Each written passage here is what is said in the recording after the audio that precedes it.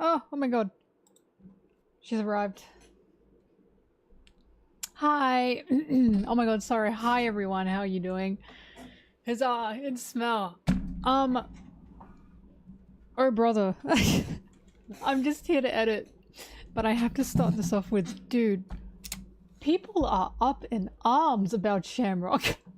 They are up in arms about Shamrock. It's crazy. So you know how I had that reaction to Shamrock? Like, oh my god, he's so hot. And Shanks is a bum in comparison. There are so many people, and I don't know what's going on. I think it's because people think bum. I think they think I'm using a bum in the power scaling term, as in like Shanks is just a no good, like, weak guy. I think that's what's happened. When I mean, no, he just doesn't shower. So he's like a beach bum.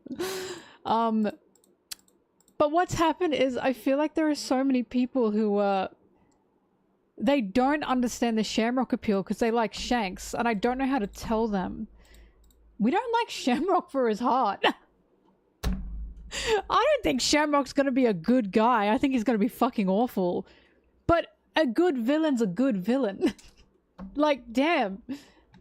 I'm sorry, I'm gonna like him. He showers, he's got an awesome fit, and he's probably going to be dastardly evil.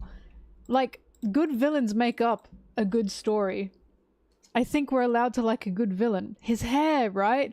But yeah, I've just noticed there's like a lot of people going crazy about Shamrock, either because people are going crazy about Shamrock, or there are people that are angry that people are going crazy about Shamrock. Like, you know, he's like a holy knight, right? Yes, we know. No one is expecting him to be a good guy.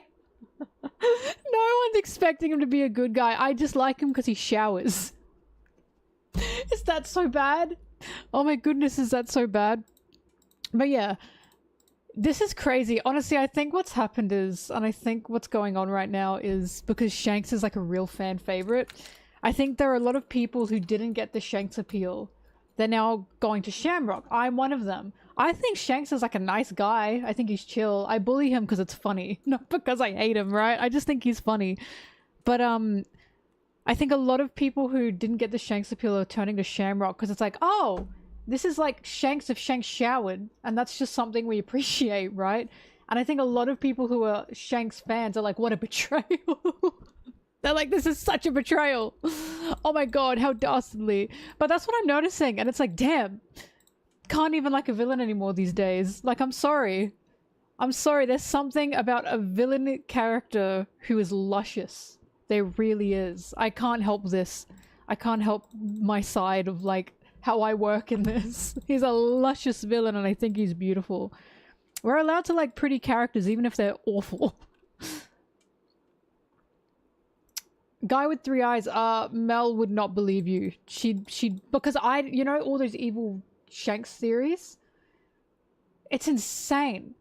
It is absolutely insane. And I thought they were insane. Everyone did nearly, and now it's true. Now it's true. This is why I love One Piece. I never fucking know what Oda's gonna do. I just don't. And I love it. I can't guess a single thing he's gonna do. Well, I can guess sometimes, but not to this extent.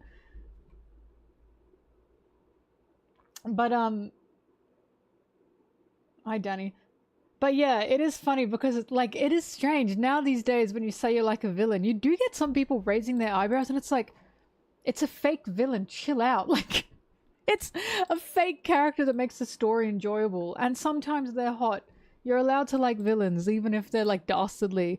I think the issue is some people are liking Shamrock and some people are seeing that and going, oh, this person likes Shamrock. They are now going to either defend their actions or defend whatever about Shamrock. No. I like Doffy. I think he's fucking horrible. Although, to be fair, I'm not attracted to Doffy. Crocodile is a good example. No one defended Crocodile, but he's hot.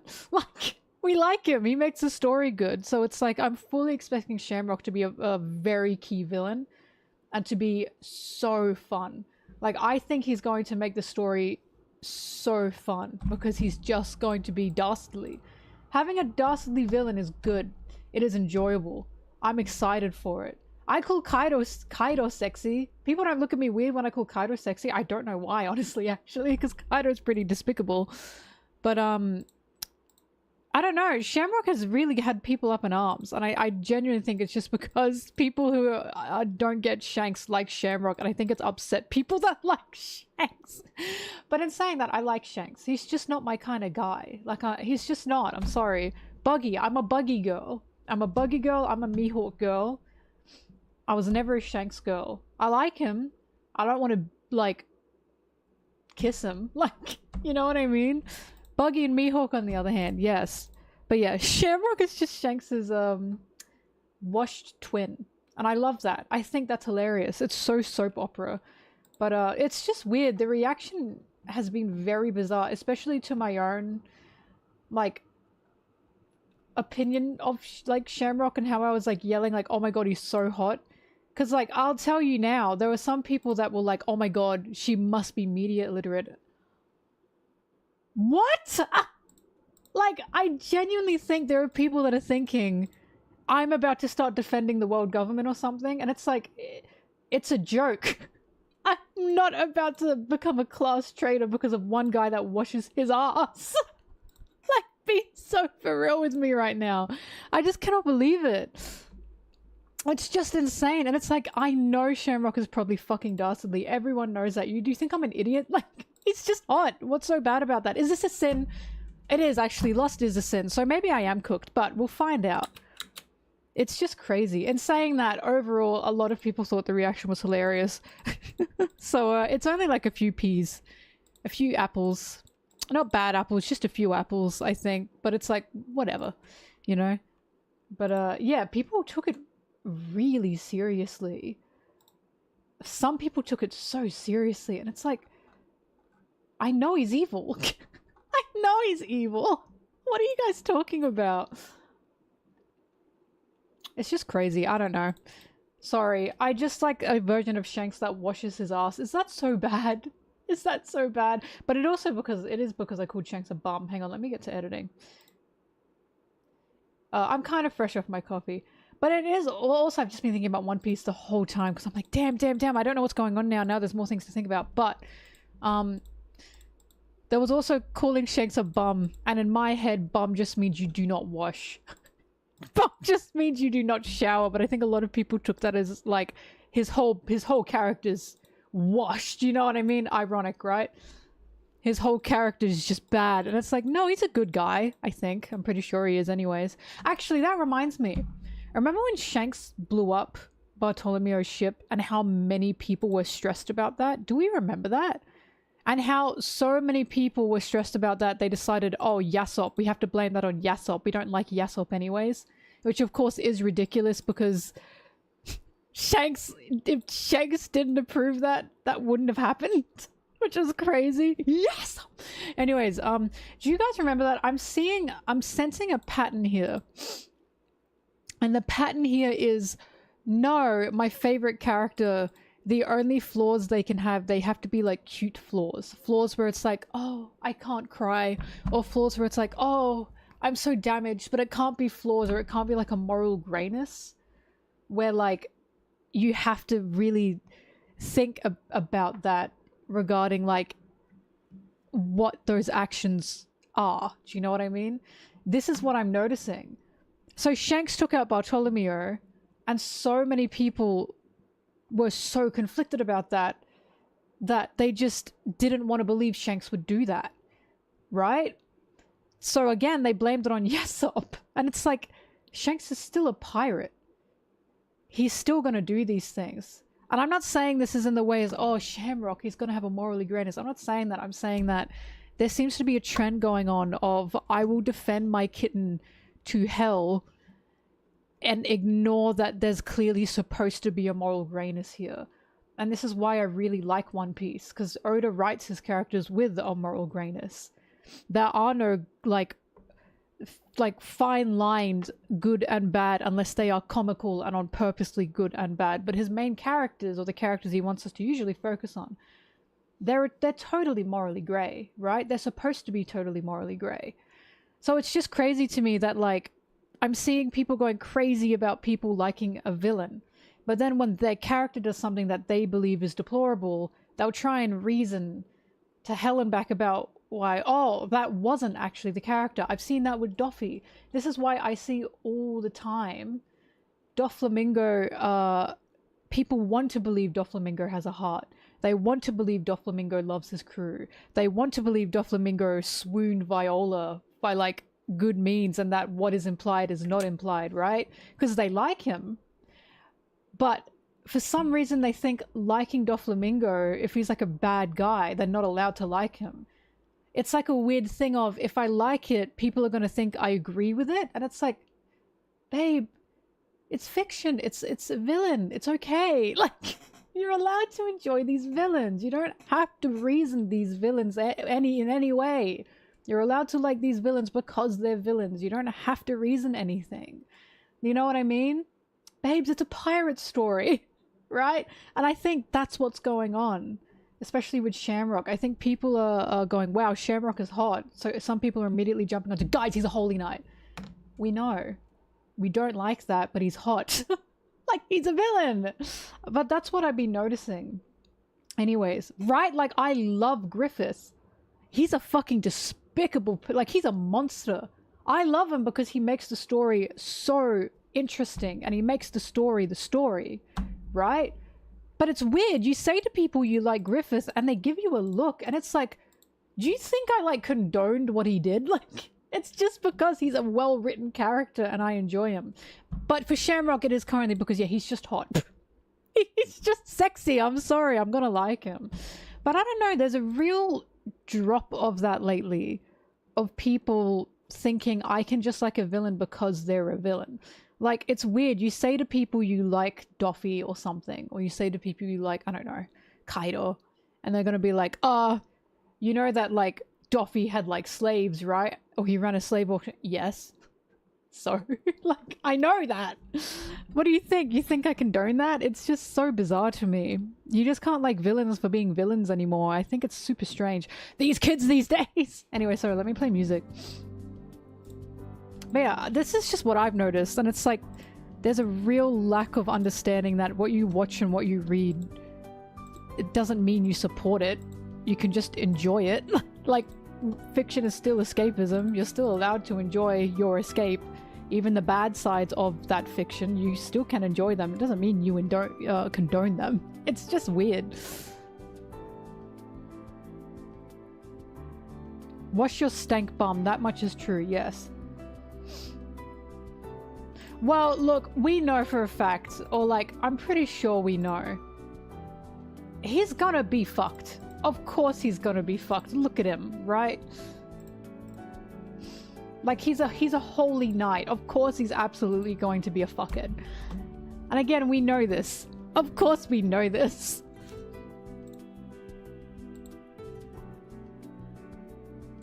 Luffy and Zoro are both kind of bums. Yeah, they are both bums. The thing is with Luffy, his aura is just insane. Luffy's aura overrides his bumness. He's got a crazy aura. Other characters, the aura is not good enough to override the bumness of them. Stinkline aura.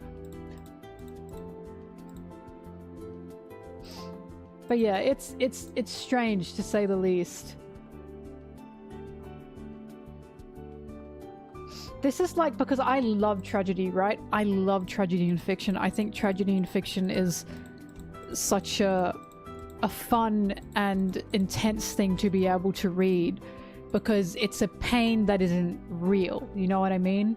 Like, it's an artificial pain that you can experience through the realms of a safety net, and that safety net is, it's fiction. You know what I mean? Like, you can read someone going through this tragedy, but you can also exist or read it with the knowledge of, but this person is not real, and this tragedy in this fictional area did not happen. You know what I mean?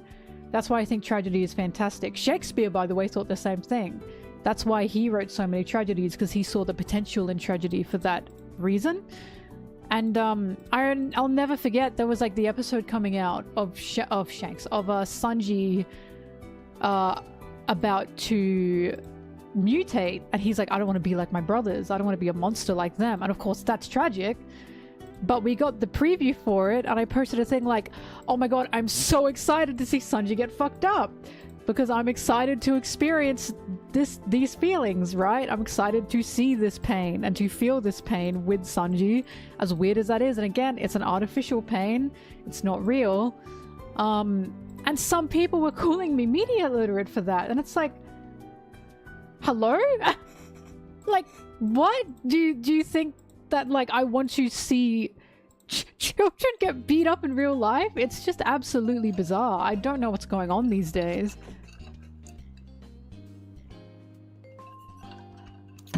Oh, Shakespeare, like, his comedy slash his tragedies, he saw great potential in both, didn't he?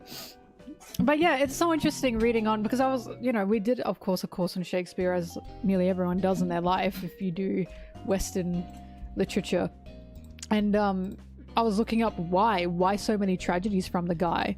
And it's because he saw great potential in it, and he had the same thoughts and feelings of tragedy is something that can really, really move a person. And at the end of the day, you can walk out of that tragedy and you can be changed, but you can also walk out of it with, well, thank God that wasn't real. And that's kind of the point.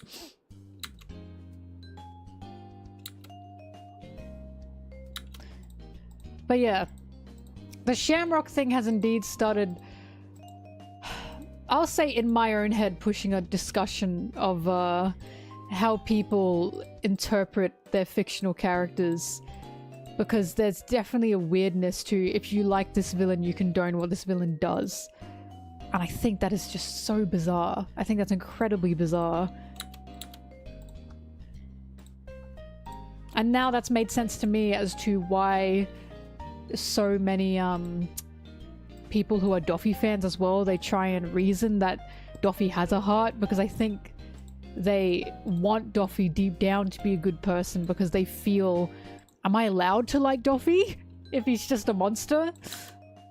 And of course, yes, you are.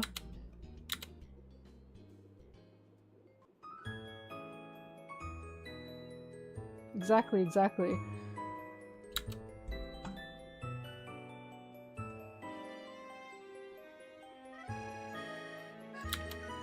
Anyways, Shamrock is sexy. That's it. That's the base of it all. He's just sexy. Is that a crime?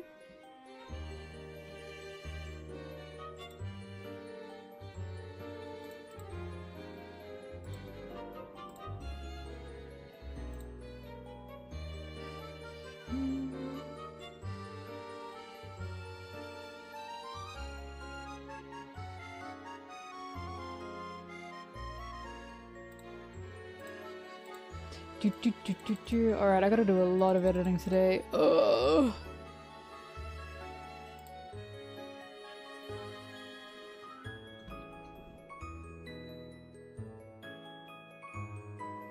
It's a crime to love fictional, beautiful, bad men. It is crazy because a villain truly makes a story. You don't like a villain because their morals are good. You like a villain because they're a villain, right? Like, I'm truly hoping Shamrock is going to be one of One Piece's best villains. And I want it to be soap opera-y. In the most soap opera way ever. I want him to have that kind of vibe, you know? That's what I'm asking for. I'm desperate for Shamrock to be the cheese villain. Like, I kind of really want him to be. At the same time, I still want more from him, you know? I still want to see the story that he has. But I want him to also just be cheese. Like, I'm excited because villains are fun. Villains are what make a story a lot of the time.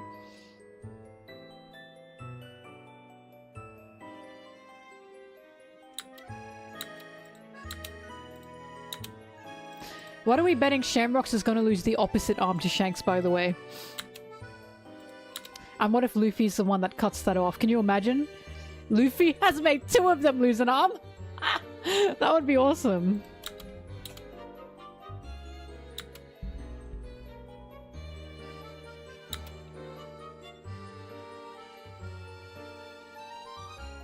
Also, the funniest things I've seen is Luffy would hate you. I've had some people say that to me unironically. Luffy would hate you because I like Shamrock. And it's like, You say Luffy would hate you to people who are openly, like, in real life, like, homophobic. You don't say it to people who just like a villain. Like, that's crazy. It is wild, right? It is wild. Like, you don't say Luffy would hate you because, like, you know, they like, I don't know, Doflamingo. You say Luffy would hate you to someone who hates animals or some shit. Like, do you know what I mean? Like, what an insane thing to say. Luffy sees me reading a story and like the villain in the story, and Luffy goes, damn, I hate you. Luffy, wow, look at this Disney villain. I love them. Ew! Gross!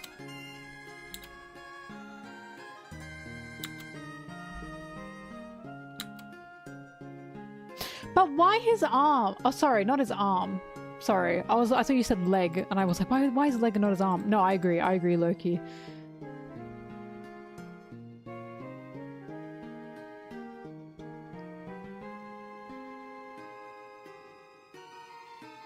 What do you mean the mother gave them the red hair? How do you know that? I thought Figurland did have red hair. Garling, sorry. Luffy's not illiterate, but he's close to it. We know he can write to an extent. Not well, but he can write.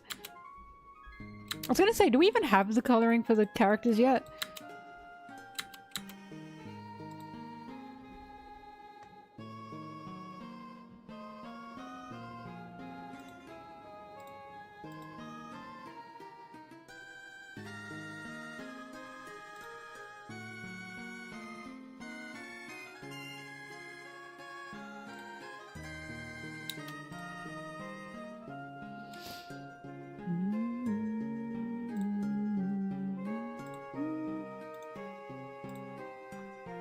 Anyways, in the future, I'm actually gonna have to start conversations with...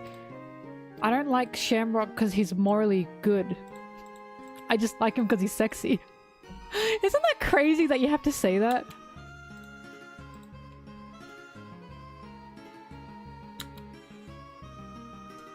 Disclaimer! Shamrock is hot, and I know he's a bad person.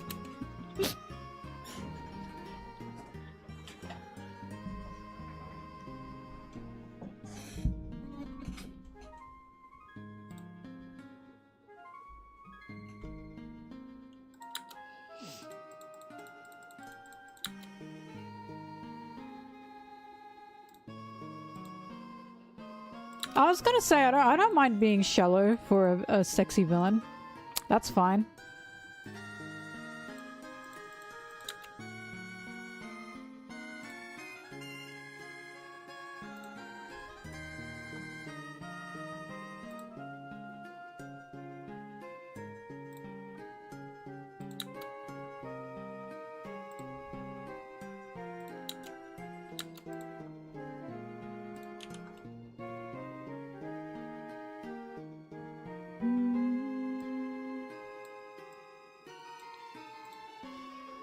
What's crazy is we've talked about this before. I was like, if Sanji were real, I probably would not like him.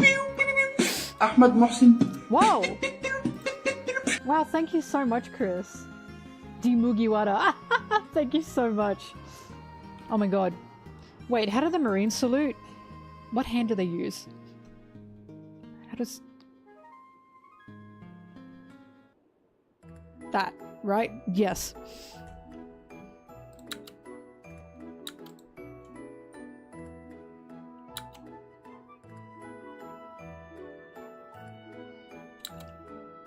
Luffy would hate me for saying, Luffy, your mentor's kind of a bum. He doesn't shower. Luffy, your mentor broke my clown wife's heart. What do you have to say for yourself?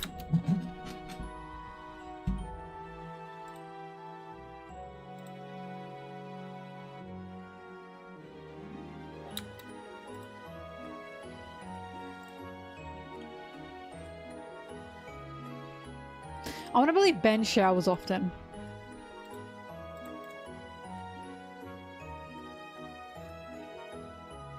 Lime Juice, is that his name? He has to shower often. Have you seen him?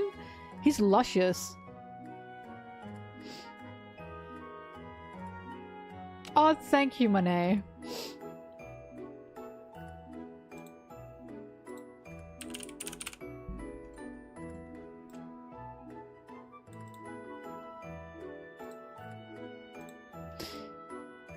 It's you, Charlie. I have to watch this episode again. It's so funny.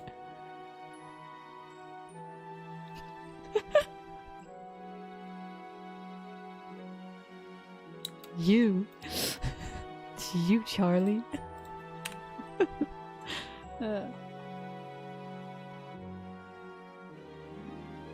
Oh yeah! What happened with that new editor thing?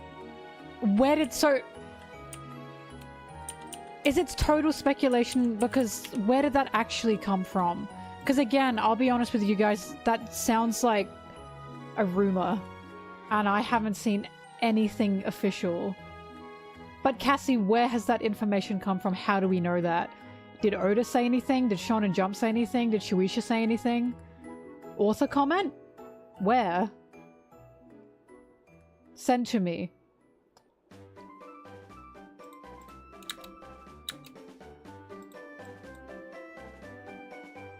Like, I just need to know that this is actually something that has been officially stated and isn't just someone making this up, you know?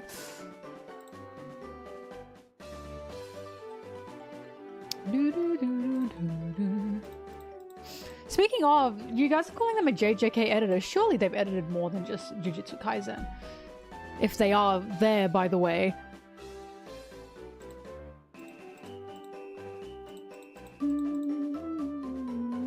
I should ask Foily, actually.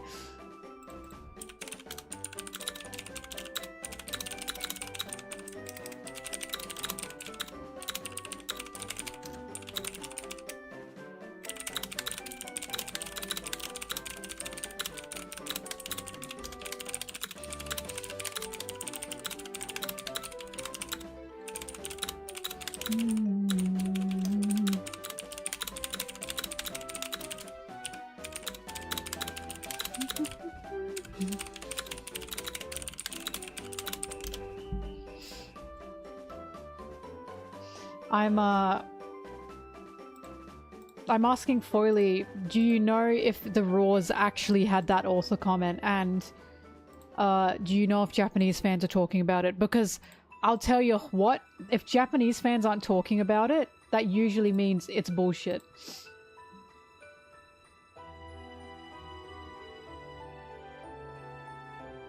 Author comments. The elusive samurai.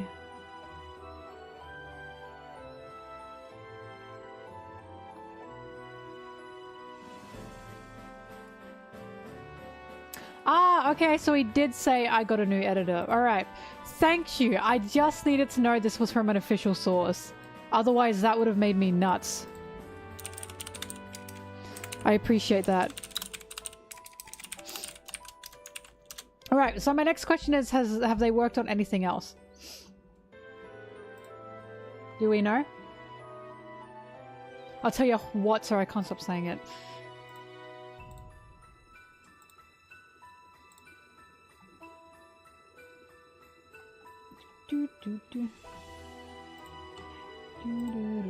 I will say, because I feel like a lot of people are a little bit like scared of the fact that it's a Jujutsu Kaisen editor, and I'm like, I don't know what there's to be scared about. Do you know what I mean? Like, Oda will still do what he wants to do. Somehow I don't think a single Jujutsu Kaisen editor will be like, you should add more like of this. I don't think Oda's gonna have any kind of effect. Do you know what I mean? Like, I don't think One Piece is gonna be that majorly affected. Oh, he's only a secondary editor. Never mind. Yeah, I don't think... somehow I don't think One Piece is gonna go down the drain.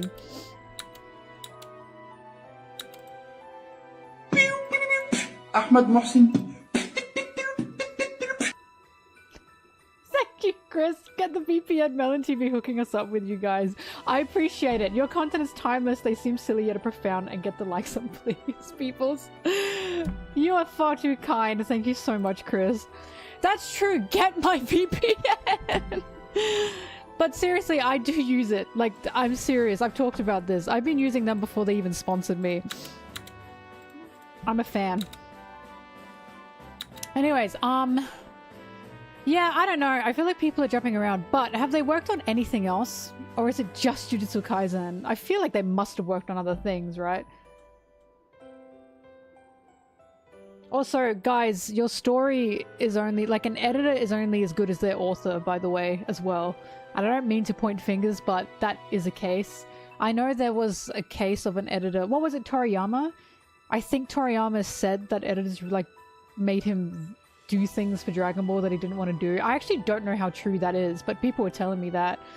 But from the rumors I've heard, Oda, he's just way too big of a name that the editors can, like, barely tell him to do anything. So that's why I'm not worried at all. I don't know how true that is either, but I believe it because, again, there was the interview that they had with the Food Wars author about Oda, and they were, like, laughing because Oda was, like, just so casual, and he was telling his editors, whatever, you'll do that. Like, he just seems like he doesn't really listen. Or he doesn't, like, he still will do what he wants.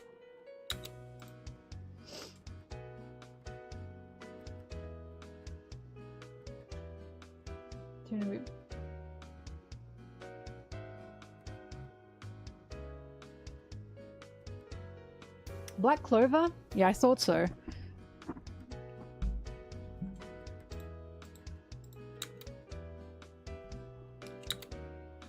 Also, in all fairness, Toriyama was from a very different time of manga creation. And editors can be authors can be incredibly stubborn, and I feel Oda's incredibly stubborn with his story, so I highly doubt any editor is going to truly ruin anything. But also, I'm gonna give the guy the benefit of the doubt because, again, an editor can only be as good as their author. And respectfully, I don't think the Jujutsu Kaisen author was really knowing where to go. So I want to believe the Jujutsu Kaisen author was making his story, and his editors were like, fuck, how do we help him direct this? Like, usually editors are there when an author is, like, in a rut, and they don't know how to get out, and a lot of editors will try and help the author out of that rut. But I think Oda's just eternally writing, so...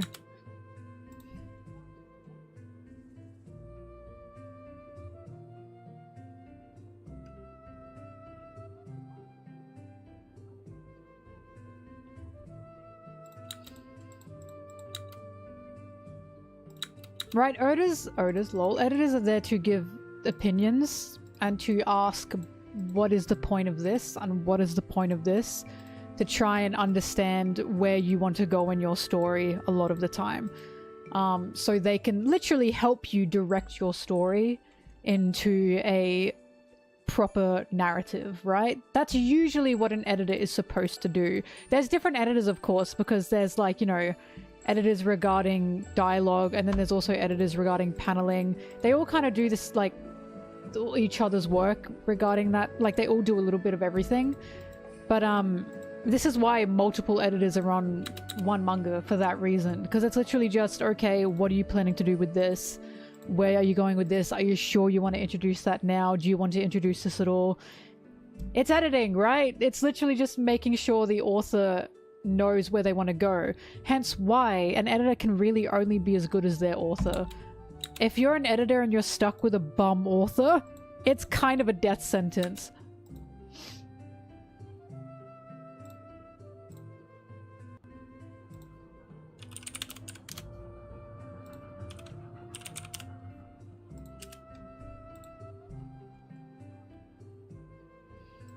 Stephen King, he should have had an editor. Yeah, he's had editors for all of his books. I was gonna say, the only time you wouldn't have an editor is if you ran your own company and you decided, I don't want one, but that's a very stupid thing to do.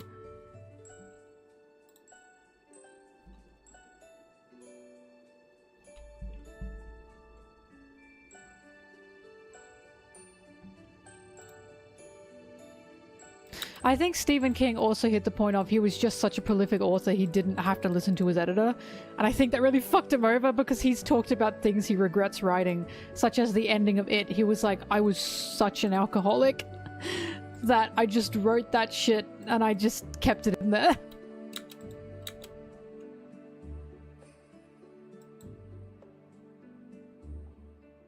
Where'd you, Charlie, go? Oh my god, what happened to it?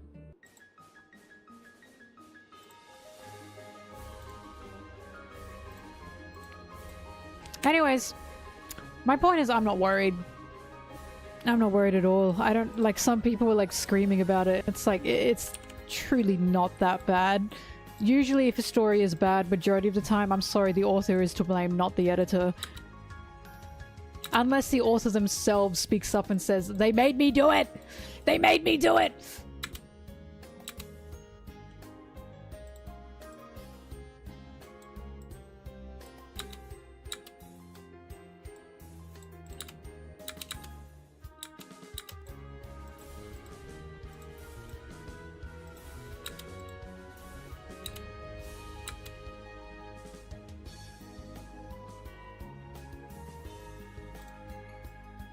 In my opinion, an editor can make something bad good. They can. They can go the opposite way as well. But in my opinion, if they're going the opposite way, then that author didn't really know where they wanted to go. Do you know what I mean? Like, if an author is stubborn about their creation, it means they have a vision. A lot of creators, they kind of get stuck and they need that help. And sometimes that help can be good or bad, but an editor can definitely make something good out of something bad, for sure. It just depends how much the author wants to listen to them. But if an author has like a gut instinct to stick to their guns, it depends.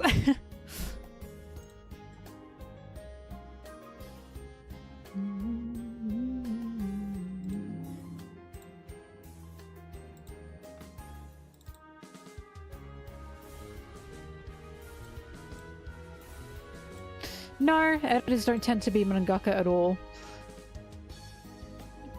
They're quite literally just info keepers, fact checkers, and the test audience a lot of the time. They tend to mostly be the test audience.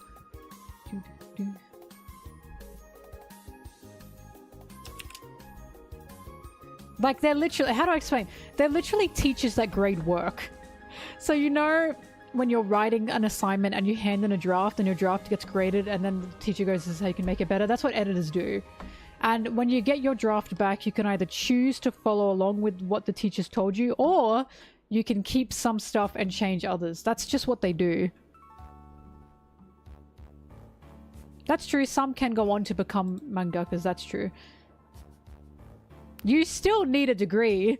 You still need like a literature degree, some kind of well, literature is probably the main one, but just a degree in like, you know, that work that you are doing. You can't just become an editor. You need to prove you know what you're doing. Yeah, writing, literature.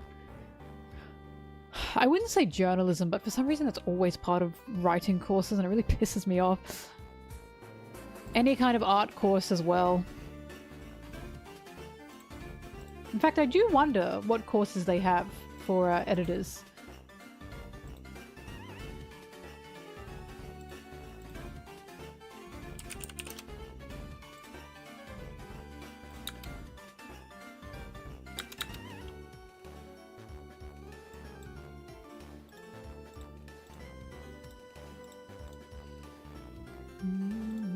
Hello. But I imagine when you do like courses that entail manga editing work or even book editing work, because fun fact about me, I wanted to be an editor for literature and for novels when I was younger. I still wouldn't mind in the future pursuing that to an extent because that's what editors do. Because I personally don't think I have the creative drive to make something, but being able to help someone make something creatively, I think would be a fantastic job. regarding like pushing them to try and create a vision that they've been wanting to create, but they're kind of stuck in some points. Like, I would love to do that, but I don't know, I just never got fully into it because I suppose I would have to take another course for that. But who knows, maybe if my YouTubing doesn't work out, I can try and see if I can get into the editing game, the book editing game. Because that's mostly what editors do, they just keep asking questions. Is this what does this mean? What do you want to do with this?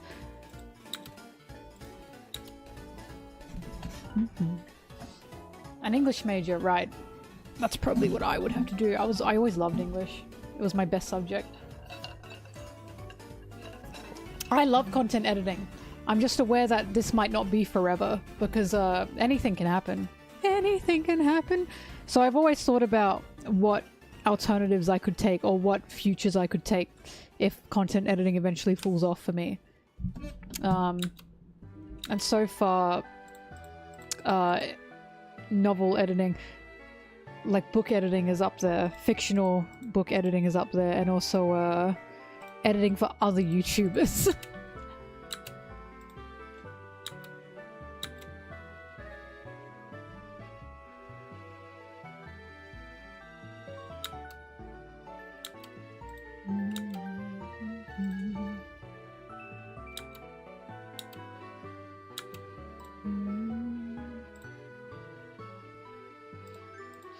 I'd love to edit for a steamy yaoi novel.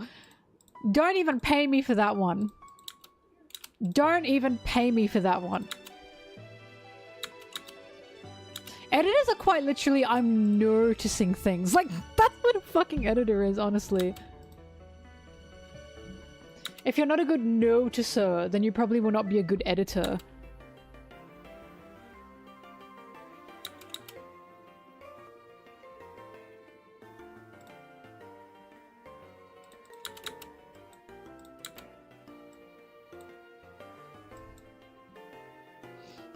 No, I like MIP. Too bad.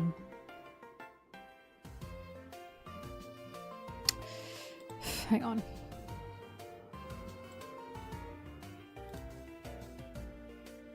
Yeah, except beta readers don't exactly edit the work. They just tell you if like, oh, typo here or something. Like, beta readers don't tend to circle things and then ask questions. Well, some do. I would. But the thing with beta readers is, usually that's for fanfiction. And fanfiction's for fun.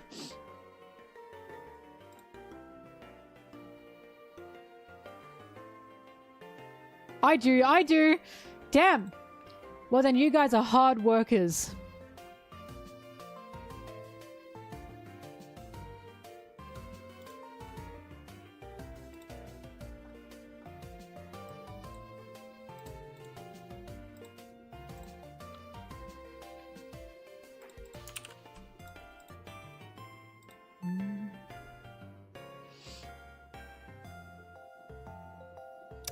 MLA format.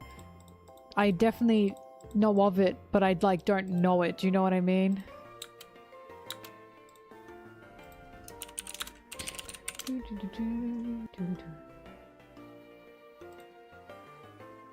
Yes. Yep, I do know it. This is the format I had to follow in university. Sometimes they give you different formats per paper a lot of the time. And it's kind of shitty.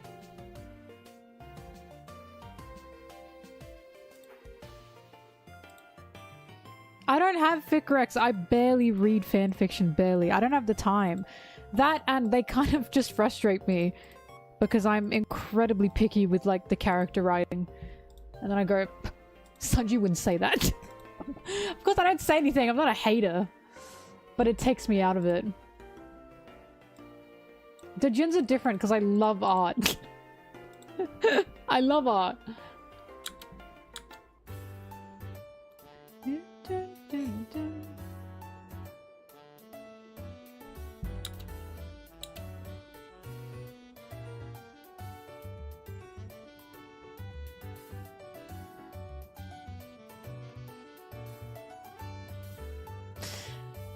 Cassie, welcome to my curse. Welcome to my curse. Do you know how bad it is to have like a full head of One Piece knowledge in here? Someone gets a single detail about a character wrong that I know of. And I'm sorry, I just go, God. It's like, I can, you know what I mean? But I'm not an asshole. And I don't want to be like, actually, that's wrong. Because then you're a fucking know-it-all. And it's like, I'll leave that to my essays. I'll leave that to my video essays.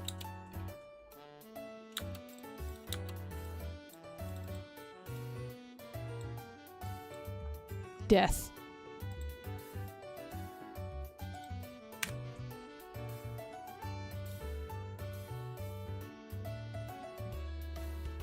Can you imagine me as Oda's editor? So, you could extend the Zoro and Sanji scene. Like, just a suggestion, you know?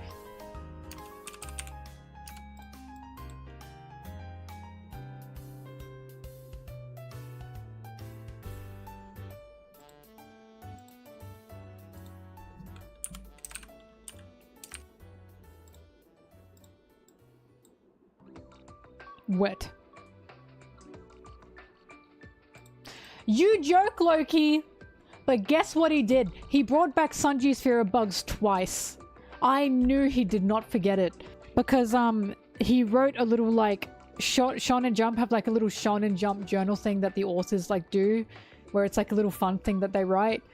Or it's, like, a little side... Like, it's, like, a little just tidbits thing that they write. And, for Oda, he wrote Chopper's Journal. Or Chopper's, like, Adventure Journal. And it was... Luffy picked up a huge bug and Sanji and Nami ran away in fear. And I was like, he remembered. He remembers. And then we got to Elbaf and both Sanji and Nami backed up. And I went, I knew it! I knew he remembered. I knew he wouldn't forget about that one. The thing is, I would be a really shit editor for him because, multiple reasons. But one of them would be, even Oda himself forgets his, like, attack moves. And... that's partially the job of the editors to remember that stuff. So imagine like, fuck, what attack was this called again? I don't know. I'm sorry, author boss. I do not pay attention to that. I'm so sorry. I would not be in the power and attacks department. I can tell you that much.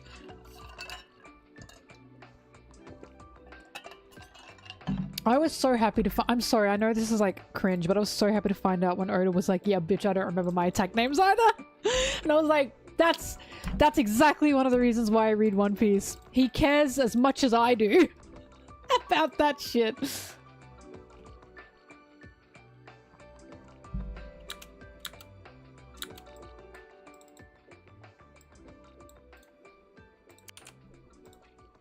Look, there have been a few things that Oda have said where I'm like, I know exactly why I like One Piece.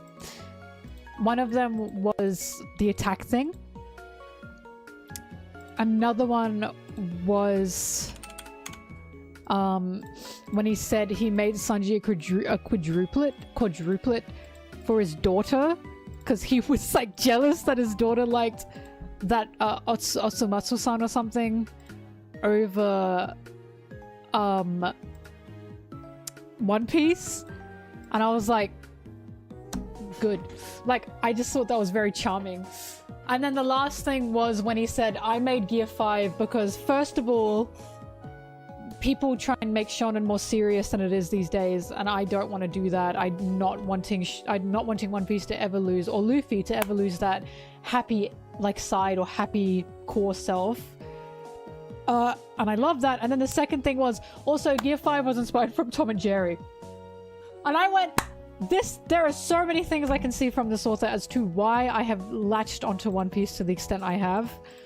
Because a lot of the times, Oda will say something about why he did what he did in his story, and I'll be like, that's the kind of shit I like, and that's why I like One Piece. Get ready to die for One Piece. If he does, that is hilarious. That is absolutely hilarious. So, yes, sir.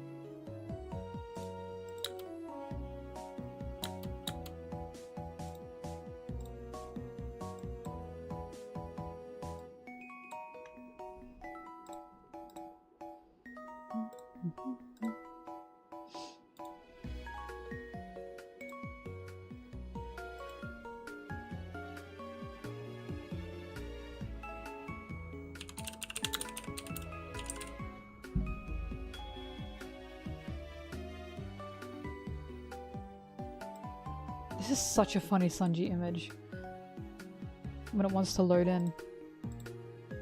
Ah! I can't with him.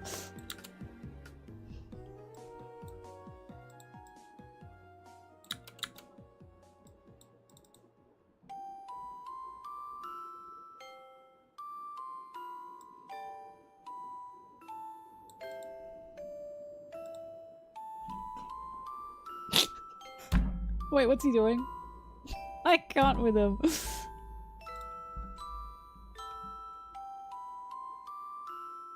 Oh, Briggs off playing her bum game again for bums.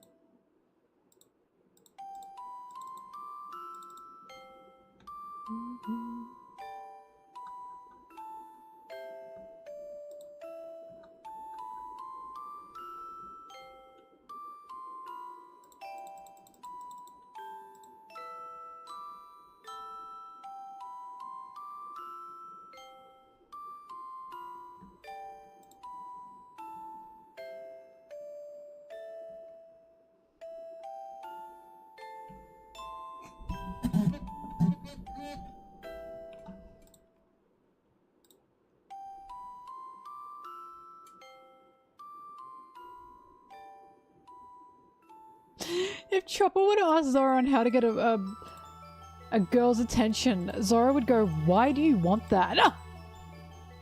I'm sorry, what the fuck would Zoro say? Girl's attention? For what?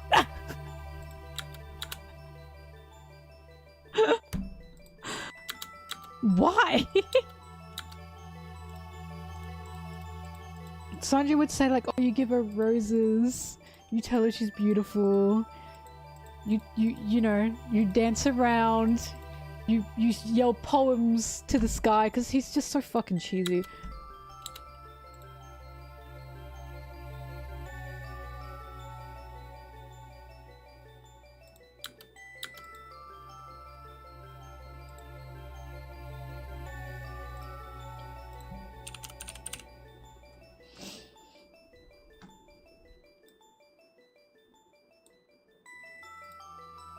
Choice.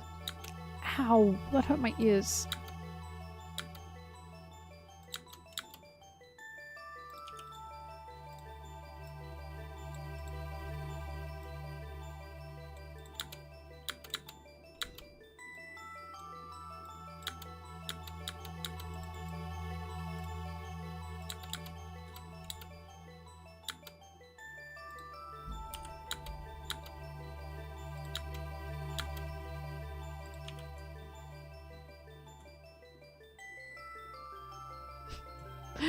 I'm a bum!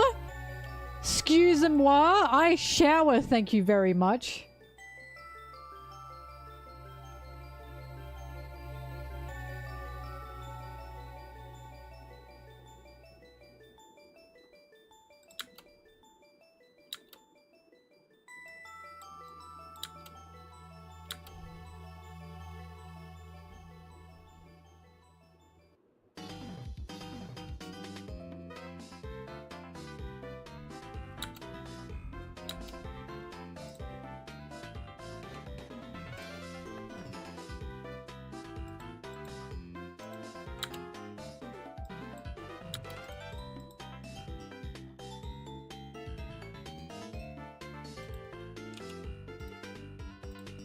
What are you sending them? Ah! I'm just like you. You're just like me. We take responsibility. That's literally what's gonna happen when they meet each other.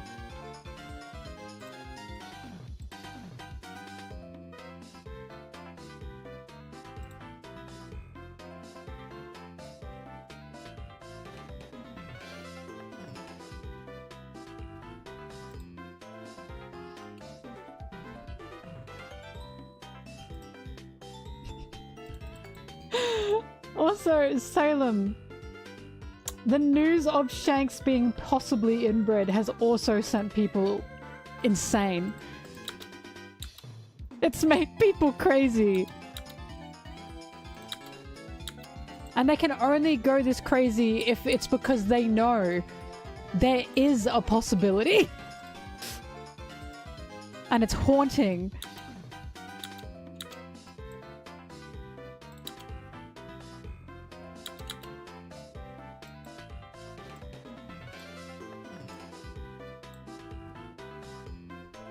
We take responsibility.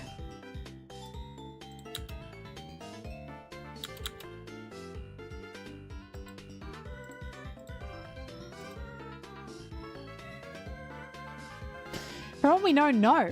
We haven't seen anyone ascend to Celestial Dragon status. They were going to do that with York. And then, look what happened. They straight up lied to her. Like they were never, ever going to take her in as a Celestial Dragon. They just wanted to use her. Like, we've never seen anyone ascend to Celestial Dragon status.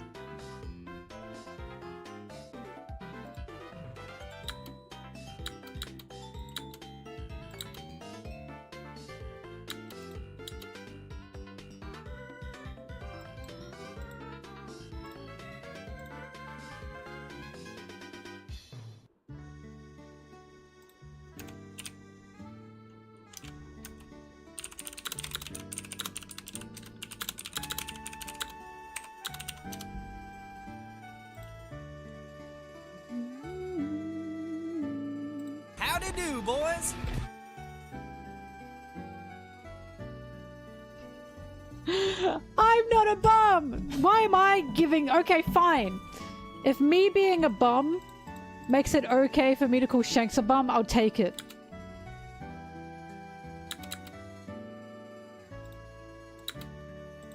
The funniest thing I hear, by the way, is, whoa, he's a pirate.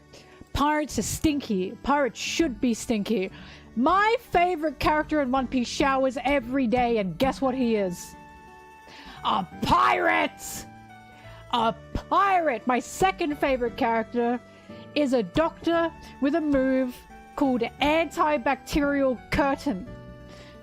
You are just mad Shanks is stinky. And for what? For what and for why? Oh my god, Amog, that's what I was talking about. Some people thought that because I like Shamrock, because he's sexy, they thought that I was like going to defend him or something. And that's why I'm saying no. I know he's probably going to be an atrocious person. He's just sexy. Like, is that so bad? Oh my god, women can't do anything these days. However, this always, I'm sorry, I know I say this a lot.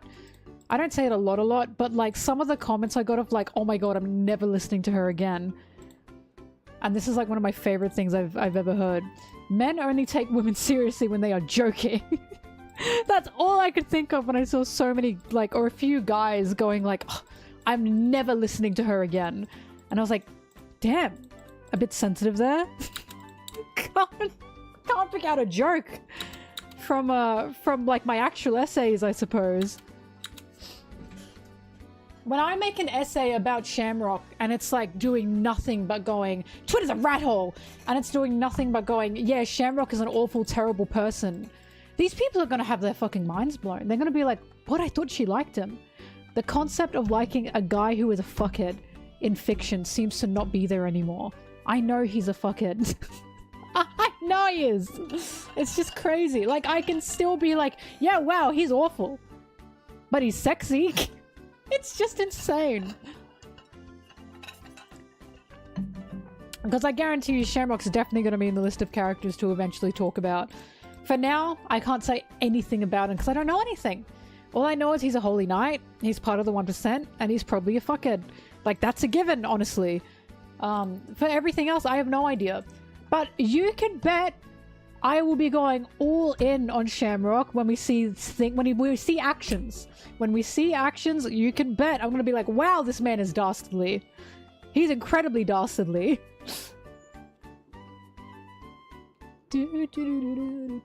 But he's sexy. So, you know, what's a lady to do?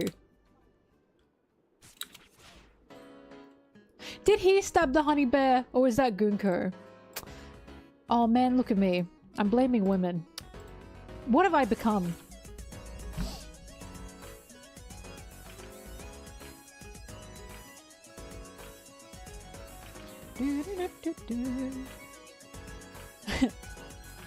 He was sitting on the corpse, well at least he was sexy about it. Sob. Still, this is making Loki look like the best guy ever. My Loki is a chill guy agenda. That's up. That is so far up right now. Also, why is it when I found Loki sexy, no one thought that was weird? Everyone thought Loki was going to be a fucking devious guy. But everyone still found Loki sexy and no one was like, ill. You know what I mean? And this is before anyone thought Loki was going to be a good fella. They all thought he was going to be like evil.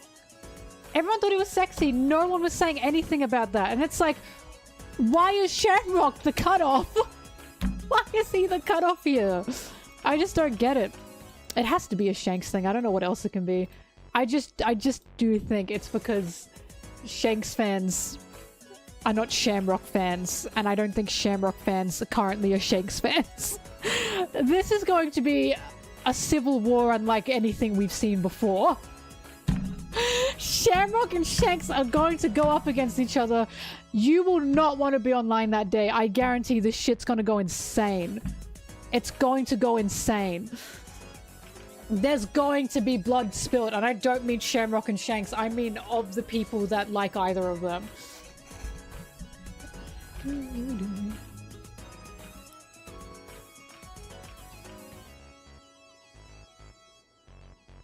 That's what I mean. That's what I've been talking about. So I kept thinking about it because it's been bothering me. I don't actually know if Holy Knights are celestial dragons. Currently, we have no idea where Holy Knights even come from. My assumption is Holy Knights are not celestial dragons. And Holy Knights are just the royal guard. So the royal guard of a monarchy, right? They're not royalty. They just defend the royalty. They are as close as they can be to the royalty. As the royal guard, right? So I don't think Holy Knights are celestial dragons. But when it comes to Garling, he's interesting because he's a saint, right? The Holy Knights are, but that's what I mean. But the Holy Knights can also be another royal guard. You know what I mean? There can be multiple. They're literally called the Holy Knights. That's very literally the royal guard. So I just don't know. We just don't know yet what the status even are. What it is of Holy Knights. I have no idea. But Figurland is a saint. Gunko is not a saint. Shamrock is not a saint. So my thought here and my assumption is Garling is a celestial dragon. So that makes him a saint. But he has had children to start a military line of like Holy Knights, you know what I mean? But those kids are not saints because he's purposely done that to keep them at bay regarding their status. Because if a celestial dragon has a child that is a celestial dragon, they are expected to be treated as a celestial dragon because they're saints, right? So if Garling has a child that is not a saint, he can treat that child however he wants. Because they are not a saint. Do you know what I mean? So that's why I'm thinking, where do Holy Knights come from? Are they even celestial dragons? As far as I'm concerned... Sorry, I'm fidgeting. As far as I'm concerned, if they don't have that saint title, they are not a celestial dragon. And at least that's what I'm noticing. He's a world noble, but he's not a saint, you know? That is not a celestial dragon. If you're not a saint, you're not a celestial dragon. Every single celestial dragon is a saint. So, what the hell is Shamrock? What the hell is Gunko? Like, you know, that's a huge difference. So, like, celestial dragons can treat world nobles however the fuck they want. They are not celestial dragons. It goes celestial dragon, and then it goes world noble, right? No, he would definitely call Shamrock a saint if he were a saint. Oda is very specific about that. He's incredibly anal about that. He wouldn't just do that because, oh, actually, there's no connection here. Him not being a saint is definitely something interesting. Saint Charles? Yes! Yes, he was Saint Charles! 1000%. All the celestial dragons are saints. All of them. Because they are celestial dragons. A world noble is not a celestial dragon. If they are not a saint, they are not a celestial dragon. All celestial dragons are saints. Go and check. There's a big difference there. You are not a celestial dragon if you don't have saint in your name. And you can be a world noble, but that doesn't make you a celestial dragon. The hierarchy is celestial dragon, world noble. Vivi is a world noble. She's not a saint. Do you know what I mean? So, it's incredibly specific. For all we know, Garling had a child with another world noble, or with a world noble, but because that child wasn't of pure celestial blood, which again, I'm saying the celestials have got to be inbred, that means that doesn't make Shamrock a saint. It doesn't make him a celestial dragon. You know what I mean? So, my thought is that Garling wanted to make a line of holy knights from his blood, but Vivi is a world noble. She is a princess. That makes her a world noble. She literally went to the Reverie. If you go to the Reverie, you are a world noble. That's what a world noble is. What do you think Sherry was doing at the Reverie? Sherry's a world noble. Shelly. Shelly's a world noble. That's Sabo's adopted brother. If you are of royal lineage in the One Piece world, you are a world noble.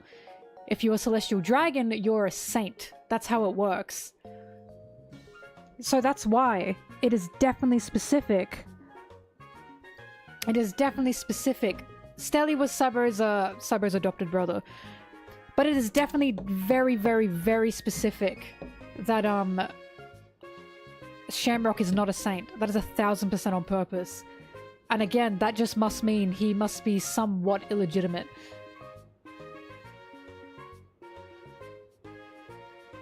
Celestial dragons are not the only one called world nobles. Sabo was a world noble. Sabo's parents were a world noble. The people that ran Sabo's fucking island were world nobles. World nobles are royalty. Saints are celestial dragons. There is a huge difference there.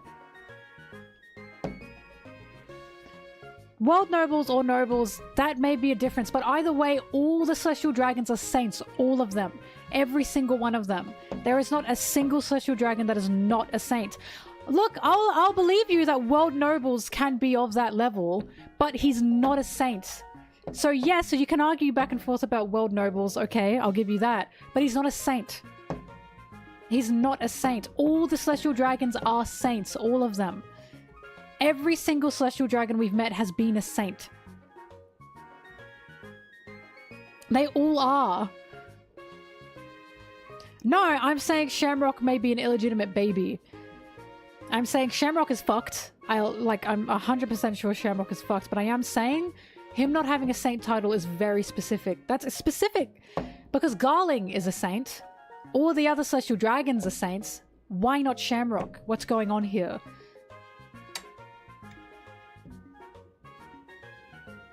Don't go with what the wiki is saying. The wiki says Roger found the poneglyphs with the voice of all things, and we know that that is probably not true. Don't go by the wiki. But I'm telling you, go back to all of the celestial dragons we have met, all of them. We are introduced to celestial dragons. We get given their name. They are all saints. All of them. Even Garling. Like, this is also a thing.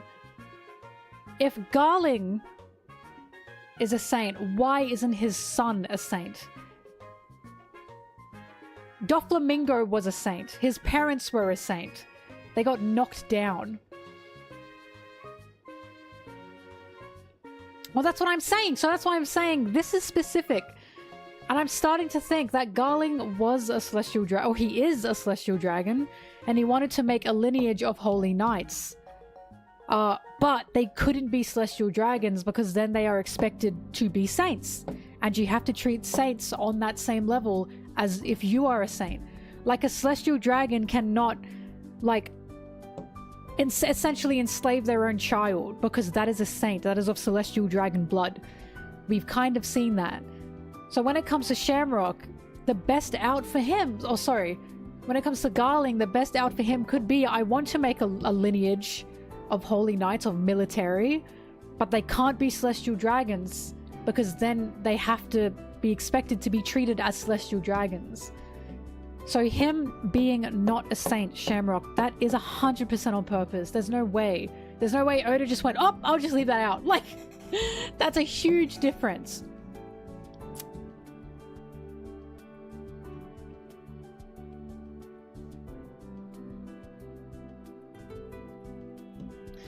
But, like the, frickin' fella that we met from, Fishman Island. Check this out.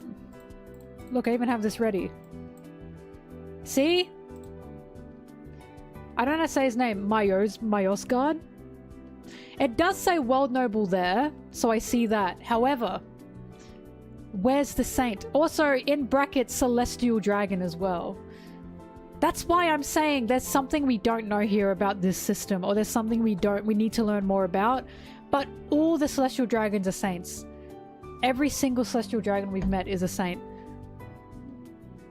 So, this is why Shamrock not being a saint is something I definitely think we are supposed to be looking at.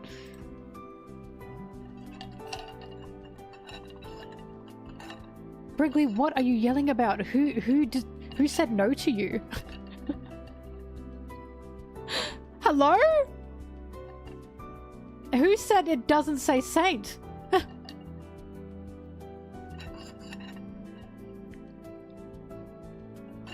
Yes, but all celestial dragons have been saint. I'm saying he is a saint. Oh my god, you're a dumbass. But,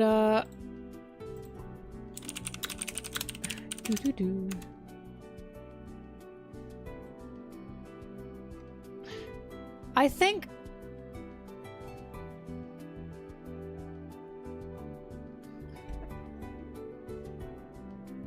So, what we're hearing, so what I'm seeing is World Nobles specifically are descendants from the 19 families, right?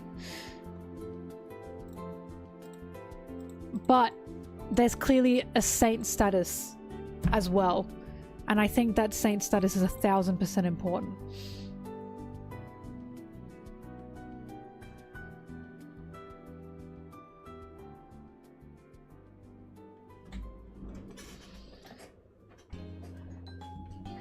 An age thing? I don't know, because do you think Charlos and Shamrock are like around the same age? Can I be honest? Gender swap body does not look exactly like Shanks. I'm very confused about this. Foily said take away his beard and he looks like Zoro. And I agree with Foily. I think that's just Oda's style. I keep saying I don't think Bonnie's dad matters. I just don't think it matters. I think people are really obsessed with blood lineage for some reason. I don't think anything has to do with Bonnie's dad. I think we just needed to know, like, her mother was a slave and she was taken advantage of by disgusting celestial dragons. I really don't understand the obsession with this. Like, I just don't get it. I really don't get it, because I read Bonnie's story. He doesn't look like her at all. Like, I'm sorry, I don't get it. I do not see Shanks in the male Bonnie design. I think people are just seeing what they want to see. That's just Oda's fucking style. Like, I think it's an incredible stretch because I just don't think it matters. I really don't think it matters. Like, maybe it could matter, I know, but when I read Bonnie's story, my first thought wasn't, damn, which Celestial is Bonnie's father? It was just, wow, Bonnie's blood father is a fucking asshole. Like, I didn't care. I think it's just an incredible reach, I'll be honest, because it's like, that just looks like Oda's style. I just don't get it. Anyways, the point is, Shamrock is not a saint. And I do think that's important because Garling's a saint. All the other Celestials are a saint. Why the fuck is Shamrock not a saint? What's going on here? And to me, that's an implication of there must be dirt in Shamrock's blood to not be able to get that saint title. Like, perhaps he's a world noble because he's got the Figurland name, but he's not a saint because he doesn't have pure blood. Do you know what I mean? That's what it feels like to me.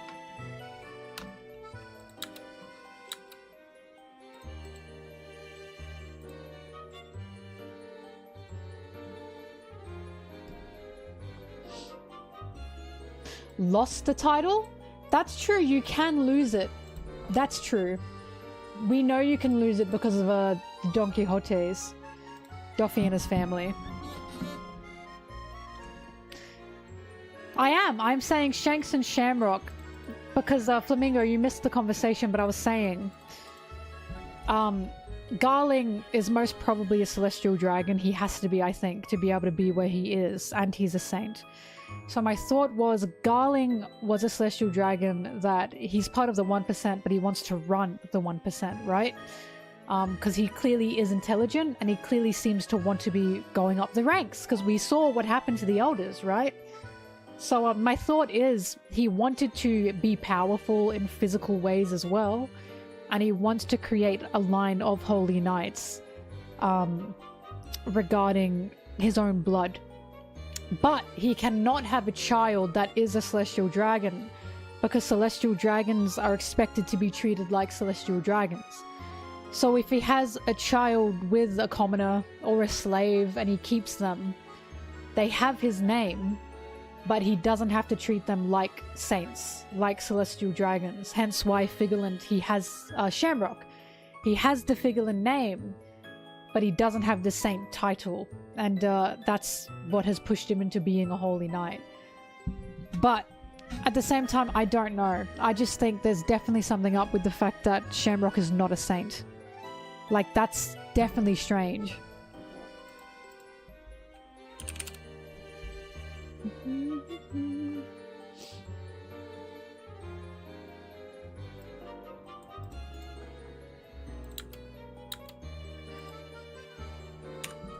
But Flamingo, that's what we're talking about. So World Noble was in his text box, and I'm saying that could be the Figurland name that makes him a World Noble. So he still is a descendant of the royal families, but he is not pure of blood, so he's not a saint. Because every single celestial dragon has saint in their name. Every single one. We have not ever met a celestial dragon that doesn't have saint in their name. For some reason, Shamrock is the only one who is not a Saint Shamrock Figurland. And again, it's weird. So, I think there's a disconnect from him and the Celestial Dragons regarding, like, his blood. So he could still be a descendant of the royals. Garling was a saint, yes.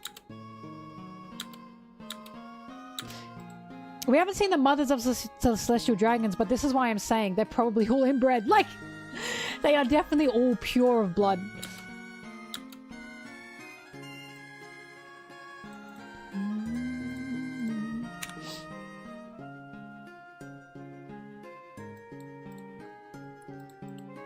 Clone could still be on the table. That is true.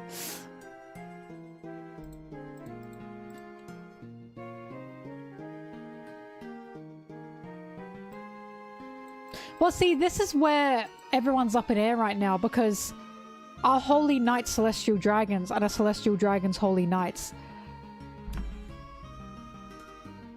And that's the confusion here. That's why I'm now questioning, what the fuck makes a Holy Knight? Where have these Holy Knights come from? Now I just don't know. And again, the fact that Shamrock does not have Saint in his title, while his daddy does, there is something going on there. Called him son? That's true, that's true.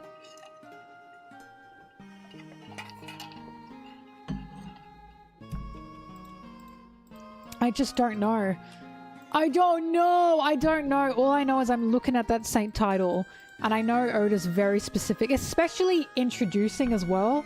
This is the first time we get this guy's full name. He wouldn't just forget to put Saint in there. Like, this is very purposeful.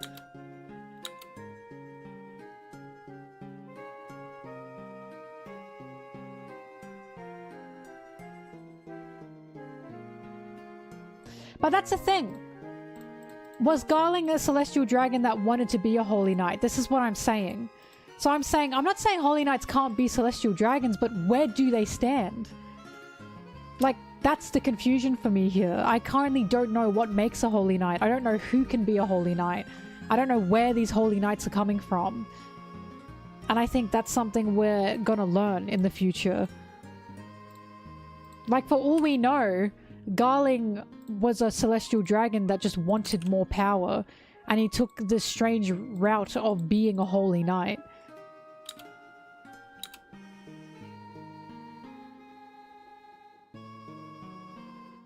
The fan translation was better. Hang on, I'm gonna ask Foily. Because I wonder why they're saying that.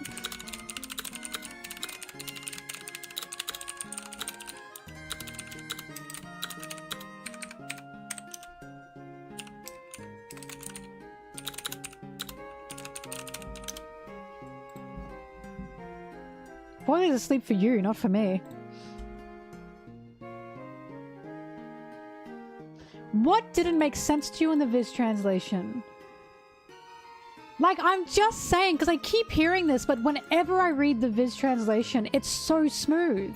I don't understand whether it just sounds like you've read the fan translation first, and then you read the Viz and you go, but that's different. That's just what? Like, give me the dialogue that didn't make sense to you.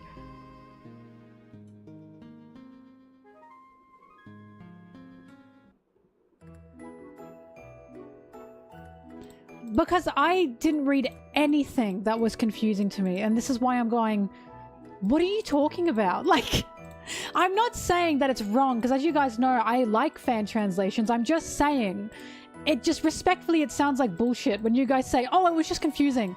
I don't think it's confusing, and I don't think it doesn't make sense. I think you've just read a different version first, and it's making your head mix. Because there wasn't a single thing I read in the official translation that makes me go, what?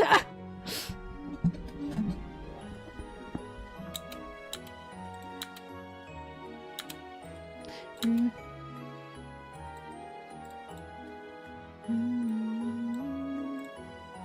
on, I'll pull it up while you do this.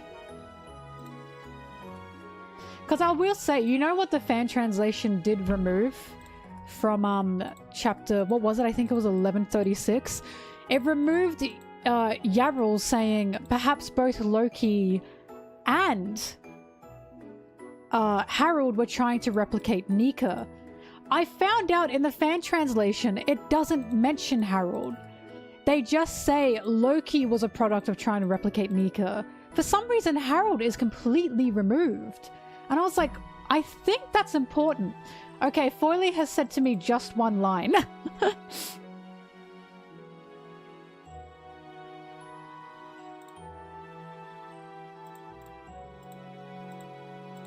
I'm waiting to see what she says. Because of course I don't speak Japanese, you don't speak Japanese. So respectfully, I want to ask other people about this, especially when it comes into the case of, like, I have read the fan translation first, I've now read the officials, and the officials seem confusing. And again, they are not confusing at all. They read fine. They're smooth. It's just a lot of people go, oh, that's different. And then they confuse that for, oh, it's confusing because it's different.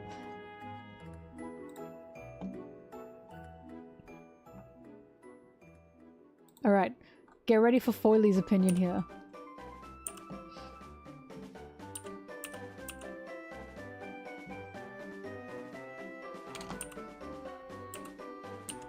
But also,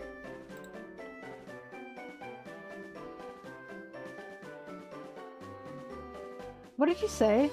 Zoro in response to Roto's wanting to help Haiduden to achieve his dream. The fan translation, it's like Zoro's moody because he understands him, because he wants the same for Luffy.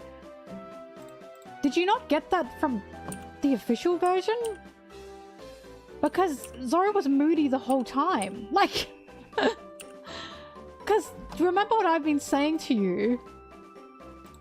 That when Zoro's like on edge when he's moody, it's because he's kind of feeling bad. So, respectfully, I'm not sure why you only get moodiness from the fan translation when I have been seeing moodiness from Zoro the whole time. But he says, so you can be reasonable after all, kind of boring. He's saying that's boring, like he's being moody. I don't know, respectfully, I think this is a case of you read the fan translation first and that stuck to you, so now you're reading the official and going, no, this is different, that's weird. When it is doing that, because I got the same thing you got from it, which is Zoro's being moody. I think it's just a case of the different translation has kind of tripped you up. Alright. Foily said, there's one line where Loki says, I'm telling you I can't move, and in the official, Sham says that doesn't change our question. The Japanese says it wouldn't change anything even if you could move. So that's the one that she says is the one where she thinks where Viz had a different interpretation there.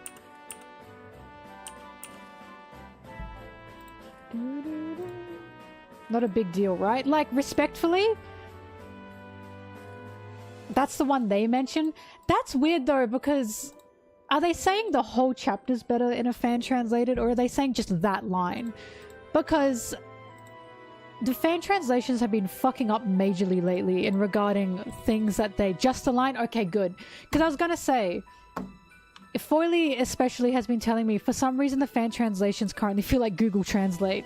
She said she thinks it's weird because they will just leave out whole points of dialogue and fill in with what they think is missing, such as Yarrell not mentioning Harold trying to replicate Nika. For some reason he only said Loki in the fan translation. Which is really weird, and I agree that's super weird. And also such as Loki saying to Luffy, release me before dawn. And he didn't say that. And it's like, why have they translated it as that? So, that's why when it's like, oh, it's better, that's why I'm like, I don't think it's better. I think you guys are just reading it first. So now that's what's in your head.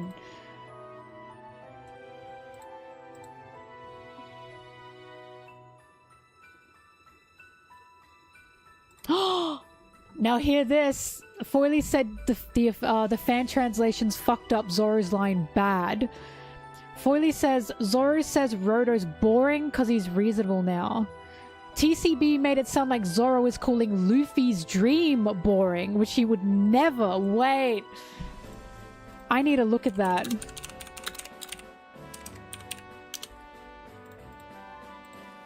That's interesting, Flamingo. So that's the way Foily saw the officials saying it, but you saw it as Zoro's just being, what did you say, just moody or something? Hang on.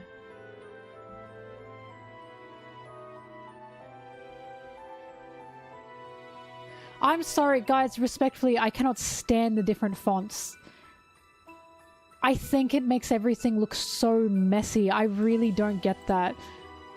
I know some people like it and I get it, but it makes the pages look really clunky to me with those different fonts. That's like one of the reasons why I'm like, ugh!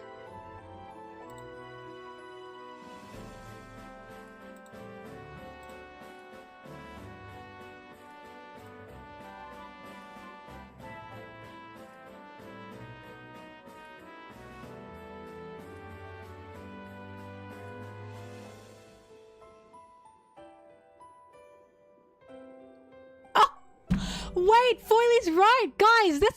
Guys! Roto said, I want to make his dream a reality, and Zoro said, that kind of boring motivation is nothing new to me. A boring motivation, he calls it. Respectfully, Foily's right about that. That does make it sound like Zoro's saying, that's a boring reason to follow someone, when that's the same reason he's following Luffy. And Foily is saying that that line from Zoro is a huge fuck up on the TCB's part. And I agree! That's weird!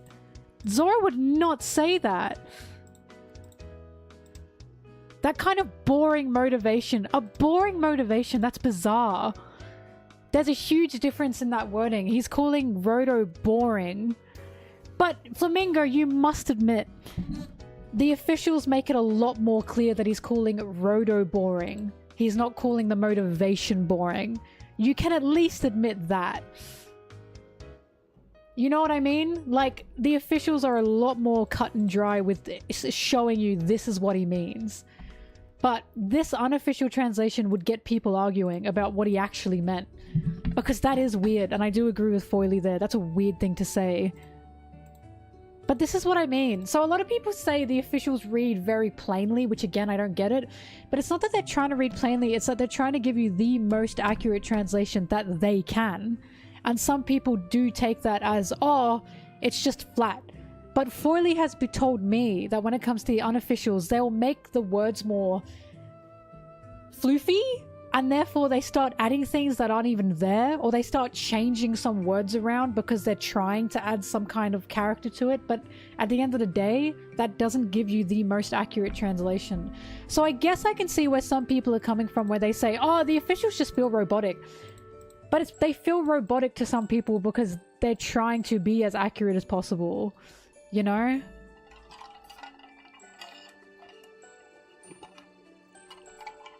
This kind of declaration isn't new to me. Yeah. Saying that's boring is weird. They use TCB in the official?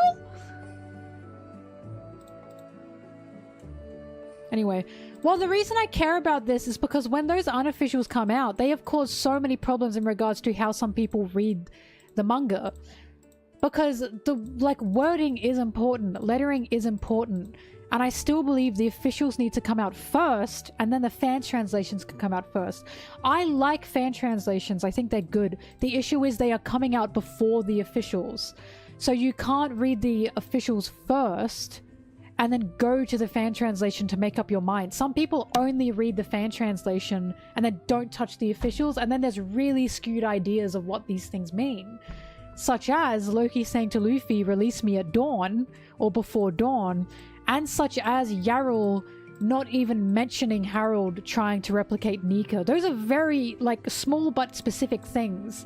So you have some people only reading the fan translation, and then you have some people only reading the official.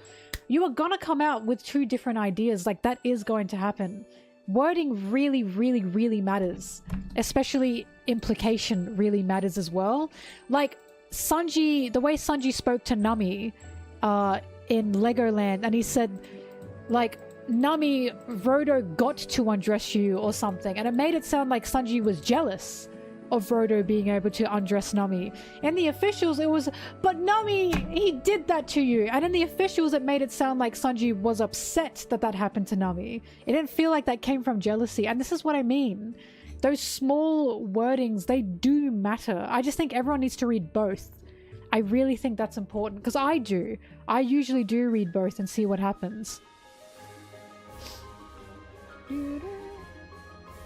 But it definitely does matter. It 100% matters. A lot of the time when you see people have their own interpretations of One Piece or a new chapter, it comes from which one they've read. Like, it is small, but it is important. 4 in a row, Jesus. Well, the official translation of the manga, tons of people who speak Japanese have said the official for One Piece is very fucking good. It's very good. I honestly think official translations have been tainted by bad localization and shit like Jujutsu Kaisen. I think they've been tainted, so I think some people don't believe it. They simply just don't believe it.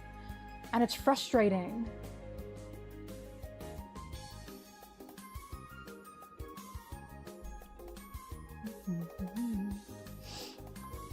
But again, my whole point is just read both. It wouldn't be a problem if people read both. That would be the issue.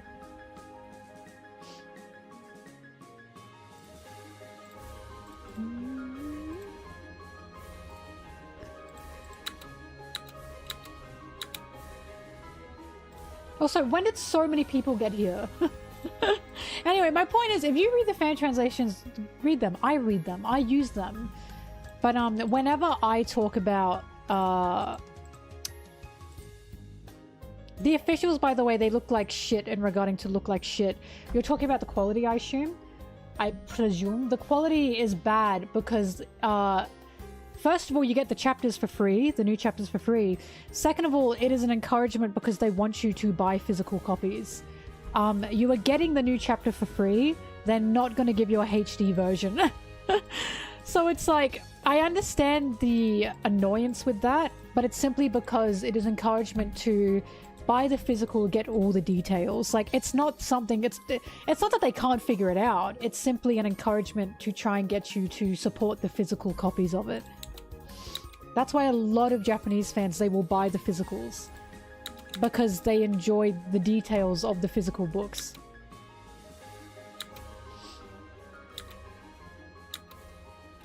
Yeah, on paper, it's just fantastic.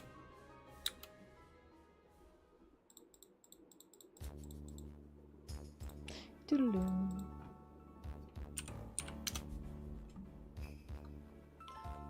Let me go to a locked chapter and see.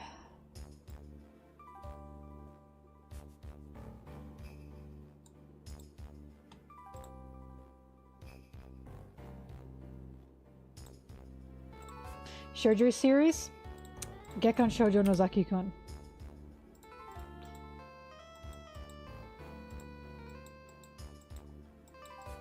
So if you pay for a subscription, it's still not up in HD.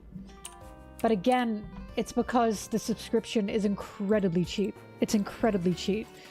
So you can pay for a subscription to unlock all of the chapters, but it's like $2, right? And again, it's encouragement to, because they want you to buy the physicals, and it's made for the physicals.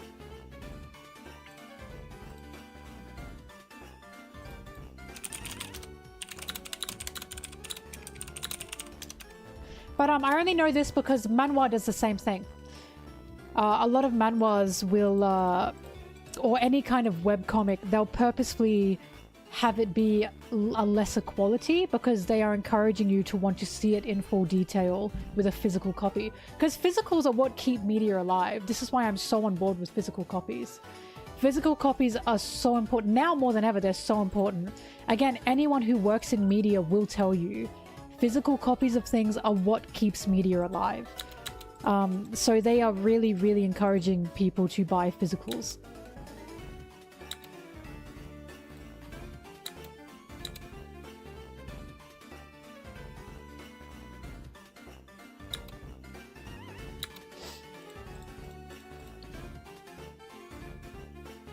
Monda, some are and some aren't, but if the manhwa gets big enough, they print it physically.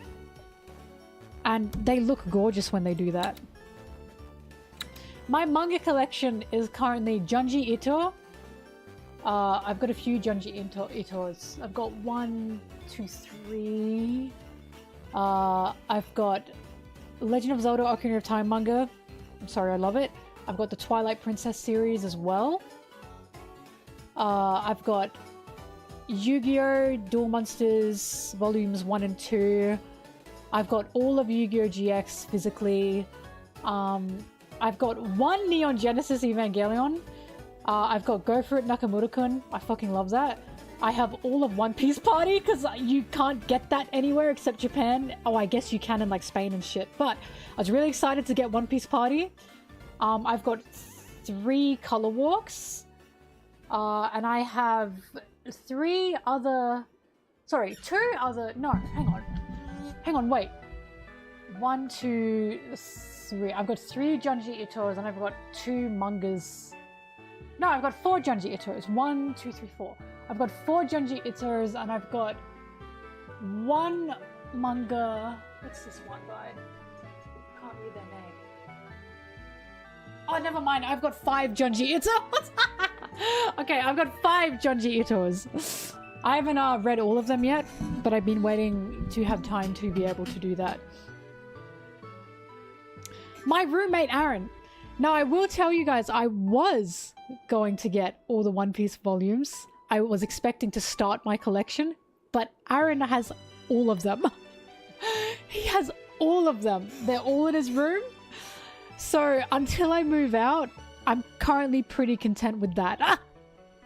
I'm currently pretty content. All of them. They're magnificent. But I do love the color walks. Every time I go to Japan and I go to the One Piece store, I get another color walk because books are heavy, so I can't bring them back with me. So I currently have 3 color walks every time, because I've been to Japan in the last 3 times in the last 2 years. Every time I went back there, I got a color walk.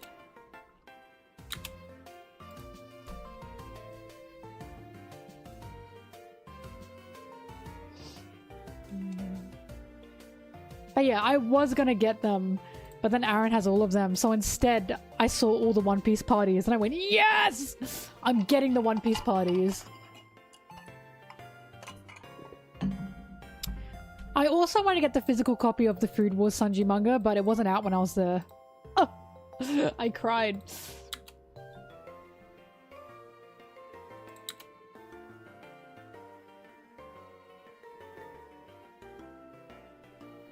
We just needed to talk with you? Yeah, he doesn't say that.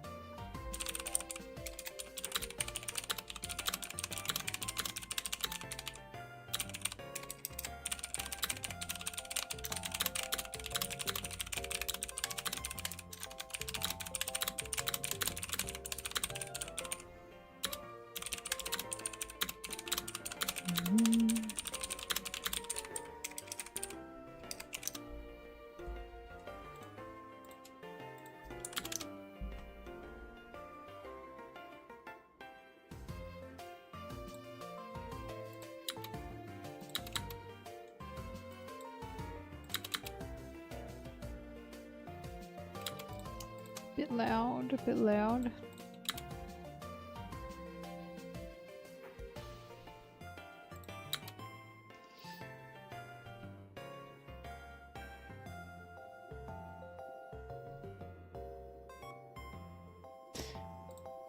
If you hate the officials calling Zoro Zolo, so does everyone working on the officials.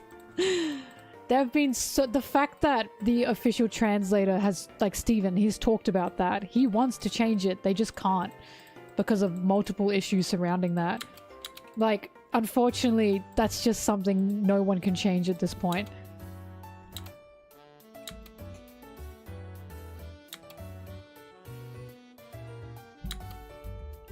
Oh yeah, Toy Story 3, Ratatouille, and WALL-E are better than Coco. That much is true.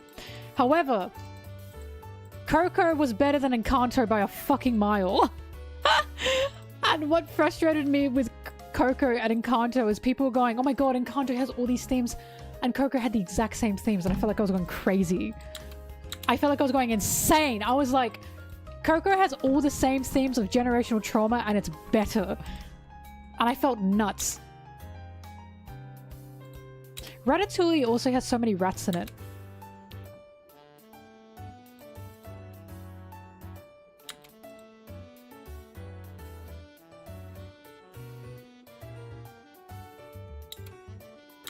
I watched Lightyear. That movie is fucking dog shit. Oh! I didn't care about anyone in that movie. Anyone.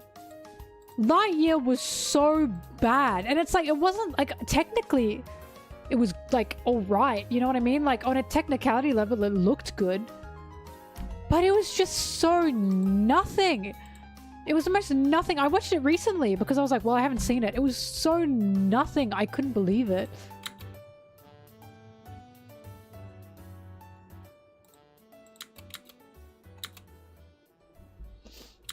Cars 2 is not overhated. Cars 2 is so ass. I'm sorry. Like, Cars 2 is the most boring goddamn movie to me. I can't watch it. Like, when I'm doing a Cars marathon, Cars 1, Cars 2 is skipped. I am not watching Cars 2 again because it was so boring. And then Cars 3? Yeah! Cars 3 has the sexy car in it. I haven't seen The Good Dinosaur. Oh my god, we should all do a hate watch! Ah! Oh my god, movie night with me!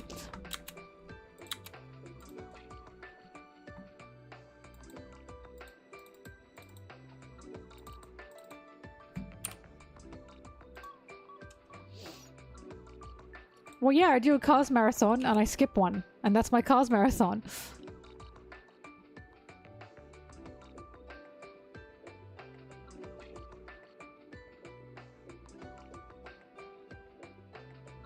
Cars 2 was ass. Don't listen to chat.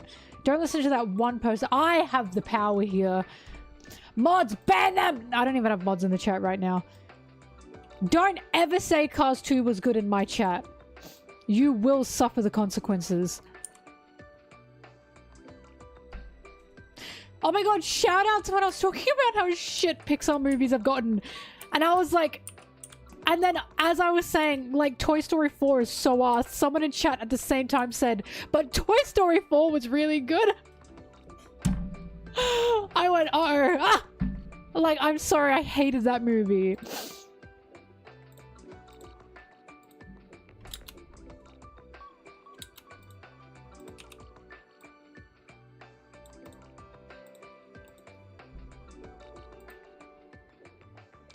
Cars 2 wasn't... I didn't think it was fun. It was so boring to me. I'm sorry, I don't care about Mater. I didn't care about him. I am watching Cars for McQueen. I'm not watching Cars for Mater. Mater. Inside Out 2 was like... This is like... Some people have been really divided on this. To me, Inside Out 2 would be good if I hadn't already seen Inside Out 1. But because I saw Inside Out 2, and I was watching it, and I was like, this is the same movie. Like... I thought to myself, this is the same movie and not as good. I thought Inside Out was much better. Like the first one. Inside Out 2, I was like, I just couldn't shake the feeling that this would be a better movie if I hadn't seen the first one.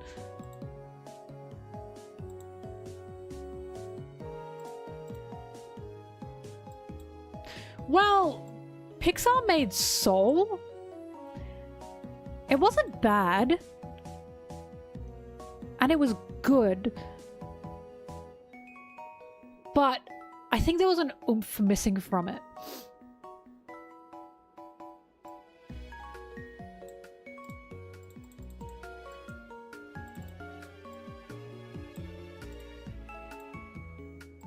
Oh, scary.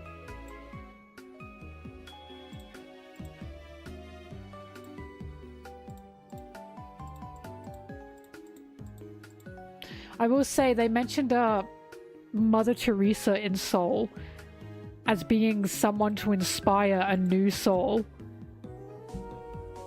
I went, why? Not Mother Teresa! I can't believe that was approved. I cannot believe that was approved. If I were on the board for that movie and they were like, part of the script is Mother Teresa is one of the souls we use to inspire the souls, I'd get rid of that. Oh my god, get rid of that. Guys, get rid of that. Like, I couldn't believe I can't believe she was name dropped. I just can't. It was shocking to me. Because at this point, nearly everyone in the world knows the controversies of Mother Teresa. I just couldn't believe it.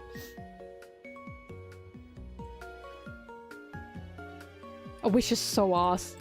It is so ass. That's Disney, not Pixar, but it's so ass.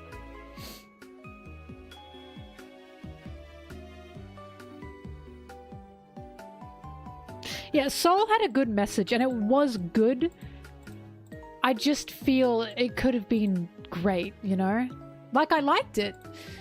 But it's not something that, like, I'm gonna, like, want to watch again anytime soon. Do you know what I mean?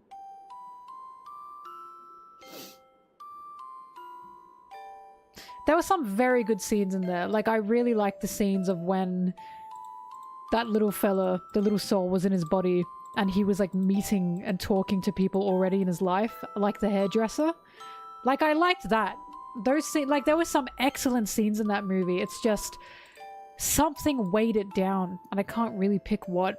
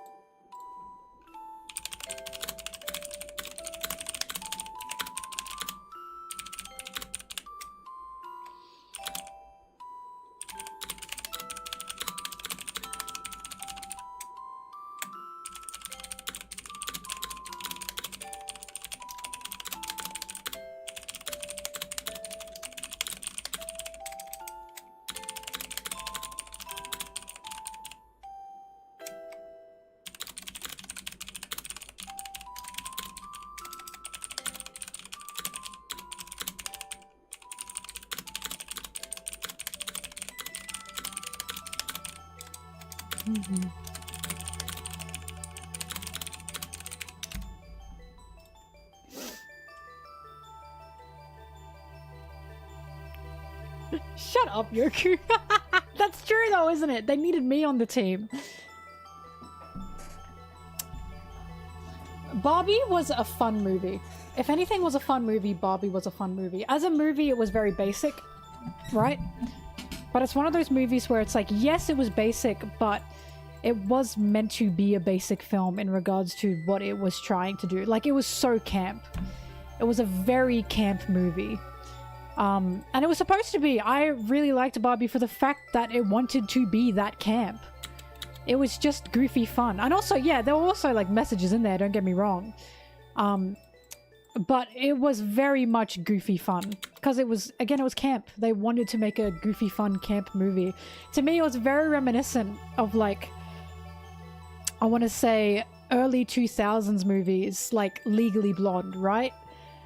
And I appreciate that because I miss those kinds of movies. And when I watched Barbie, I thought to myself, I miss these kinds of movies that do have that messaging to it, but overall, they just can't be fun. A camp movie, Legally Blonde. Hairspray, right? Give me another one. Like those, the chick flicks as they're called. Fuck. Mean Girls.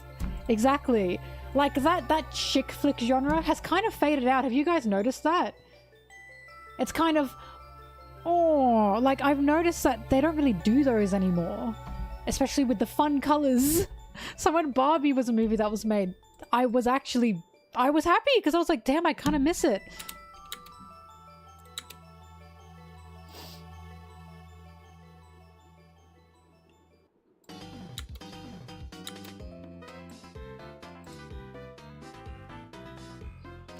I have watched High School Musical, but I didn't watch it in its prime. Because something about me, when I was little, I fucking hated live actions. I wasn't a Disney show girl, like a Disney sitcom girl or a Nickelodeon sitcom girl. I wanted my cartoons, god fucking damn it. So High School Musical I didn't care about because I was like, baby one cartoon. Baby don't care about this. Ren and Stimpy's up there. SpongeBob, of course. Oh fuck, I'm forgetting what isn't Nickelodeon. Hang on.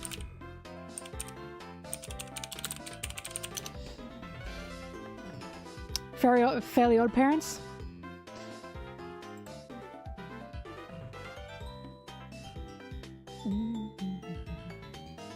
Avatar: The Last Airbender? That's 4, right?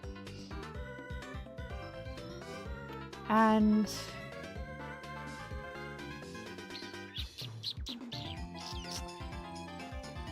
I want to say Rugrats because I know I watched tons of it. Probably Jimmy Neutron. Oh fuck, Angry Beaver. Never mind.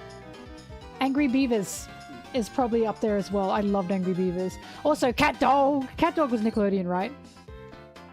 Hi, Poppy.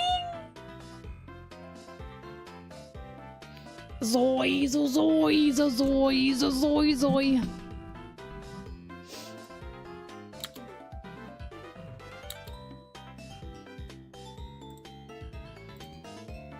I loved Ren and Stimpy. Because I was like, this is so weird. It's so weird. Rubber nipples. I was obsessed with it. It was just weird.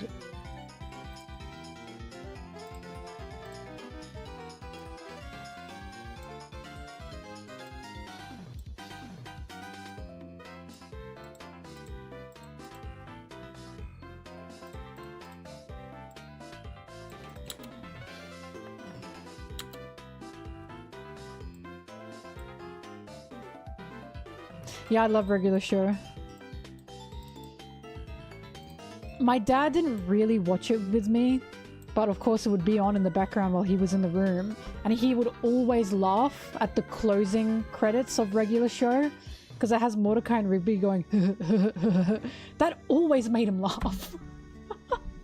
I don't know why, but He would always laugh at that.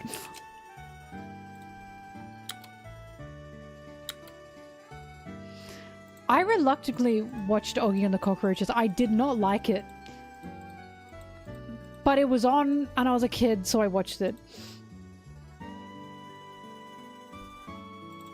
I know of Drawn Together.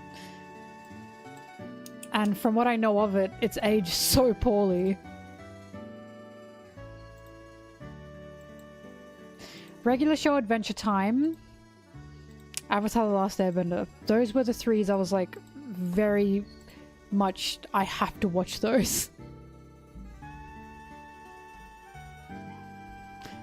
Steven Universe was kind of before, really before, I say this, but Adventure Time's kind of in the same. No, Adventure Time was before Steven Universe. But Steven Time was kind of after my time. I still watched it though as like a fun little comfort show. Gumball's good as well. I didn't watch much of Gumball, but what I did watch of it was funny.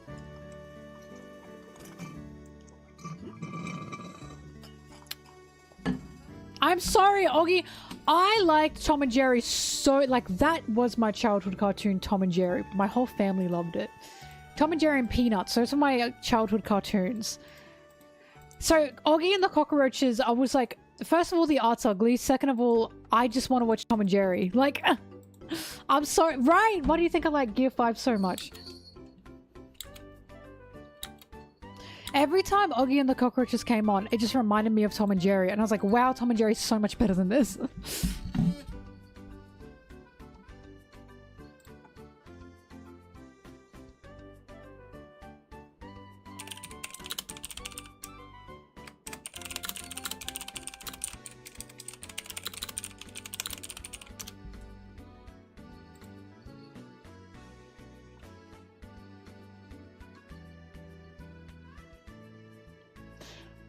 I talked about Courage the Cowardly Dog on the last Mario Party stream because I was like, what the fuck is that show? And the guy goes, naughty.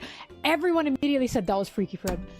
And that gave me shivers because I just remembered Freaky Fred, and that's pissed me off because I didn't like that. Now I need you guys to know I had a fucking nightmare about it on that night that happened. Because I remembered it and I didn't want to remember it. Return the slab.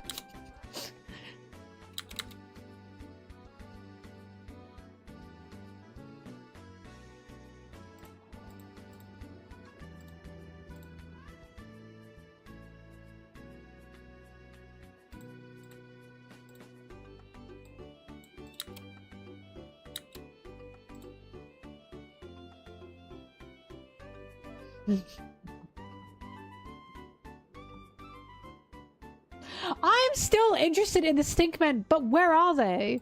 But I want to believe Loki told his Stinkmen to run, or they'd be killed.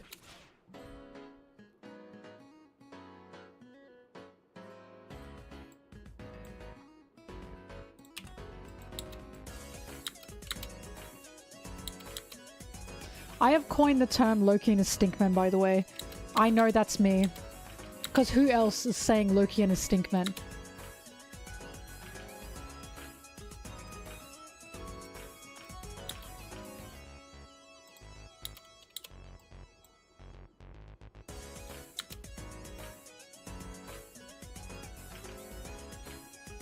I liked Ed, Edd n Eddy, but I never got to watch it as a kid because I didn't have the channel for it. But I did like it.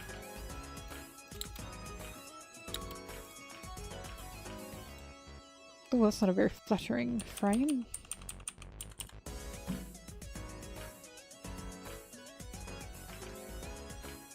Sanji, Mihawk, lore 1000%. Cavendish.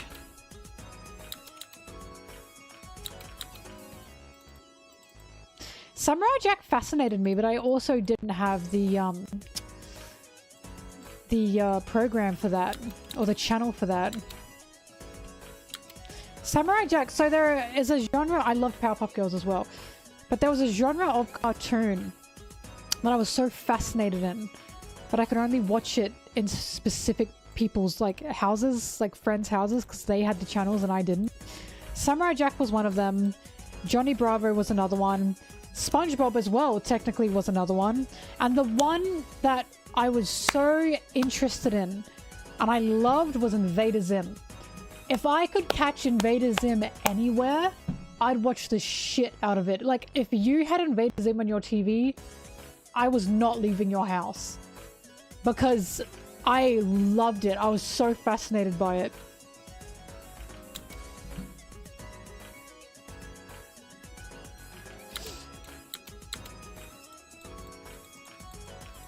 What's the thing that Dib says? Can't eat your beans. Space boy! It fascinated me recently because I did watch the movie. And then I watched some previous episodes to remember it. And I was like, this voice acting is crazy. And I was thinking, are they being directed? Like, is the script telling them to talk like that? So I looked up an episode and I watched it and then I read the script. And there's absolutely no vocal, like, direction in the script. It's written so plainly. And I was like, these actors were just going insane.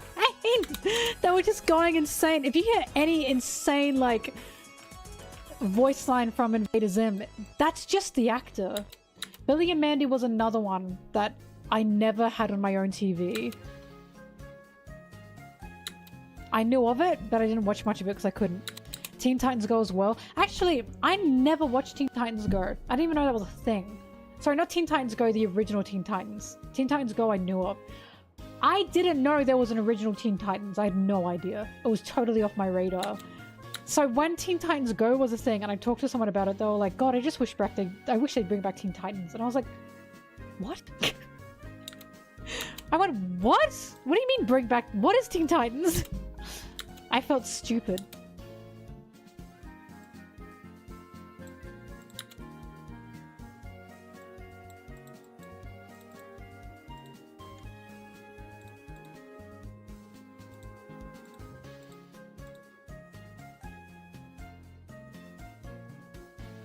Yeah, I've watched some episodes of Close Enough. I liked it, I just have to finish watching it. But one of my favorite episodes is when they go to the club. Because they're all like in their 30s, right? And they go to a club. And the club they go to is like, no, you have to be young to go to this club. And some guy pops in. Clearly he's like 40 years old or something. And they go, you are not like in your 20s. And they press a button and he gets sent up into a shredder. And everyone who's like the main characters were not in their 20s goes, ah!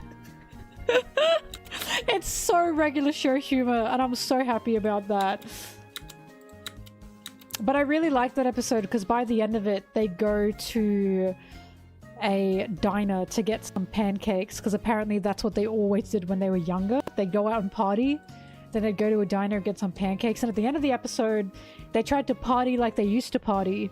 And of course, it just wasn't the same. And by the end of the episode, they eat the pancakes and they say, I don't remember these pancakes being disgustingly sweet. And of course, they all laugh about that. And that was just such a sweet episode to me. Like, you know, change is inevitable, but it's a good thing.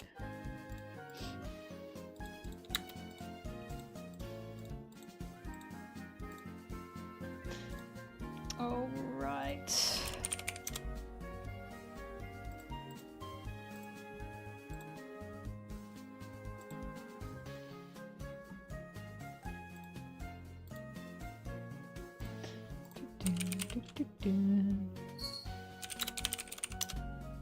Popping!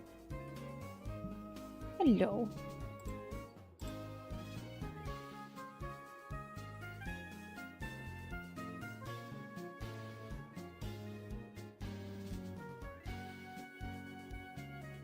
"16 Total Drama Island," I love those. 16 especially. Sorry, not 16 especially, Total Drama Island especially.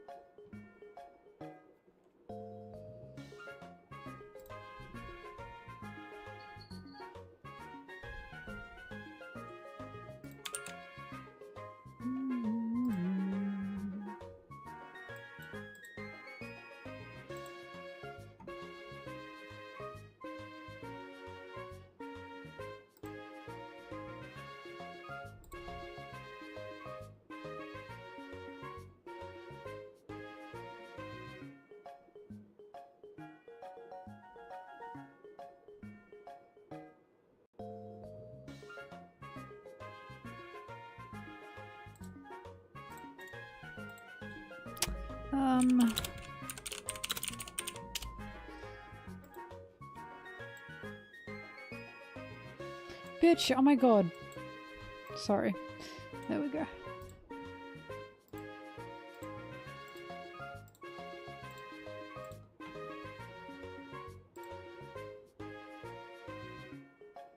What's Crashbox?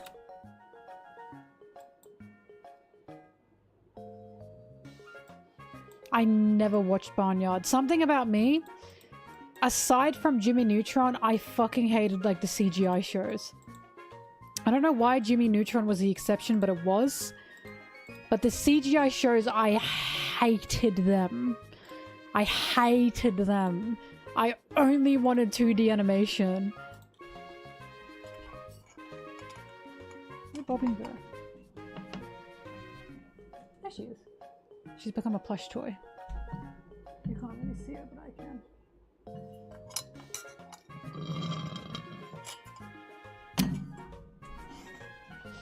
Mr. Meaty, I knew of it, never watched it.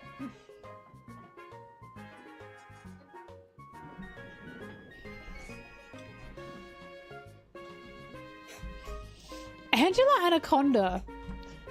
It fascinated me. I did watch it when I was on. I can't say I like loved it, but I definitely wanted to watch it, you know? I hated Ben 10, I'm sorry. I had no fascination for Ben 10. Every time Ben 10 came on, I went, ugh. I just didn't care about it. I'm sorry, guys. Kim Possible, I didn't have it. Kim Possible was yet another... Like, I liked it when I could see it, but it was a cartoon that I didn't have it on my channels. So I couldn't watch it unless it was at someone else's house.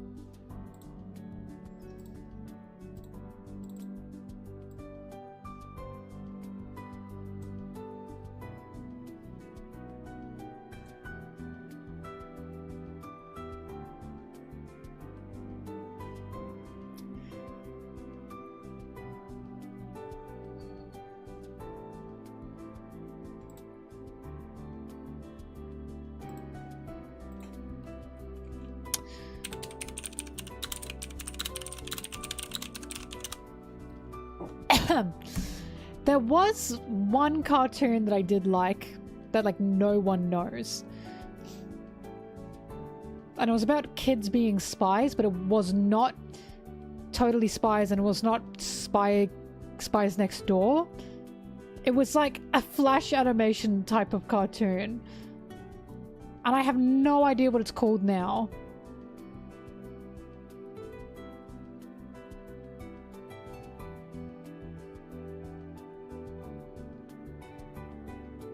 I love Totally Spies, by the way. Hang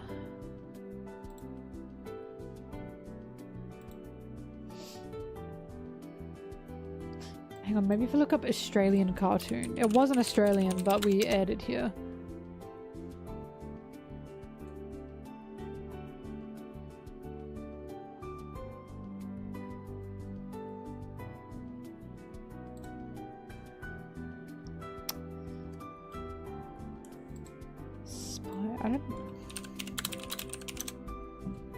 I loved Spy vs. Spy as a game, but no. Forgotten ABC Kids shows from the 2000s. It's gotta... Oh! Does anyone know what grossology is? Does anyone know what grossology is? For the love of God, tell me you know what grossology is.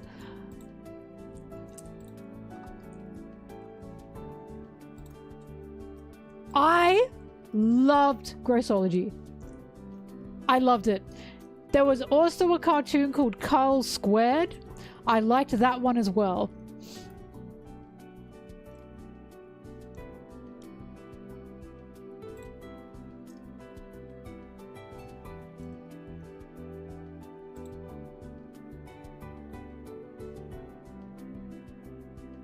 Where are the other ones? Oh my god, hang on.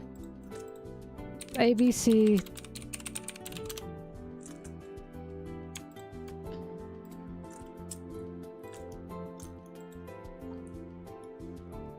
Oh my god, I love Grossology. How could I forget that one?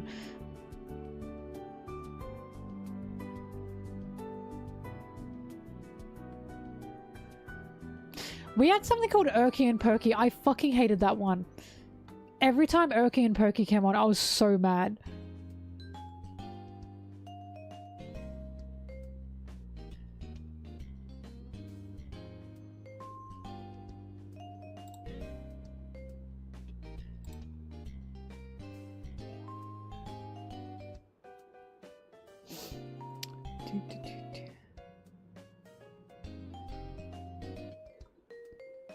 Spliced, I loved Spliced.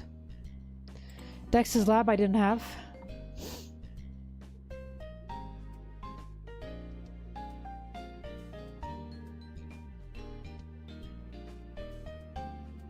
Wow Wow Wubsy! Okay, that shit slapped. Oh my god. God's trying to silence me. I was about to say, wow wow Wubsy, Wubsy Wubsy wow wow. Why can't I find this one cartoon?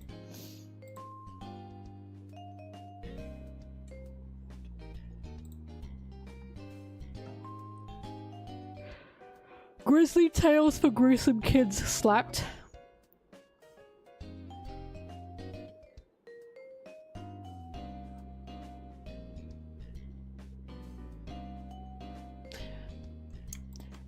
Now, I need you guys to look at this. I remember this one. And I need you guys to tell me what you think of everything.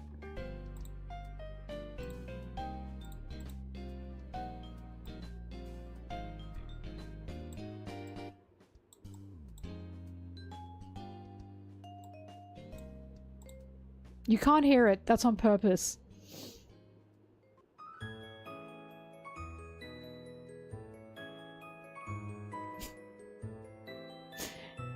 Now, I will say...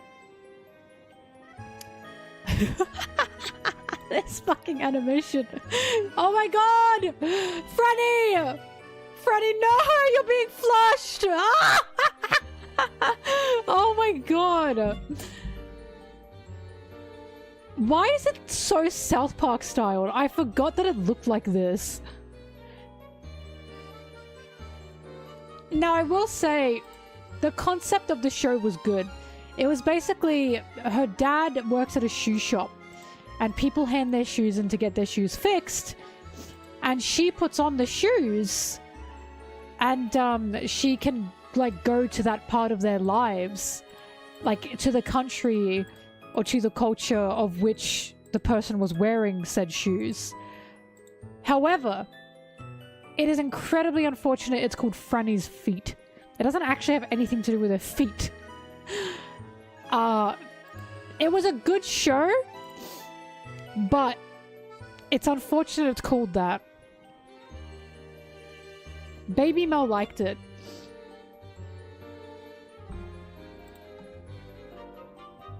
There was also this show. I forgot about this one. Hang on, I'm going to unlock memories for my Aussies here. Anyone remember this? Sea princesses? Bro, show me the photos. Why are the photos so bad?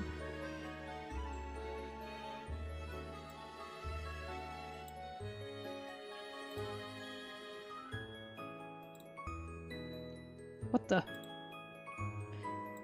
This is kind of like One Piece. The way that... I must say I forgot that that's what her outfit was. Okay. Why? Okay, that's interesting. This one rocked because they were princesses. And they all had like a little animal familiar. So they were all princess of a specific like sea animal. It kind of rocked, honestly. I kind of liked it.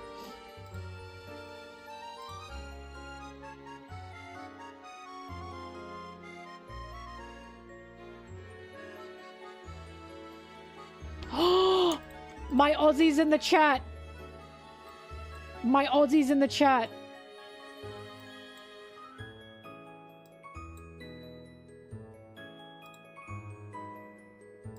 How are we feeling?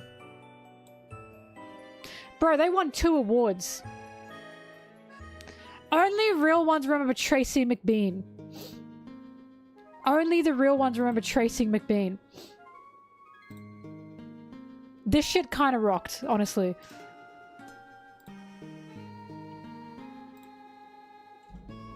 Tracy McBean was kind of peak, I'll be honest. Only real ones know, alright? If you know, you know. If you're in the know, you're in the know. If you're in the know, you're in the know for Tracy McBean. I'm sorry. If you're not in the know, then you're not in the know. Stretching machine.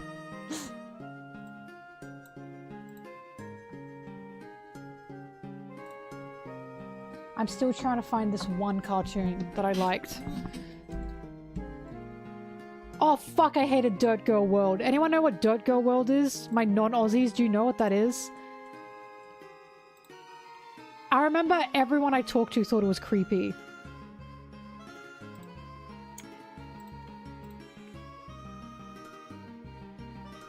Let me show you guys, you're not gonna get sound, but let me show you guys the opening for Dirt Girl World. I should be editing, but now I'm like...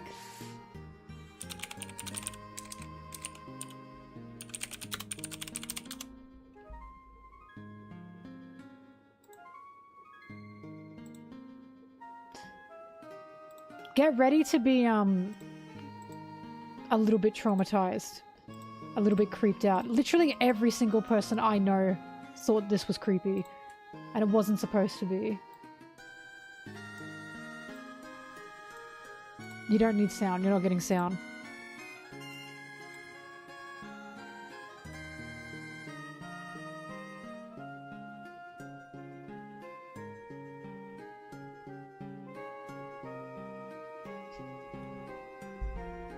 I cannot tell you how much everyone hated this.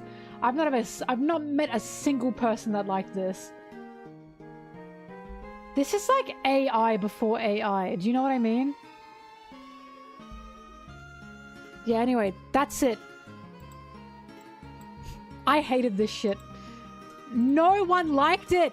I don't know any single person that liked it.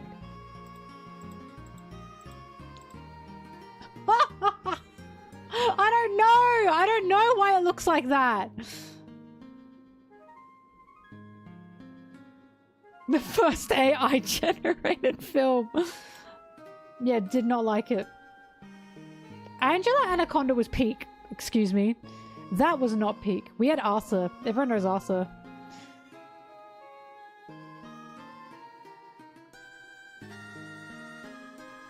Oh, I found it! This was what it was. It was called Invisible Network of Kids. Or Inc.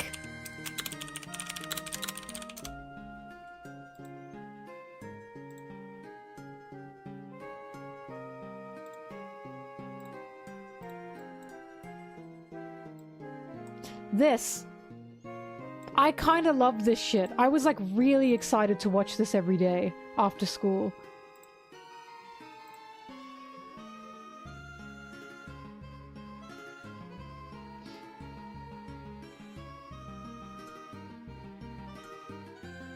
This show was peak. I loved it. Right? It looks kind of mid-flash animation. I agree. It's probably not as good as I remember it, but I loved it. Anyways, it's French. Ah! Well, that's all I have to say. You're welcome for the Blast of the Past. Actually, I'm not done with the list yet.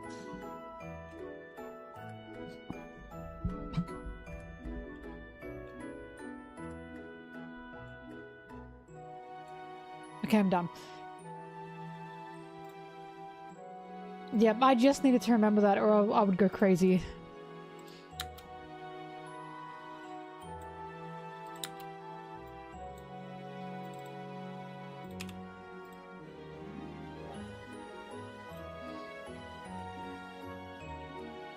I hope Wit One Piece remake style has Dirt Girl World style. Don't you want to see Zoro with a real-life person's face on an animated body? Perhaps that's peak style.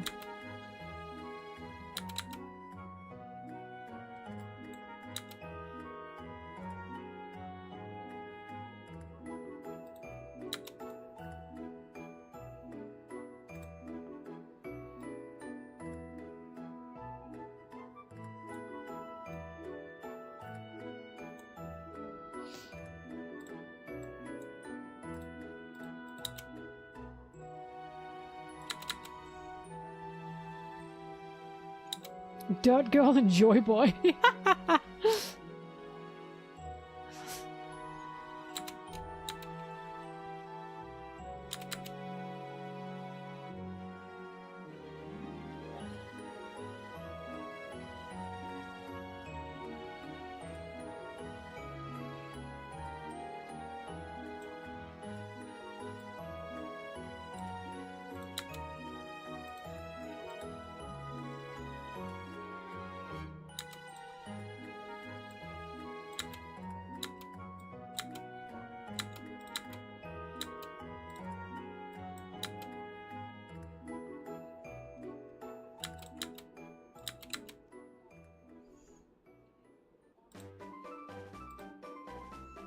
My favorite live action thing as a kid.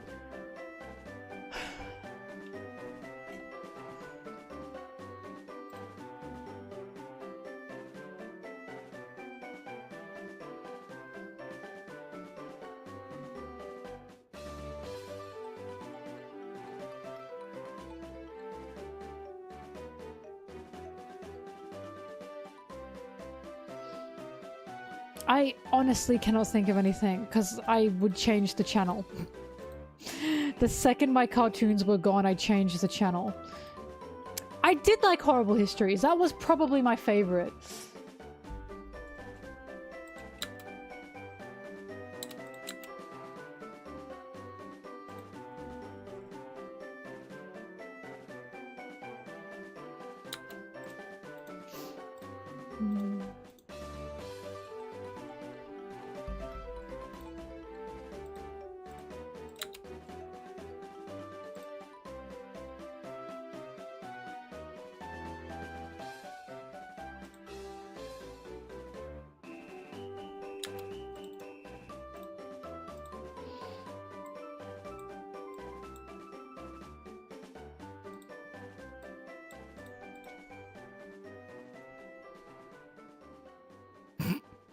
You say the devil's name in my chat, Urha. Oh my god. Why? Oh my god.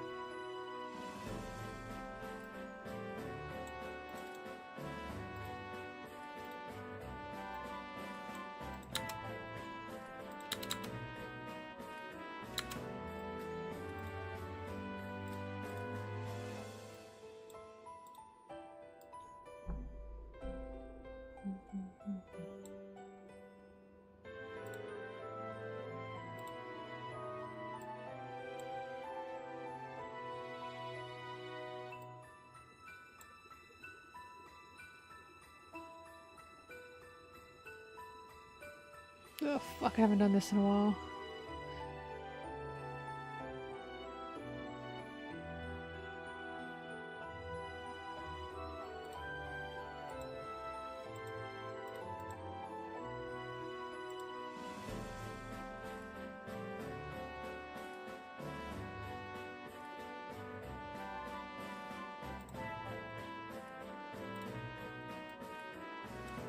No, that would do nothing.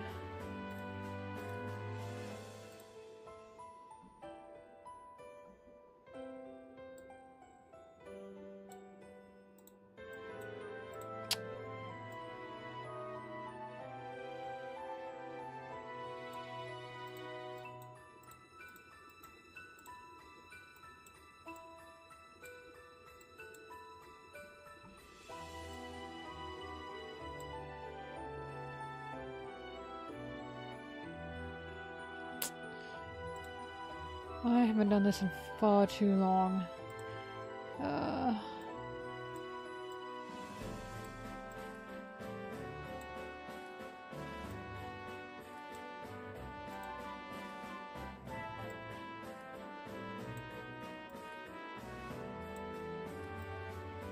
Oh, there we go.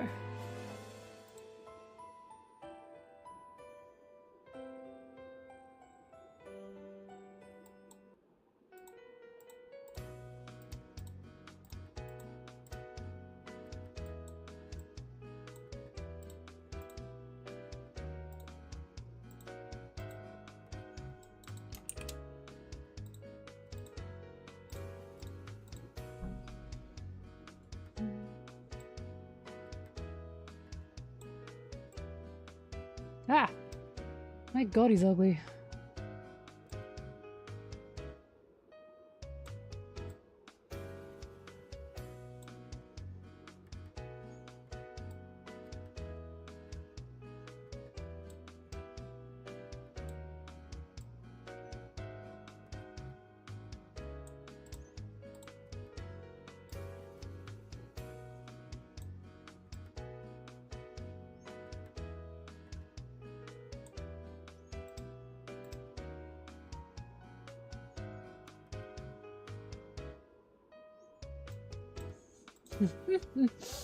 Alright, done.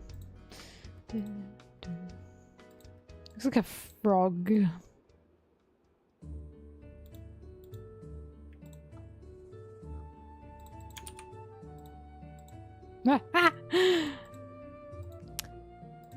It fits, but no.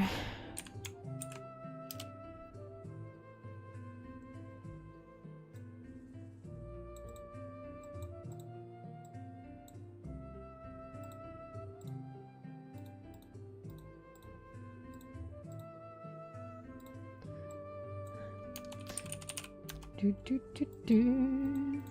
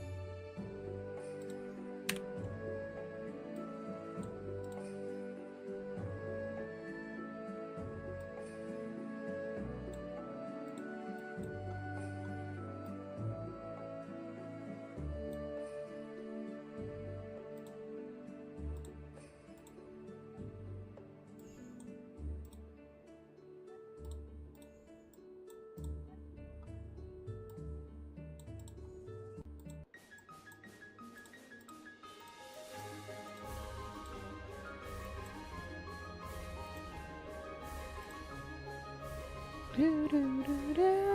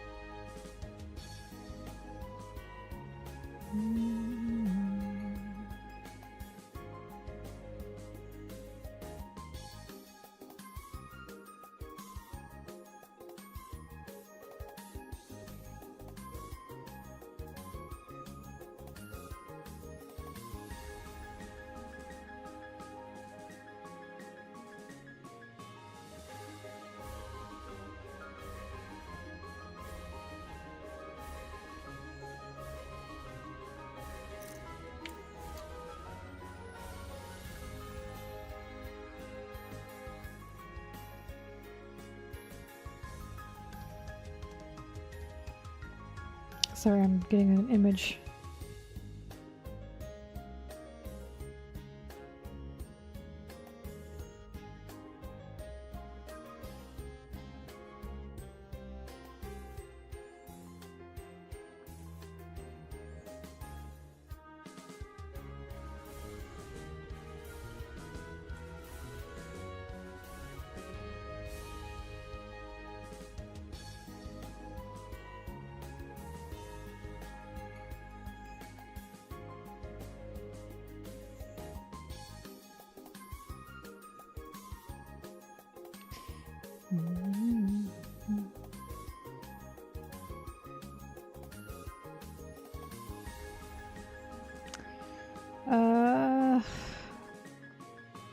I can't find it. There it is.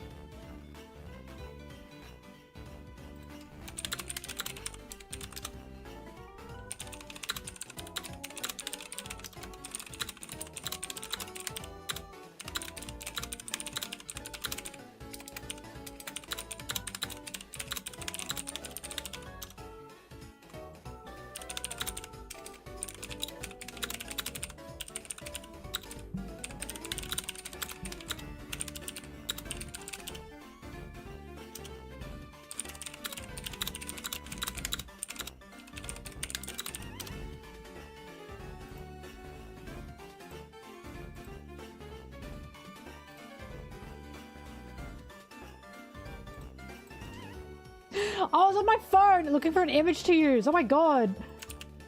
Is she on that damn phone?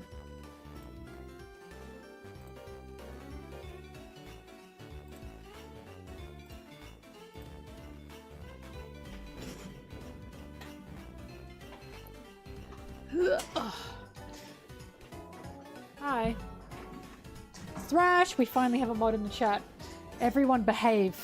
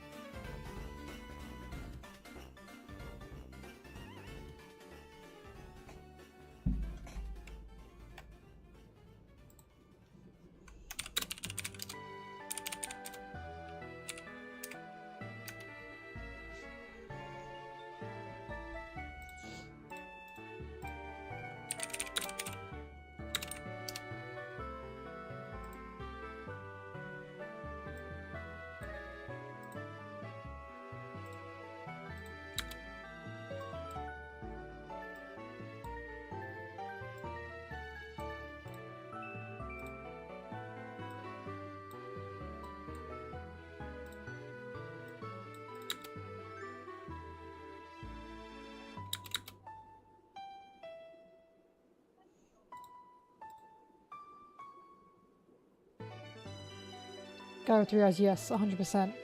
How is that even a question?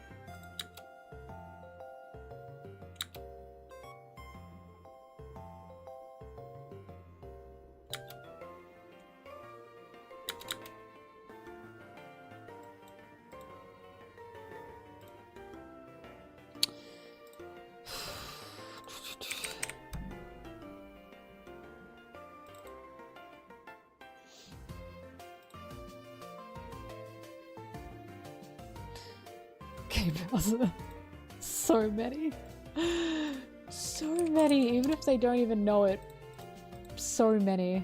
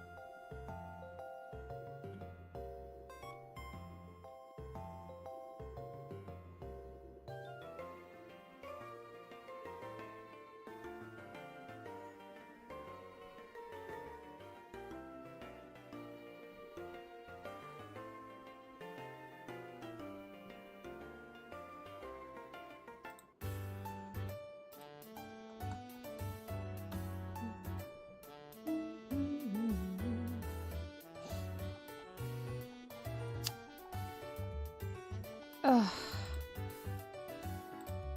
Gotta find some chapters. There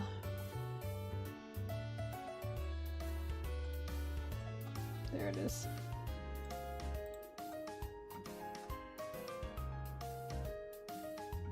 $9.98.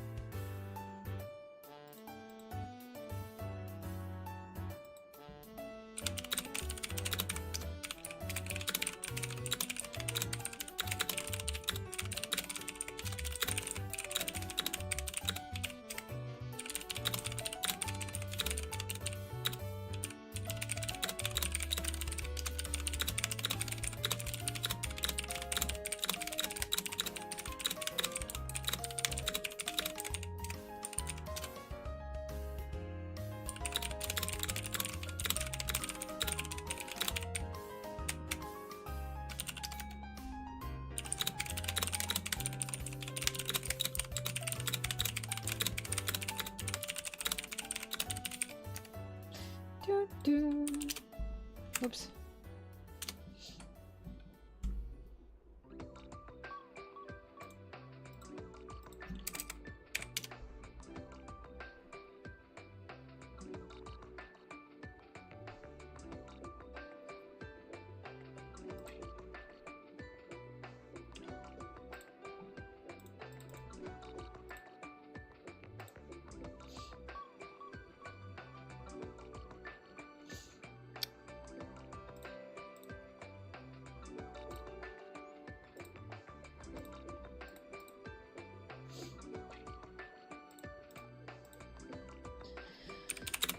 Peace. Oh wait, no. What am I doing? Sanji.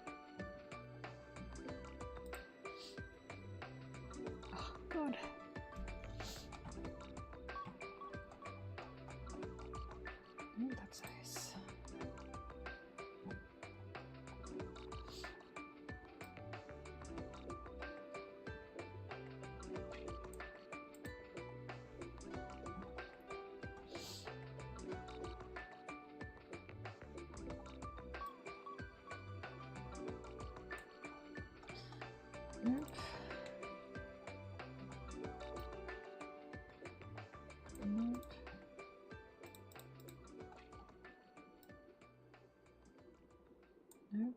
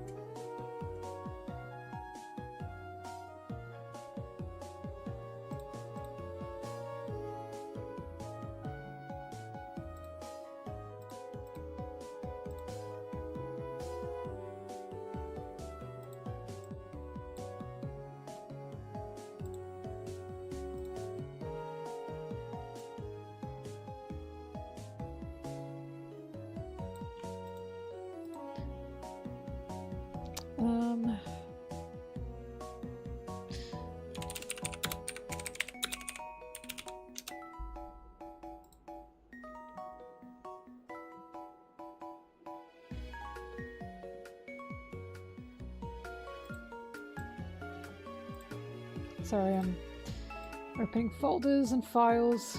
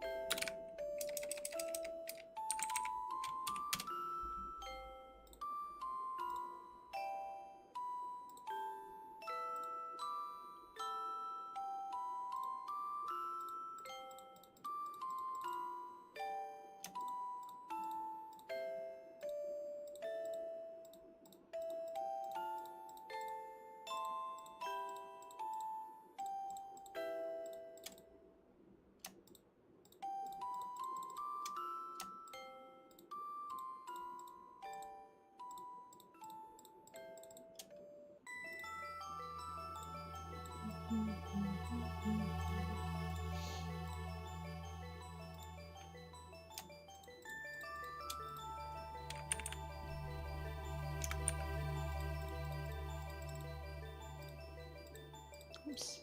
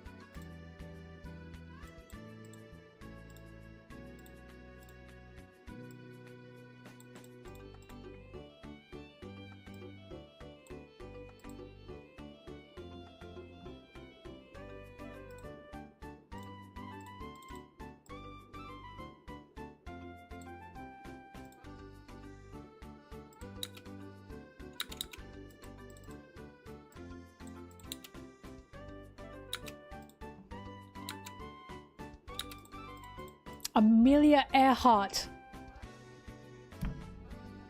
Wrigley.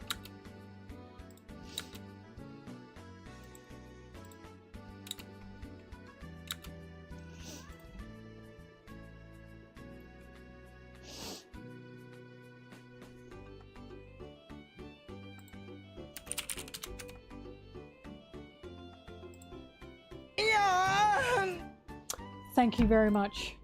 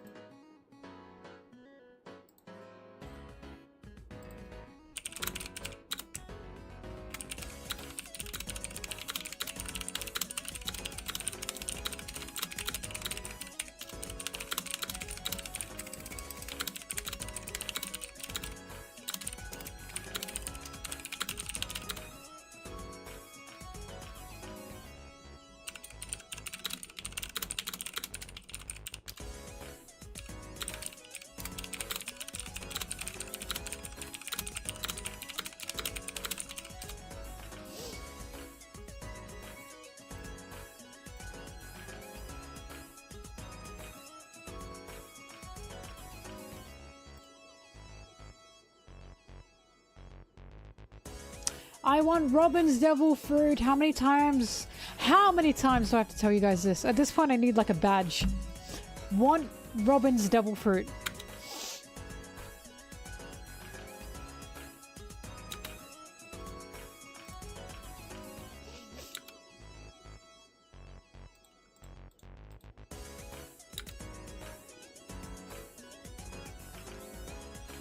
La la la la.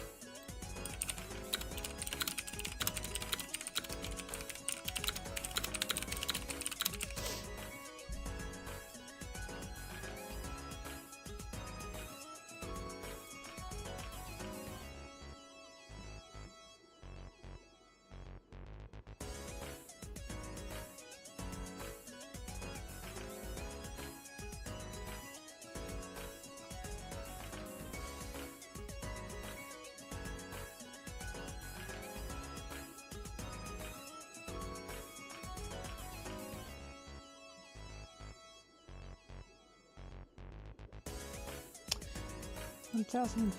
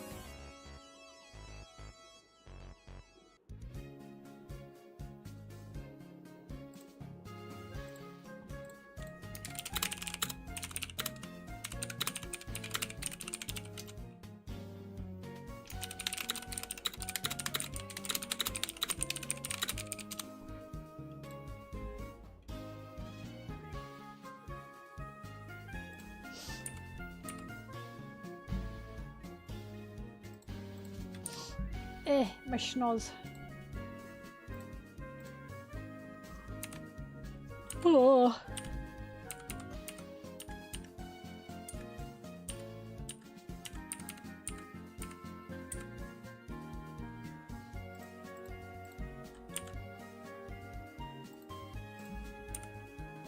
La la la la la.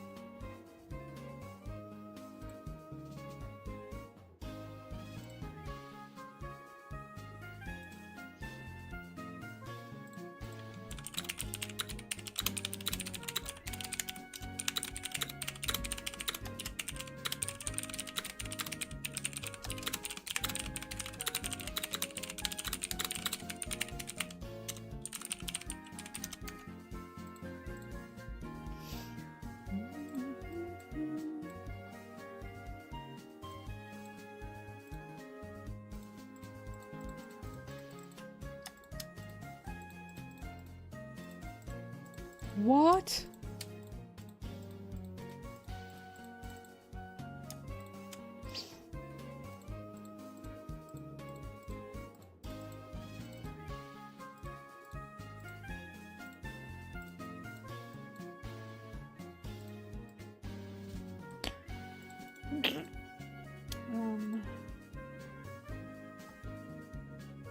I have no idea what my words per minute score is.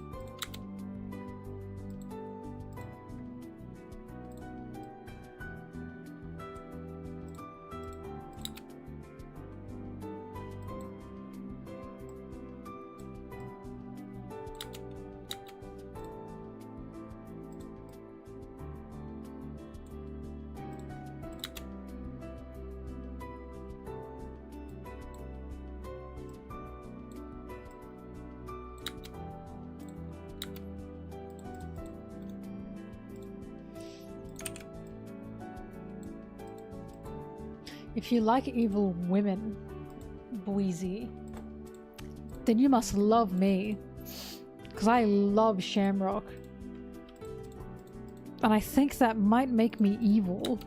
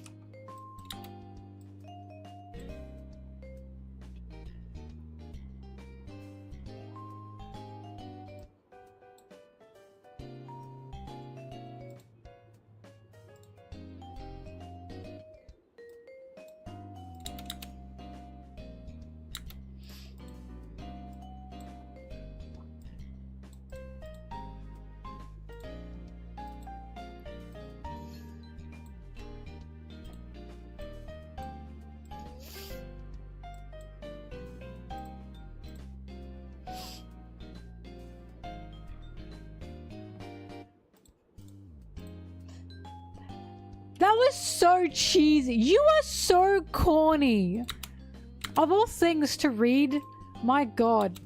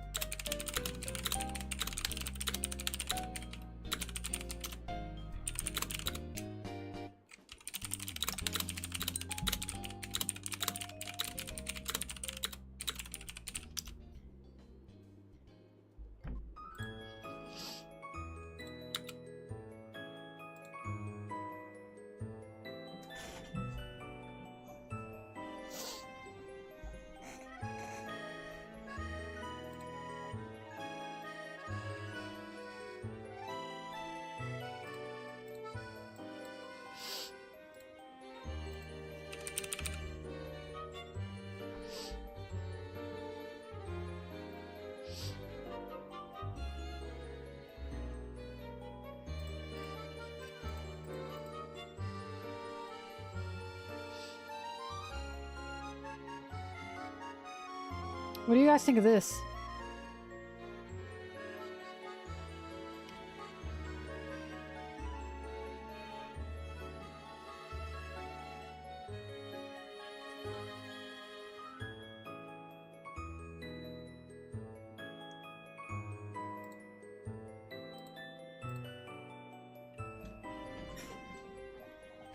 Anna's the only one!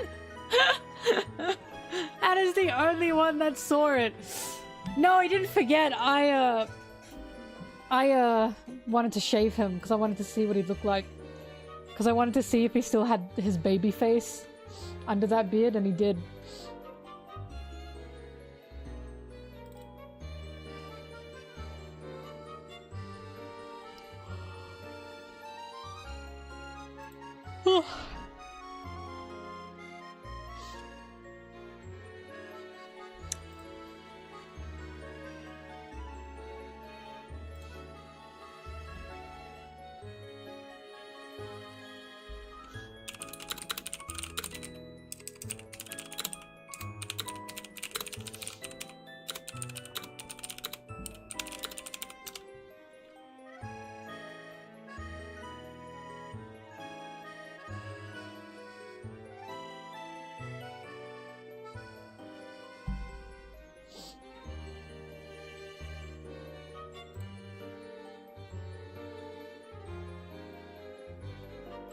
Why am I a desert?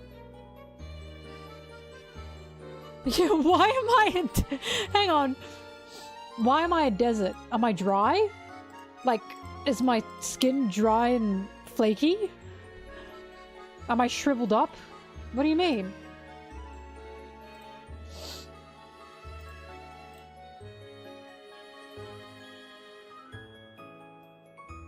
Uh-oh. Fuck, what chapter does... Hang on. There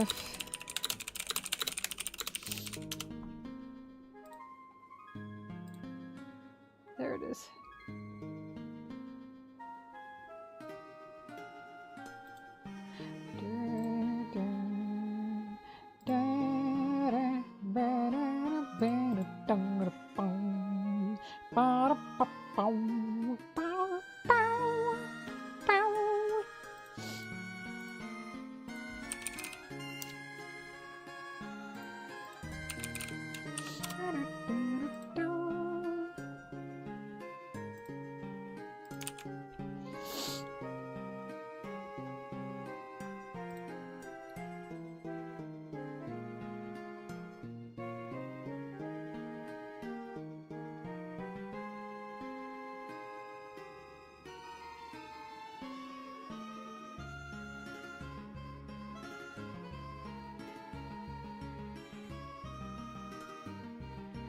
862. I think that's what I want.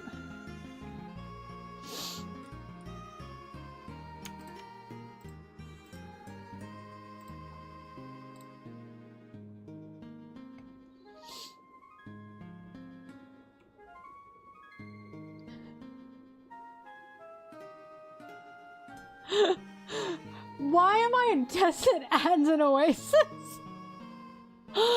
I appreciate the efforts, but I think you're kind of falling flat.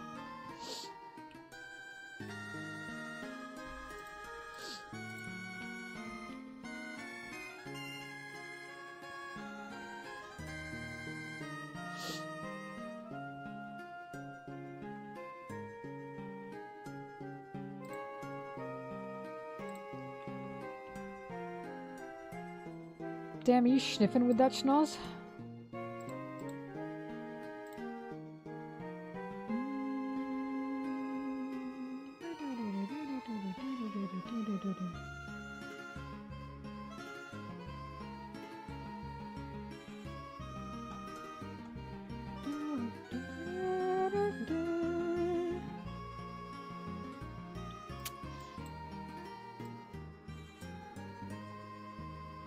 Does anyone know what this chapter is? I'm looking for it. And it's really frustrating me. I can't find the chapter number specifically.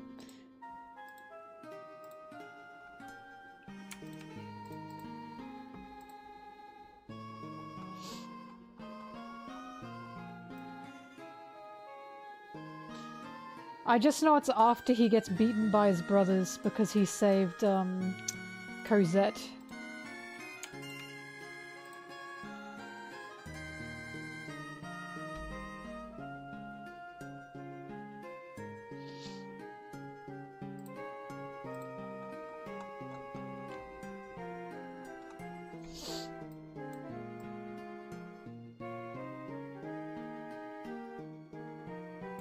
Can't be 848. Let's try 840.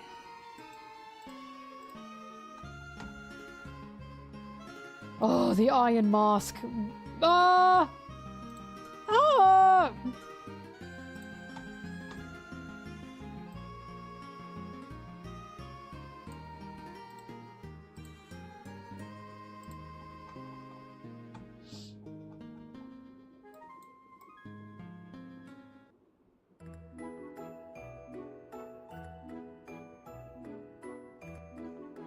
Found it! It's 8:42. You all did nothing for me just then. Why don't you have that on lock? I even have it saved, for fuck's sake.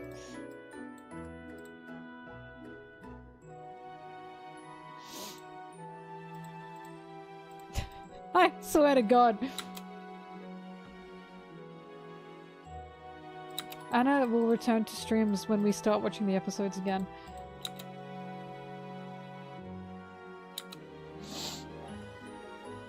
You're all bums! Oh my God!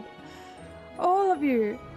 You're all bums, and I bet you all have evil twins that are shower more than you and style better.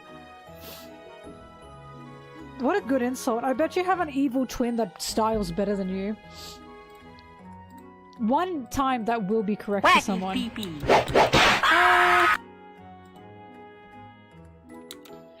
Oh God.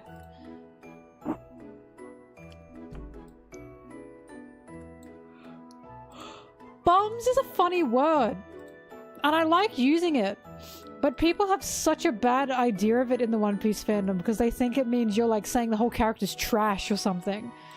No, I'm saying a character's a bum. There's a difference. They don't shower, they're a bit of a bum.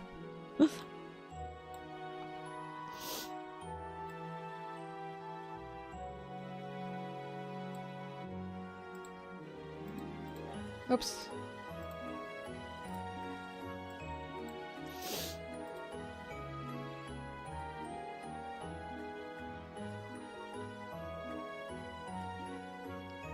I was gonna say that one didn't make sense. You could say, Mel, are you the One Piece manga? Because I hope to see you every week. That's cute. That's a nice one.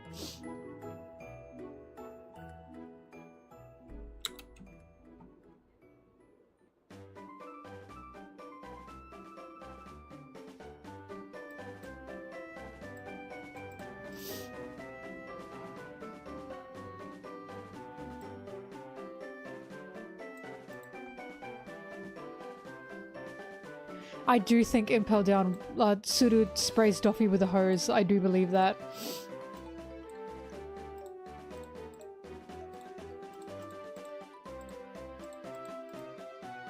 And he's like growling and snarling and rolling around. The whole time they're spraying him.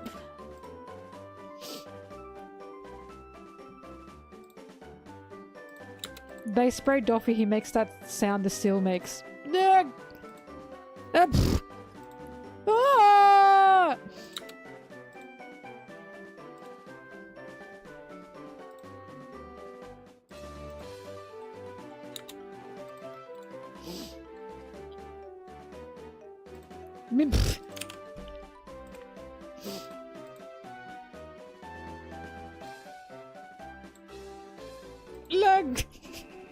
Why do they sound so human? I think that's what gets me. It sounds so human. No.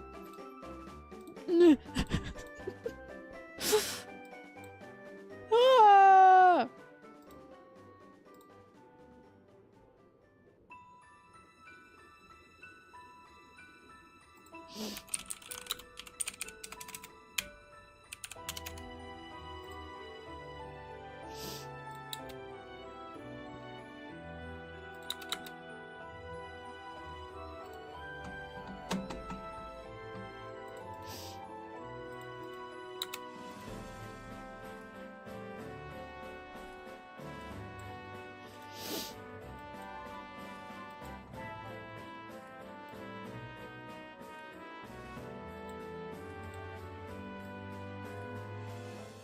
Do you think Impel Down has like game nights for the enrichment of the prisoners?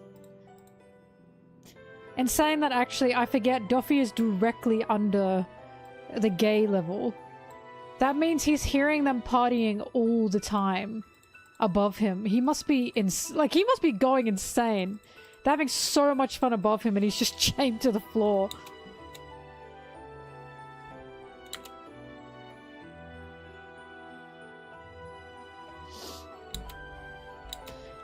Doffy chained to the floor, muffled YMCA.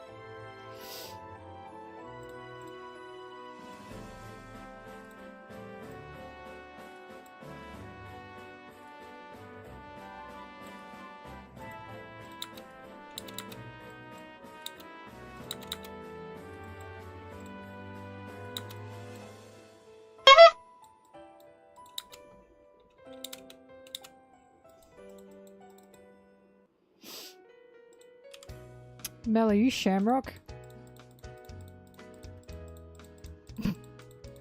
Because finding you sexy makes me feel evil.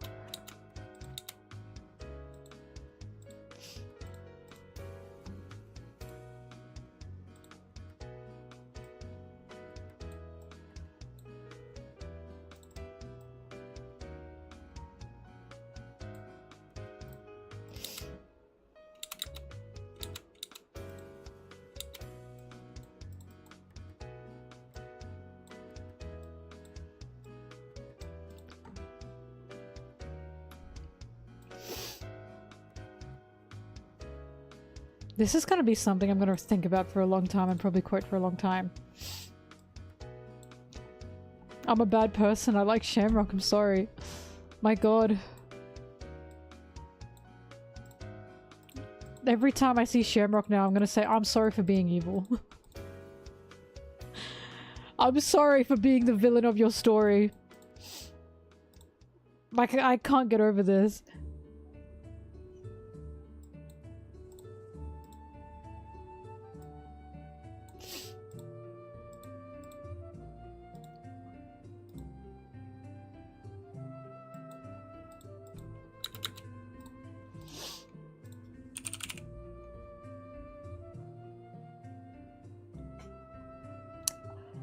Guy with 3 eyes, it's a stretch, but it can be funny. Tell that to the right people, it can be funny. I use Shanks because you're dick! Oh my god!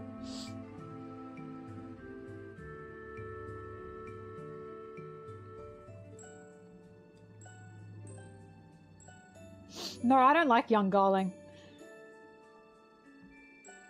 I think he's ugly.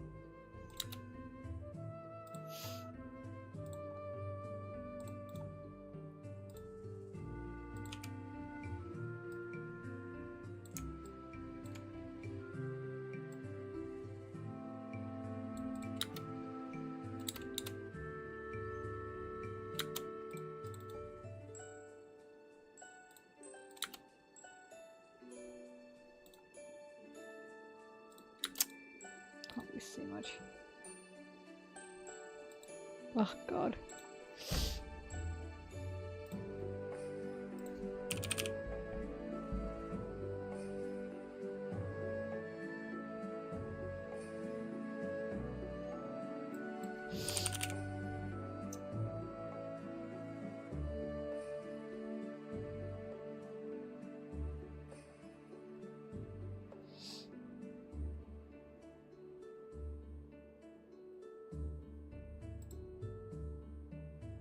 Oh my god, I forgot about my little guys, you're right.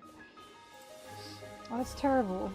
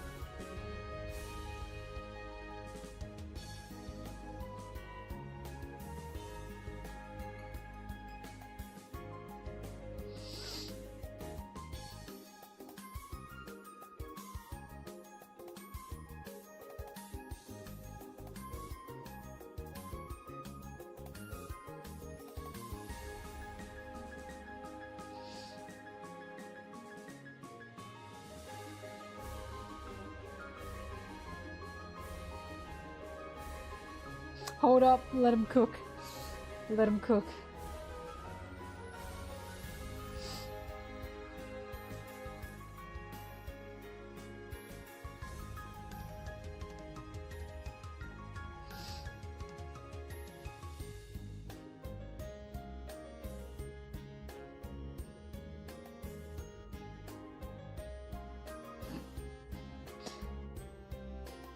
cooked a little.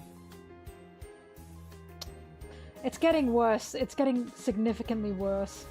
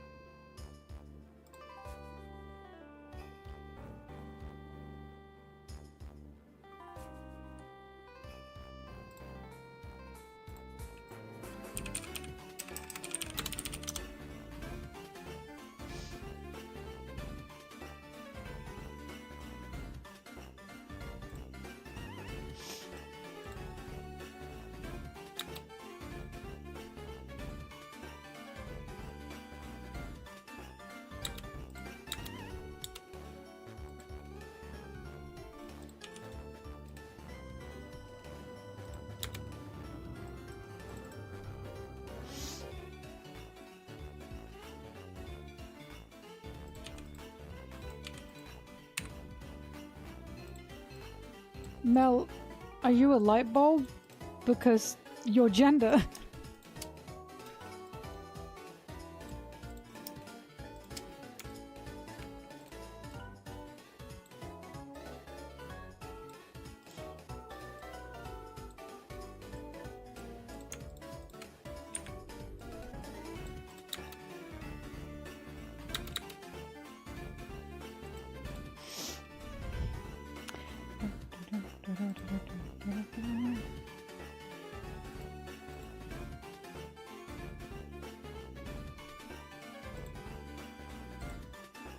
We still haven't seen Dorian Broggy's one-bedroom apartment. I'm waiting. Also, I think it's pretty well believed now. Dorian Broggy do not have wives or children. Like, I think we now know. There's no way. They'd be at the party otherwise.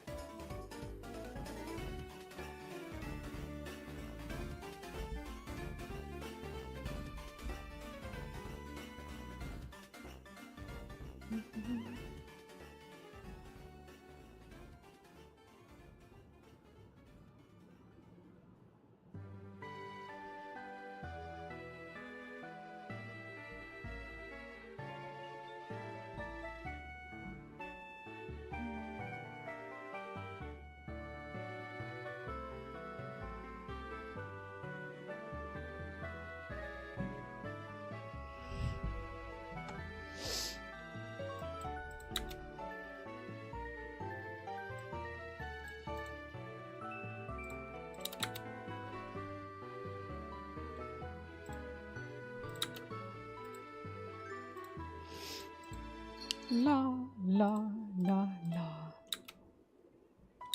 La la la.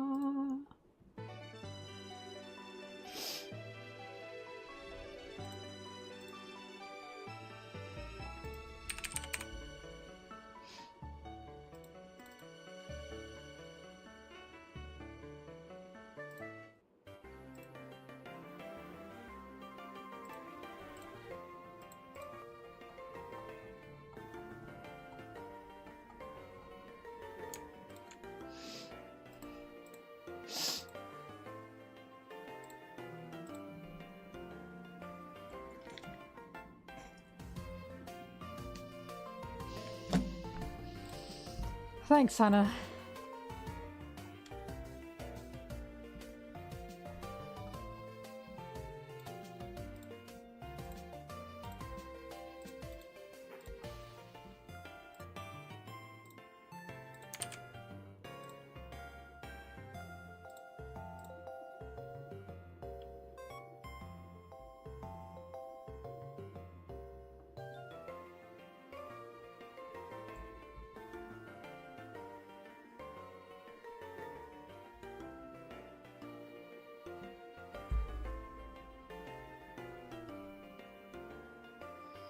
I read it, and I cannot make sense of it.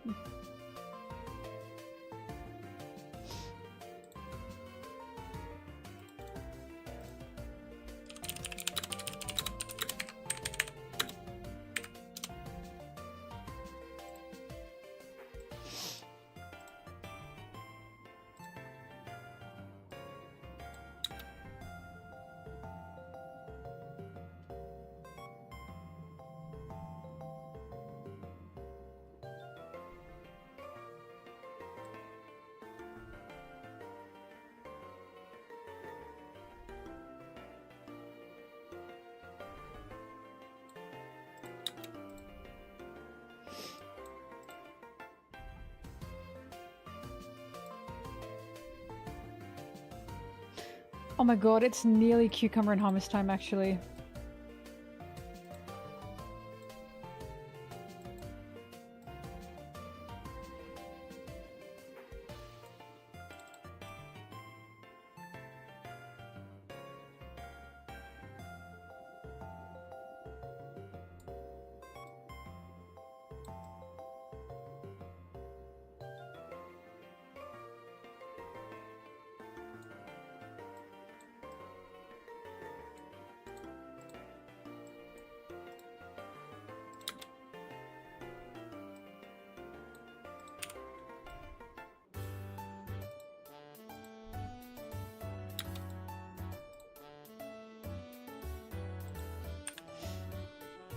Wait! They don't love you like I love you.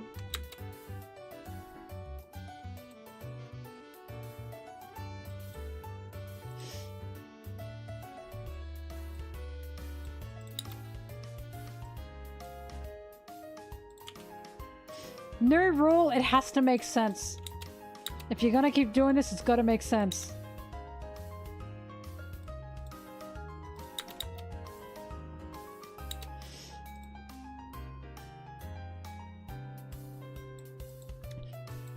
Damn, are you Fahrenheit instead of Celsius? Because I want to be 1 degree specific with you.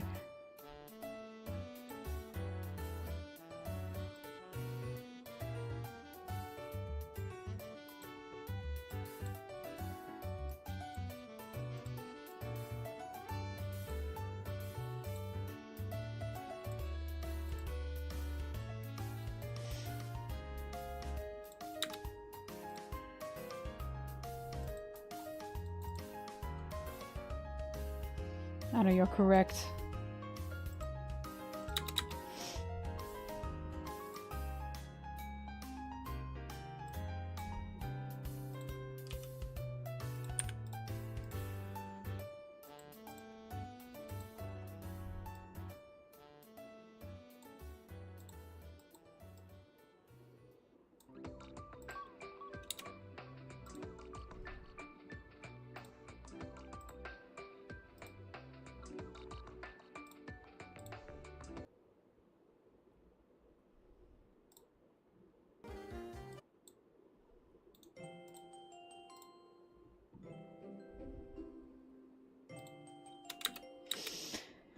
Alright, I'm gonna let you guys keep coming up with things, but I'm gonna get cucumber and hummus, so I'll be back.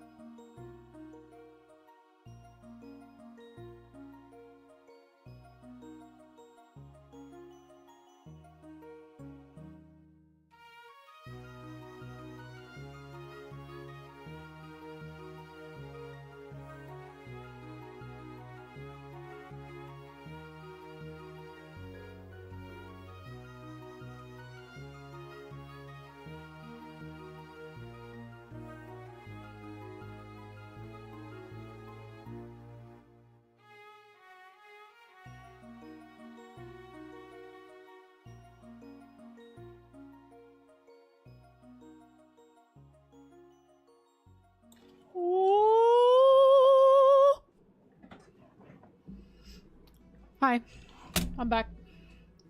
With my scrumptious poor man's meal. Oh, I forgot to... Hang on.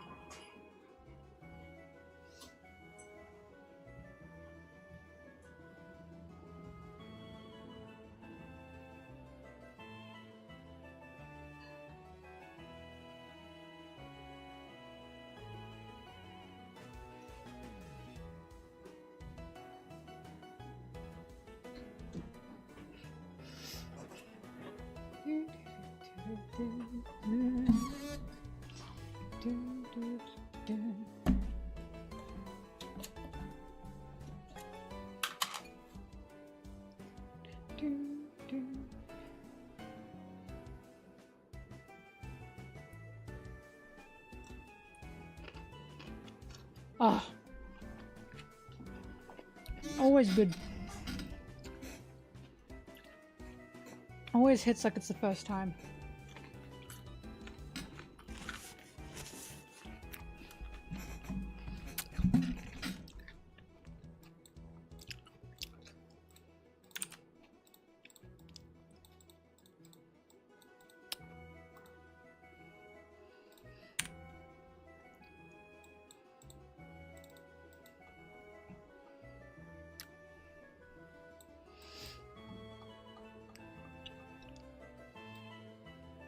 Roll you in butter and cool you a biscuit. What does that have to do with me being from the country? Oh, wouldn't that be... Oh, wait.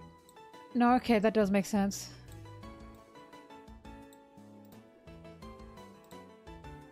Hang on. He looks good, but not like that.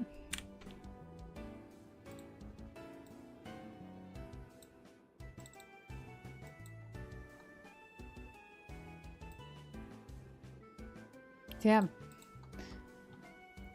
Culture difference.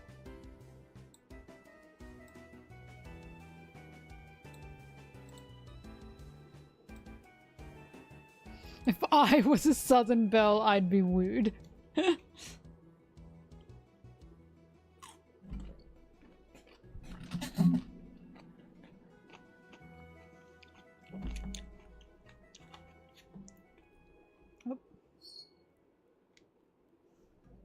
Good morning, Bobbing.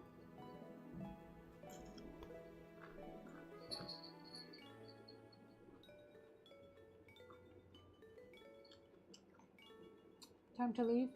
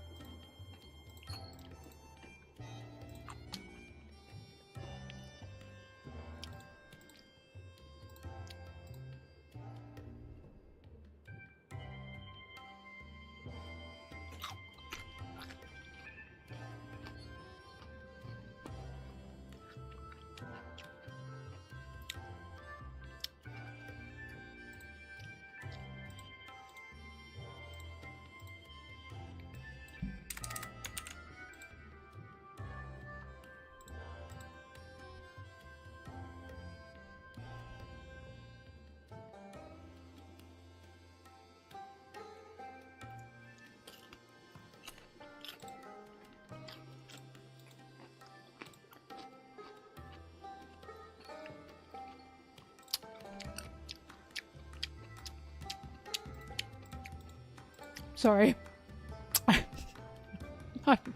Sorry. I didn't mean to chew like that. That was an accident.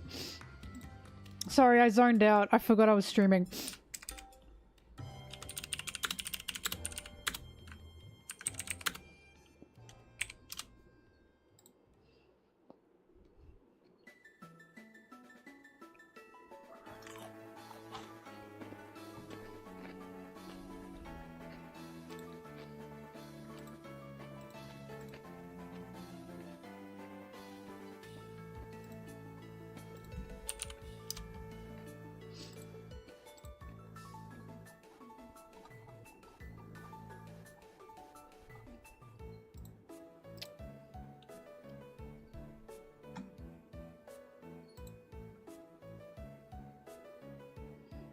Bobbing, the door's open if you want to go. I don't know what she wants. Oh god, I can't wait for it to be cold again.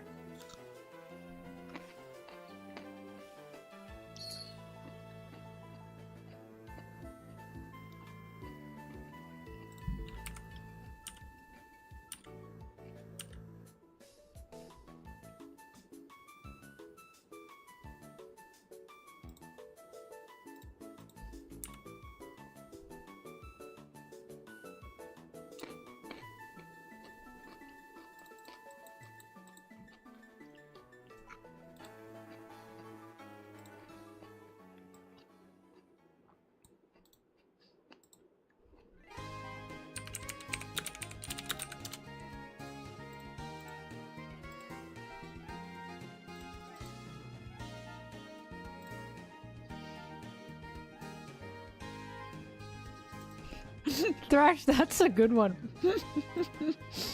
That's a very good one.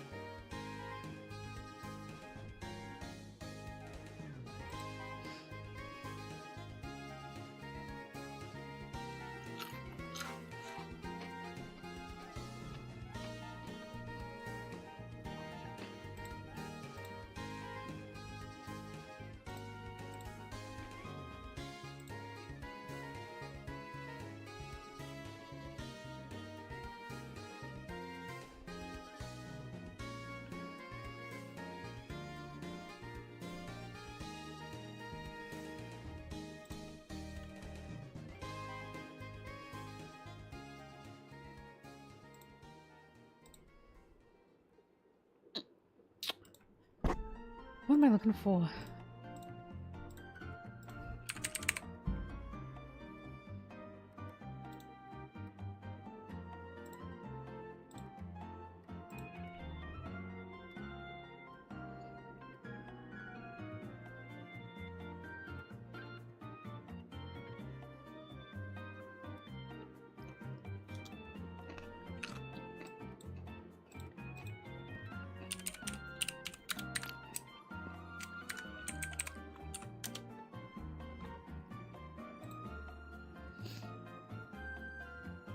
I might as well be Doflamingo. I'm apparently as evil as him.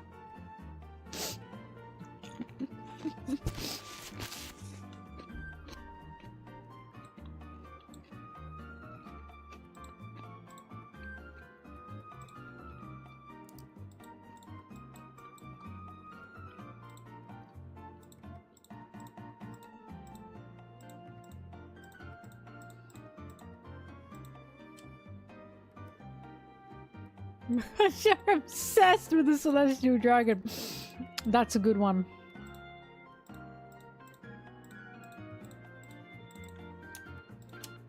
No, you don't understand. Doflamingo saw heaven and hell by the time he was 10. He's different from them.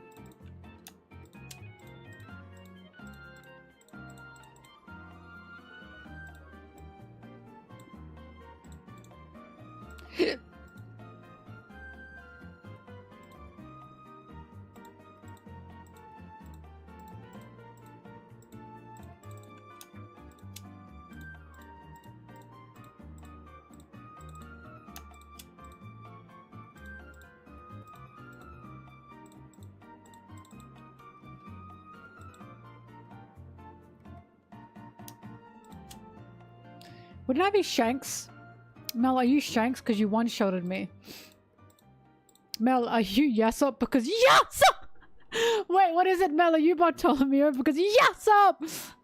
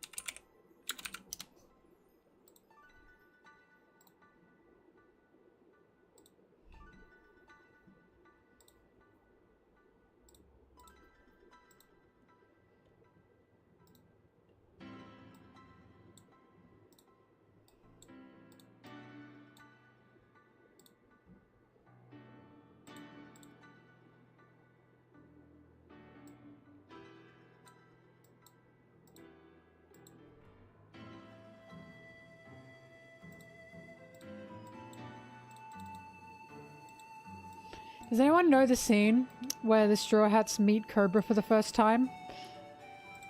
And Vivi calls out for him and says, "Dad!" And Sanji turns and his eyes get big and he says, "You're Vivi's dad!" Or he says, "You're the king!" That's, I think, the face Shanks should have made when Yasop shot Bartolomeo. Yasop! I can't believe Yasop did that and Shanks just had no idea he was gonna, you know?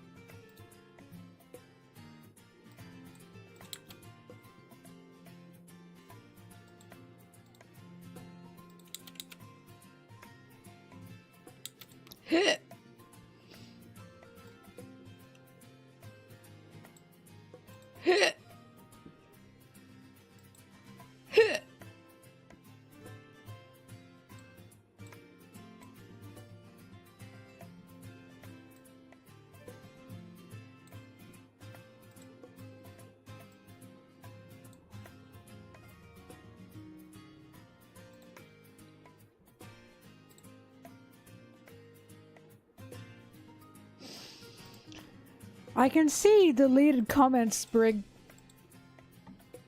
Did you not think before pressing send for that one?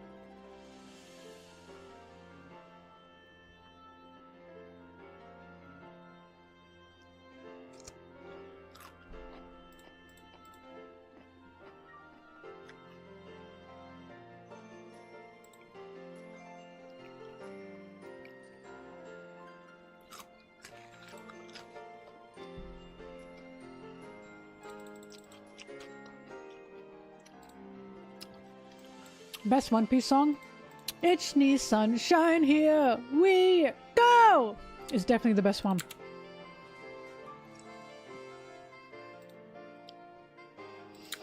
Minus Film Red. Because New Genesis is probably the best song ever made for One Piece. Ban Brigley.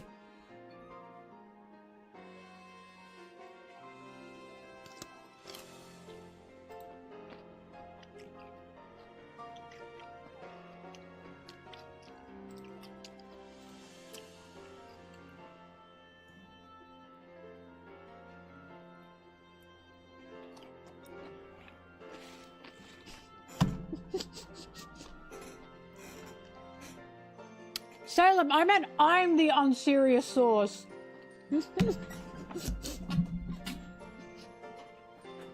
I meant if I ever see anyone in an argument about Shanks for some reason, and one of them uses the argument of, well, Shanks is inbred, I need people to laugh at that and say, that was said as a joke by MelonTeee. She wasn't serious. That would kill me. Have I put out an evil into the world?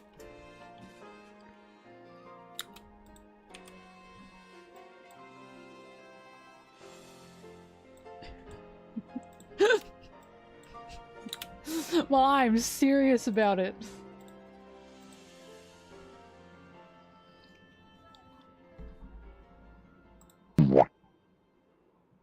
Killed him.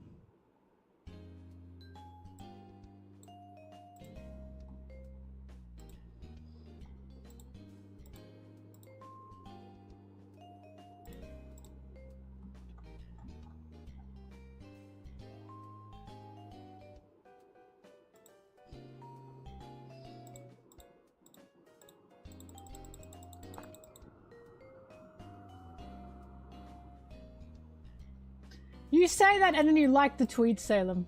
I don't want to hear it. I don't want to hear it. You're just here to be messy. I already know.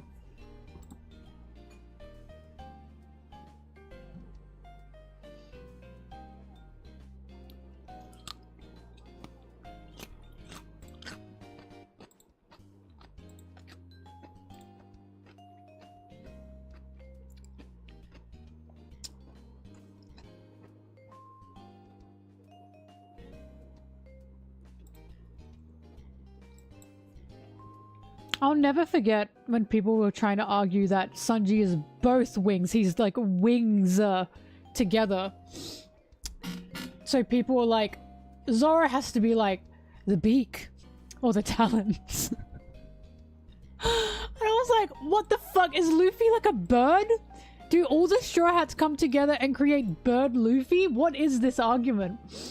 That was just, I still think about when people were trying to argue that because they didn't want Sanji and Zoro together to be the wings. A lot of people don't like that because, you know, how dare they? So people started saying, well, if Sanji's both wings, which he has to be, Zoro has to be like the talons or the beak. And I just keep thinking about how stupid that is.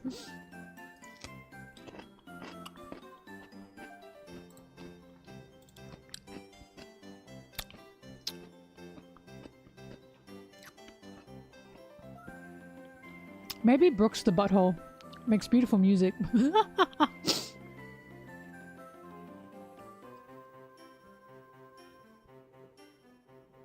la la la la la la.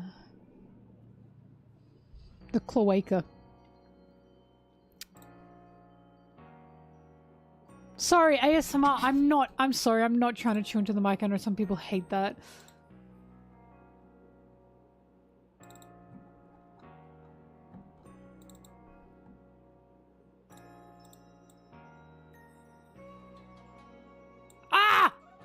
Oh my god! I didn't want to see that.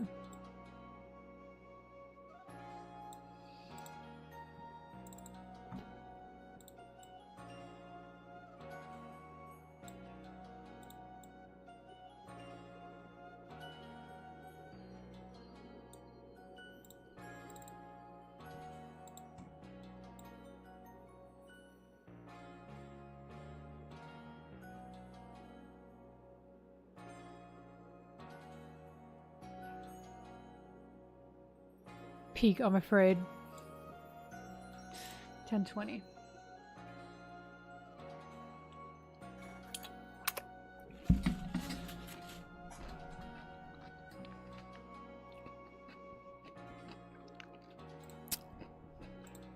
Ugh. Ugh.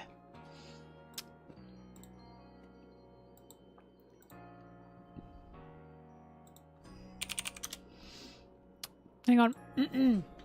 I gotta help Mary with her medicine. I'll be back again. Oh!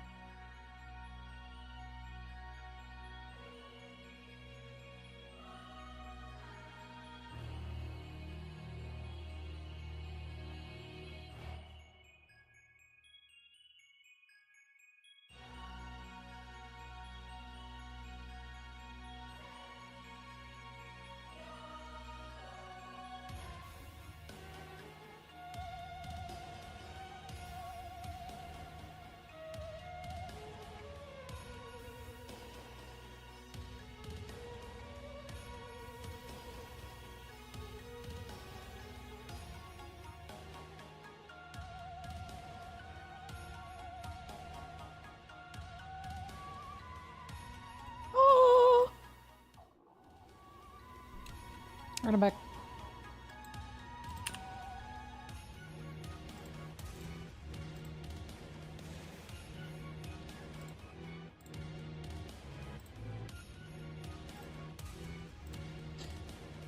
What are you doing here?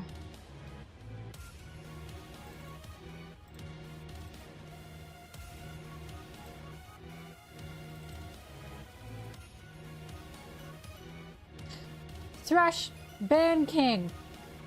Ban them. That is the straw that breaks the camel's back. I don't want to hear it. Is Thrash even here anymore?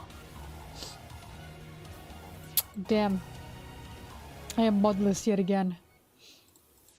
You got lucky this time around. Thank you, Thrash.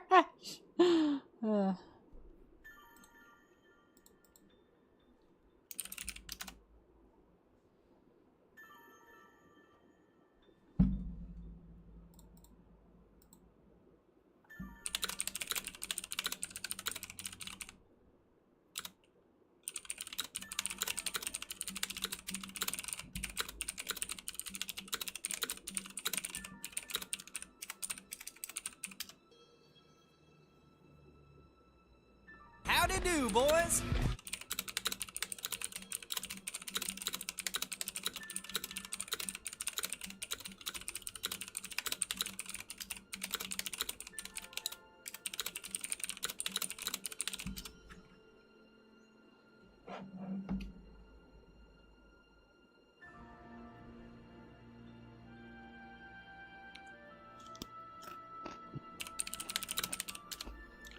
Howdy do, boys. Hello.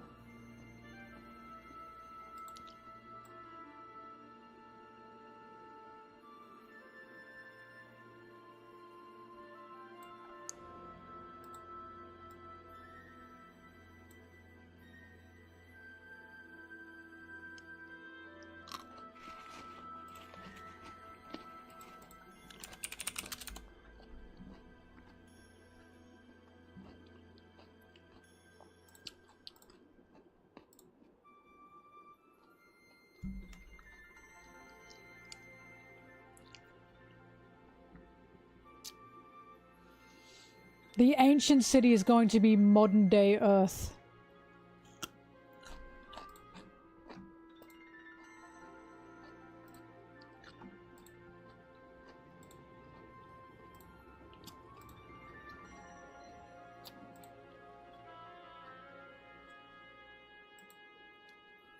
Roger laughed because Roger saw MelonTee's videos in the poneglyph, obviously. Because it was modern day.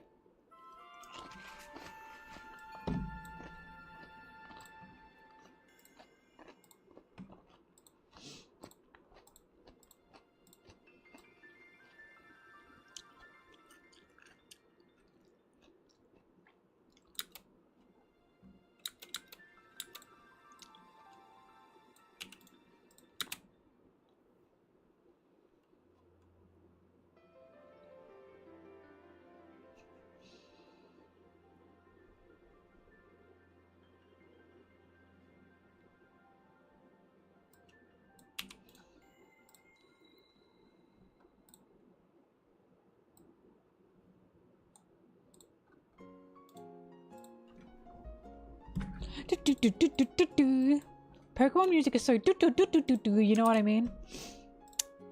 Please God, tell me you know what I mean.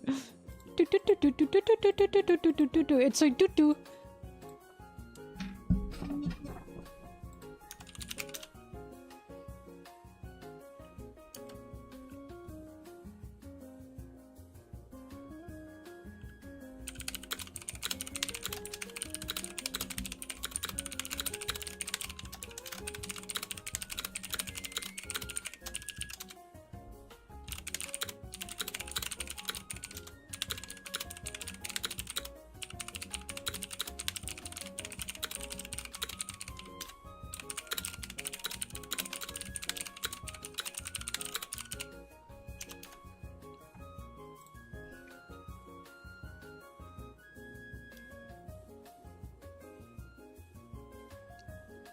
Kung Fu Panda 1's ending, everyone can be the Dragon Warrior. That's legit what I think it's gonna be.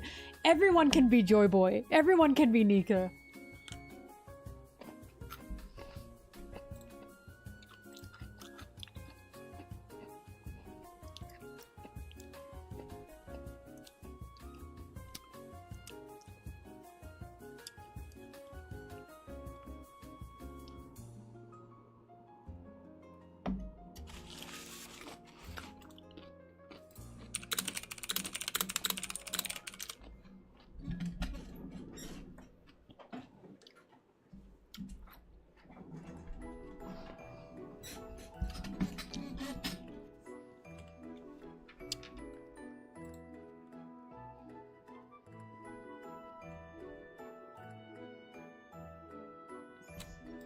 The new Puss in Boots movie. You mean Last Wish? Yeah.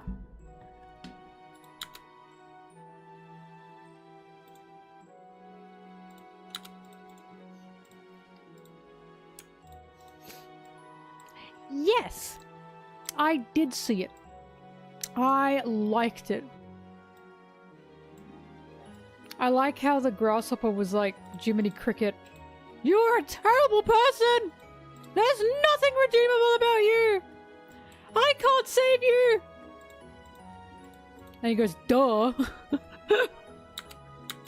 That's so Doffy core. What was it? I never had much. Just a mansion. And an inheritance. And a business to take over. That's so fucking Doffy.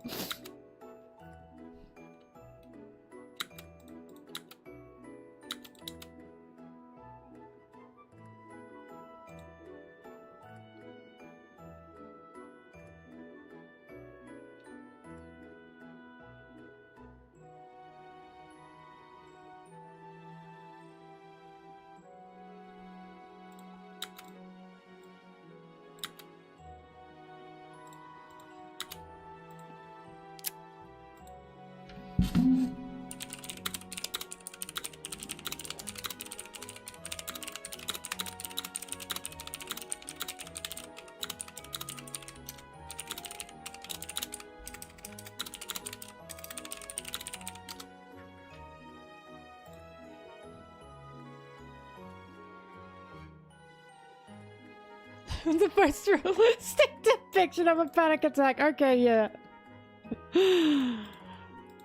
Realistic depiction of a panic attack, excuse me. They clearly didn't see Sanji sweating and huffing and smoking a billion cigarettes before having to meet his brothers. No one watches One Piece and it shows. God.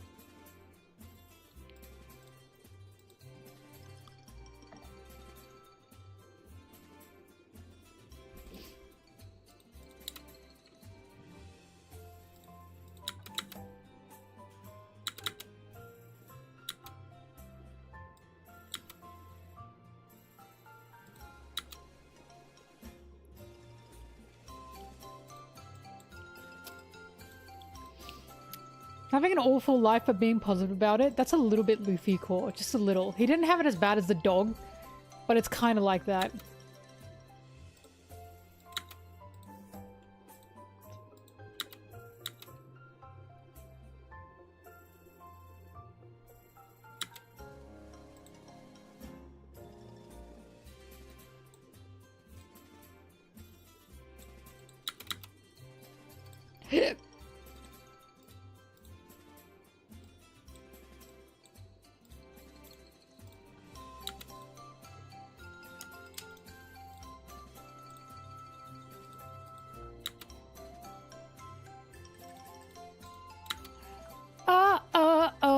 Oh.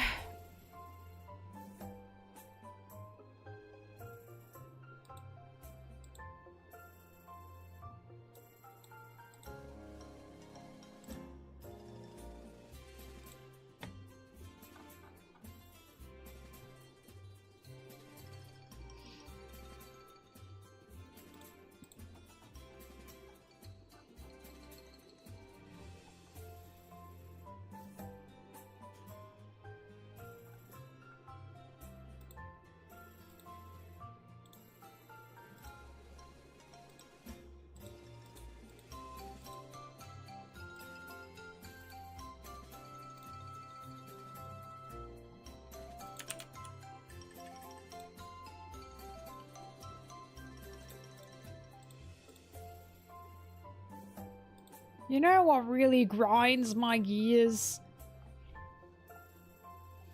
That is not a good one. That is an awful one. What an evil little man. Disgusting little man. I actually don't know if he's evil or disgusting. Jimmy Fallon is a drag queen! A drag queen! I'm the queen of drag, honey. Like, it's that guy, right? Like, not RuPaul, but the other one. The one that thought he was gonna get cancelled. That's Jimmy Fallon. Yeah, okay. I just know that he's on, for some reason, a Ben & Jerry's ice cream. And every time I go to the fucking grocery store and I see his stupid fucking face on that ice cream, I'm like, this is an awful, awful thing to put in an ice cream container. Who is buying that ice cream for Jimmy Fallon's face? I don't get it.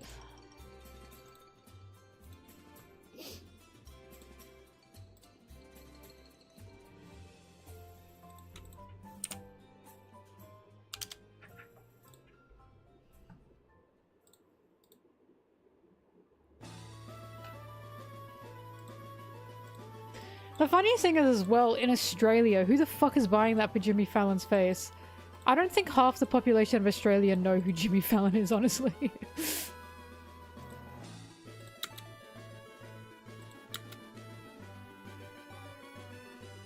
Tonight Dough? Is that really what it's called? The only thing keeping a show alive, the Tonight Dough. Ugh.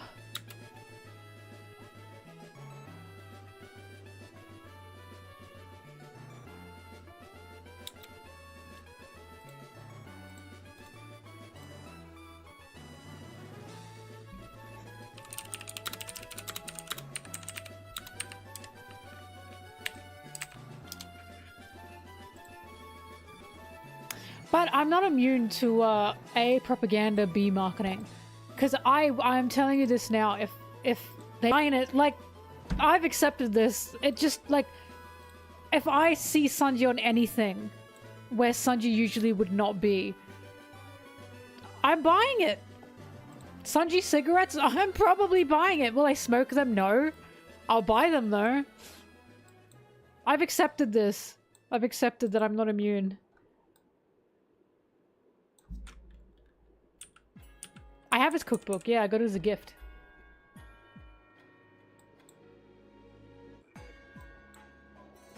Brig, since when did you like Sanji?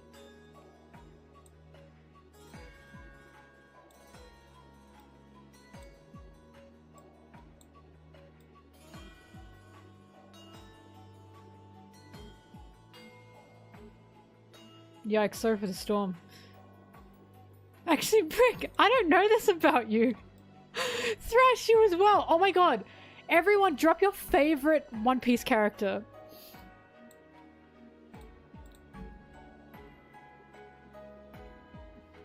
I think I know what Salem's is.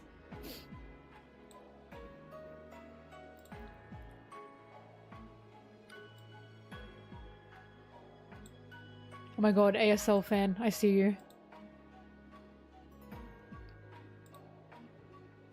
Sanji! Ah, I didn't know that about you, Brig. I don't know why, Brig, you seem like a Eustace Kid fan.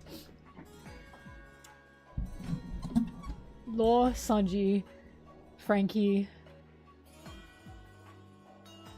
Okay, pick two, you can pick three. You'd rather walk into incoming traffic. Why are you not telling me your favorite character? Sabaki, I know who your favorite is.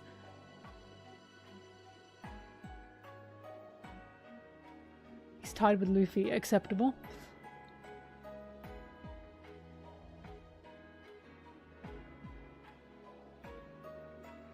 Law. Sanji and Law? Join the club. I think I have a demographic here. I think Sanji fans were starved for content until a crazy pink lady arrived.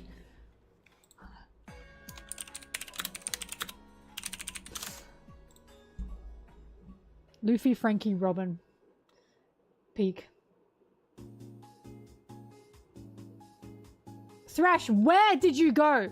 Luffy, Nami, Sanji, give me 10 options. Alright, I respect that, Thrash. Howdy do, boys.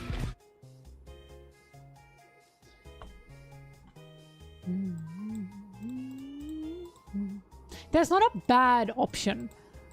Unless your option is Shamrock, there is not a single bad option for favorite character.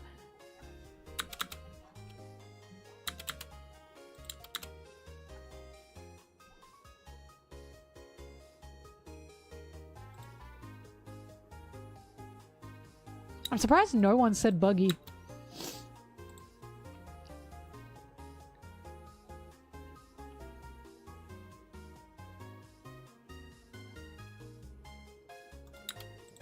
No, Brig, you just feel like a Eustace Kid fan because you keep instigating fights. And you keep getting taken out.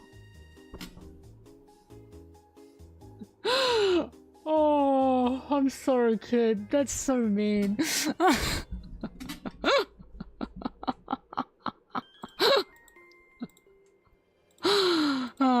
But it's true, right?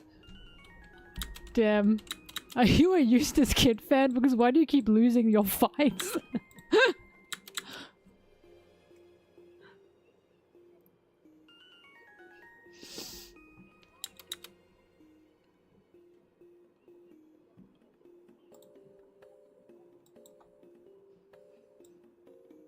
Luffy would say, I love raw milk. And Kid would say, why the fuck are you drinking raw milk? And Luffy would go, I don't know, tastes good. It's bad! Stop drinking raw milk! To be fair, both Law and Kid would do that.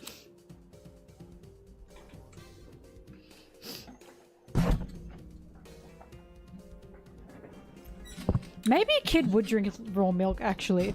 Maybe that's a bad analogy, because that's about health. But Kid yells at things quickly. Law would definitely yell, why are you drinking raw milk?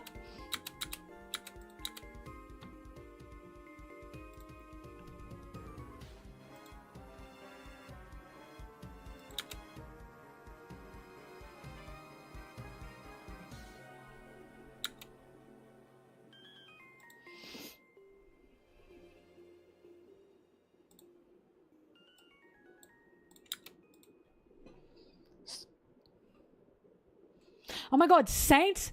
Is this Oda foreshadowing? Hang on a minute. Saint Sanji is going to be a thing. I knew it.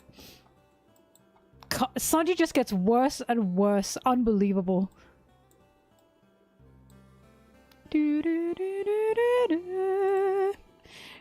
Brig, you are so copying me. It's actually really embarrassing for you.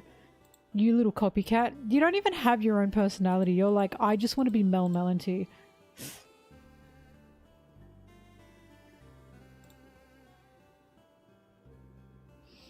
Sanji's 83rd backstory. I need to start making that a thing. I liked Egghead, but where was Sanji's 4th backstory? So far, Elbaf is good, but I'm kind of concerned at the lack of Sanji's 5th backstory. Oh my god, new thing to say. Surely the next chapter will get into Sanji's 6th backstory. Surely Elbaf will be Sanji's Whole Cake Island.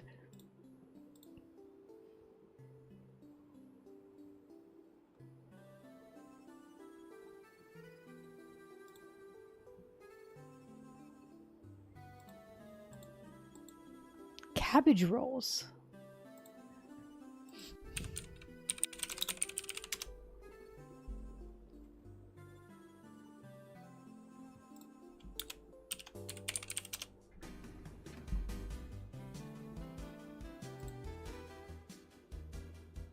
Cabbage rolls are Polish, apparently. I just wanted to check that. Damn. I mean, they are scrumptious, I won't lie.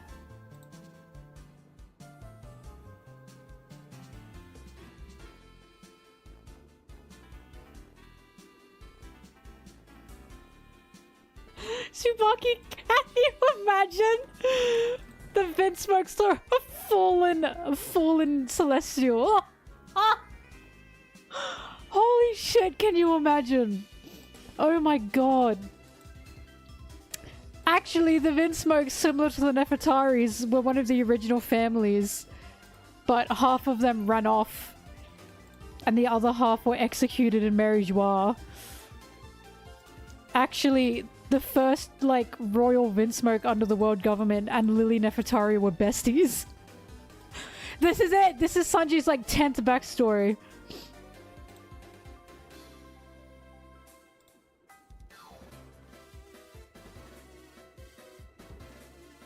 Every day I look at Sanji and go, he's a runaway prince. He's a banished prince. It's just fun. Isn't it fun? I think not! I'll fucking never get over them seeing Doffy flying through the sky. And Sanji's like, oh my god, how's he flying? I didn't know he could fly. And Law was like, ah yes, he uses strings to attach to clouds. And he then pulls on the strings. And he looks like he's flying. And Sanji went, makes sense. No, the fuck, that does not make sense. Where the fuck does that make sense? That pissed me off. That pissed me off. I was like, that does not make sense. Don't try and pretend that makes sense. You little smarty pants. If someone said that to me, I'd say, no fucking way can he actually do that. I'd be seeing it and I'd say, no way that's what he's doing. I just don't believe that. Right? How does it work? It's ridiculous. That is the necessary, that is the understandable reaction. That's ridiculous. Instead of Sanji's makes sense. No, that does not make sense. If Law said that to me, I'd turn to him and say, you just guessed that. Like, there's no way you actually know. Yeah, but Sanji makes sense. I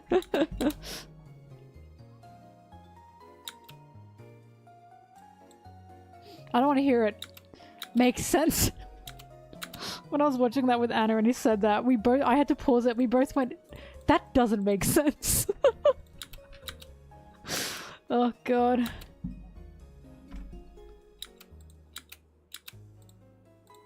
Sanji can create fire out of nothing, and Law has a devil fruit that is, I can do what I want because I said so.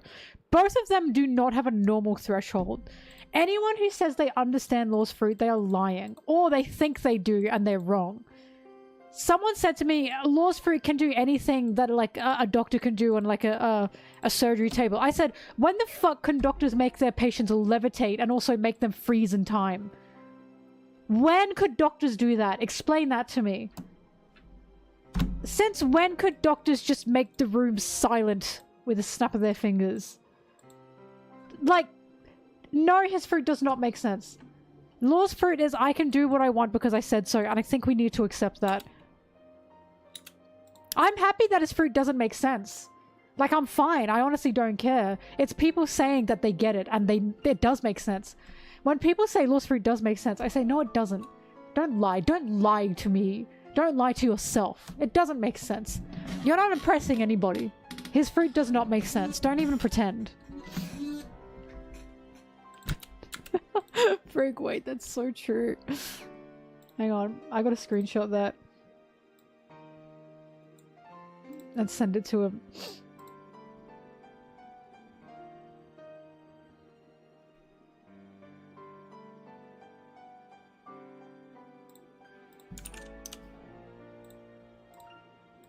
For once you were funny, Brig.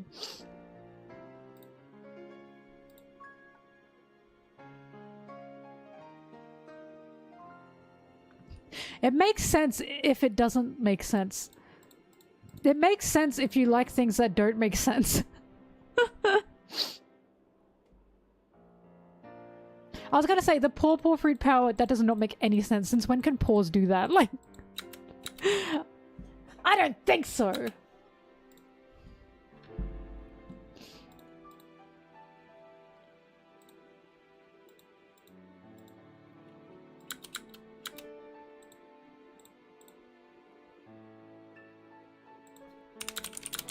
Nino, Brig says you're... Sorry.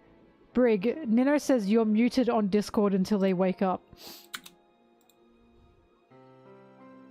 Cunty doctors can silence the room. The clique. Oh, I'm so sad I can't snap properly. Click or clique? Clique.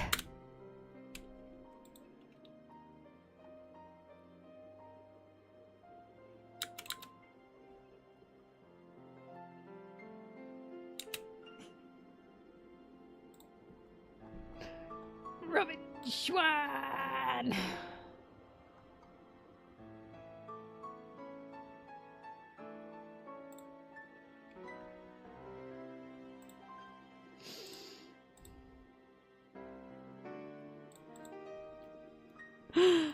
I do like the idea that the way devil fruits work is they work within the confines of like someone's own imagination. Like they'll never be super accurate to how things actually work because all devil fruits are made up from imagination and from ridiculous wants or crazy wants, like the jacket fruit, you know? The giraffe, why can the giraffe do what... Why can Kaku do what he does? Yeah, they can turn into cubes. They can spin!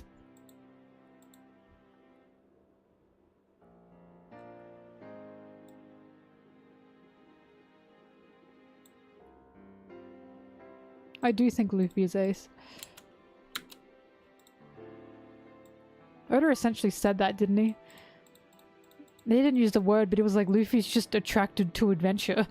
He's not attracted to anything or anyone but adventure. And meat, I think.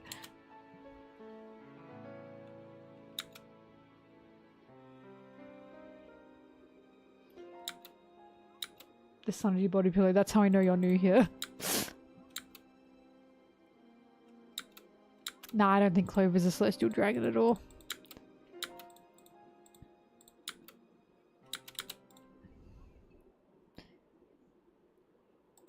I always have to say this.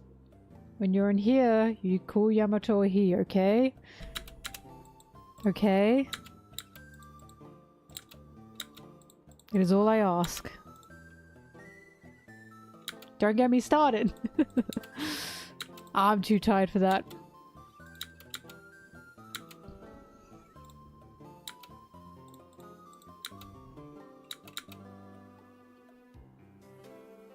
You're good. I appreciate the respect.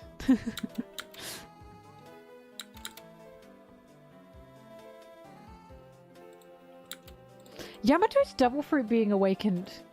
I thought it was just that Yamato had like a mythical fox fruit or something. Or what is it, like a wolf, a dog or something? I thought it was just that that's what it looks like, not that it was awakened.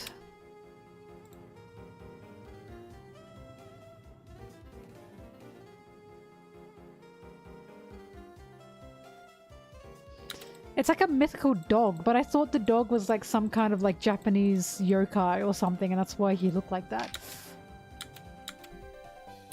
I don't know why he got Scarf. I don't know. Got that dog in him. A wolf. Some ice wolf.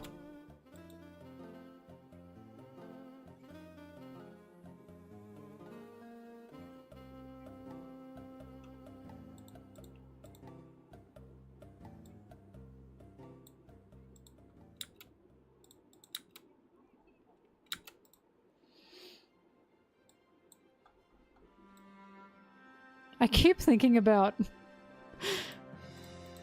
It's a good game if you like bad games now. Bro, what did you even say that about? Because now I say Until Dawn's a good game if you like bad games, but I don't remember what you originally said that about.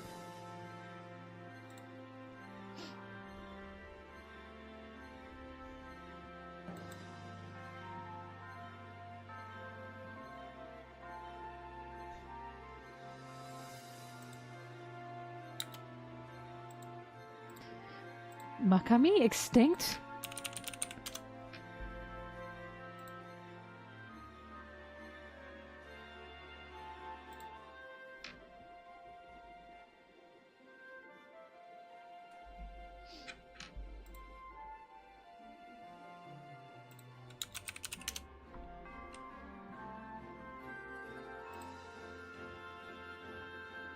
Japan had wolves. And I'm gonna be honest with you, they look so beta. These are such beta wolves. Look at this. What is this? What a sad little wolf. It's so little. It's so little and I look so nervous.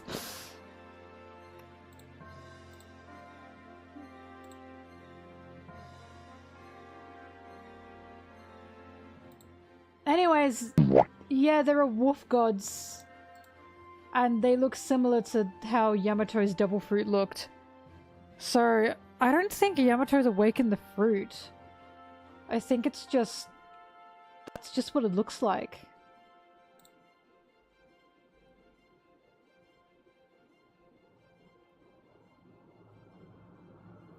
But you're right, he does have the thing around him.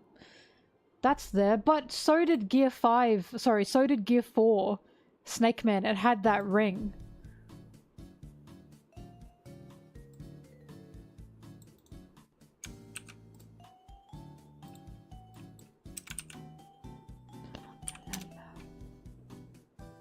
Ah!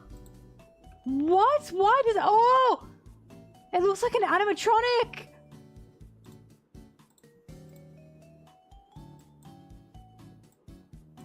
What?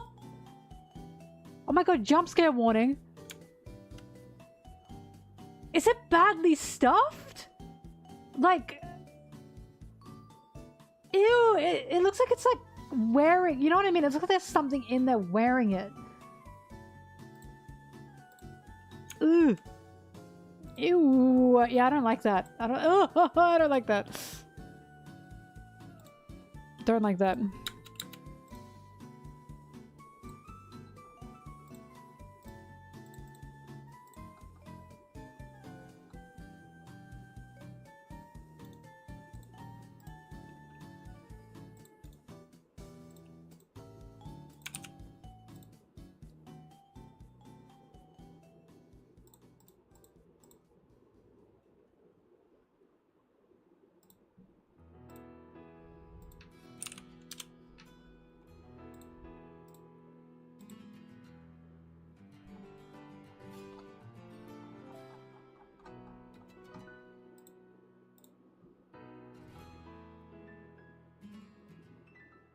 I didn't know what a lion looked like. Oh god.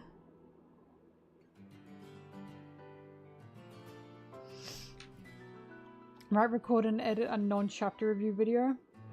It does depend on the length of the script. So, how long did the East Blue video take me? God, that took me like a month, didn't it? Just under a month, I think. My usual videos take me about... it's a day or two to write a script. 3 if I'm taking a long time. A day to record. A second day now to video record. So that's about 4 days. 5 if I'm taking too long. And then editing takes the longest. So it usually takes me, I'd say, 12 days. 12 days is probably quite a long time for a video like this though. Like the Zoro video I think took me about 10 days maybe?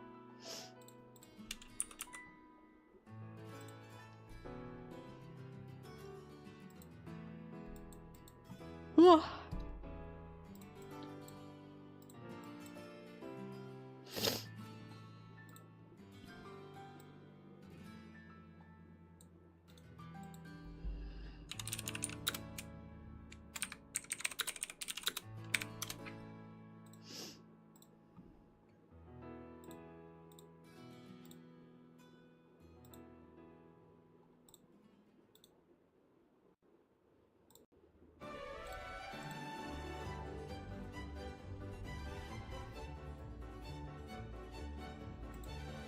I get some Twitch revenue, yes. I get Patreon as well. And I get sponsorships as well. So my main source of income is still YouTube, but I do still get like living expenses from other places as well.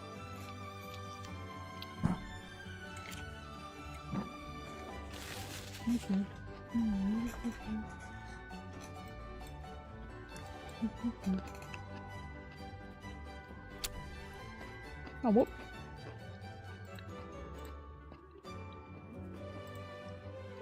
Oh, I didn't know how to save it. Oh no.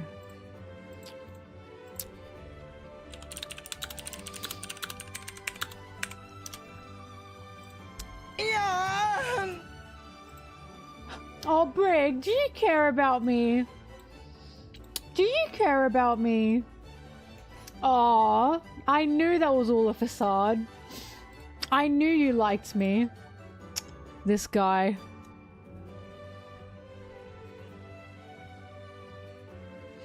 Roz, what's your top 3 Sanji moments? And it can't be... I needed a light. And it also can't be anything in Annie's lobby.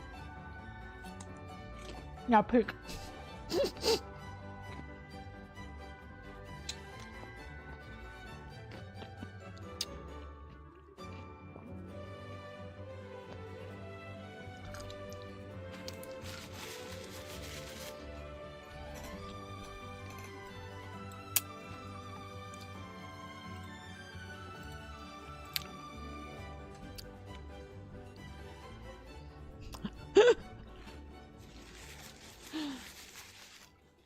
Guy with 3 eyes, that's cheating!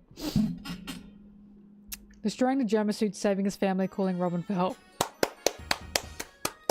I trust you. You are now in my trust circle. You are now in my trust circle.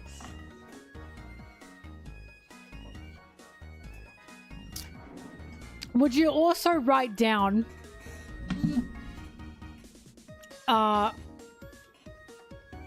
when he throws Nami, Brooke, and Chopper out of Beige's castle and turns back and says, "See ya."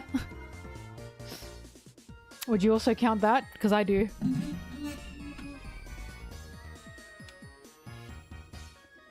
What am I looking for? Oh god, I gotta open my door. Ugh, it's been so hot lately.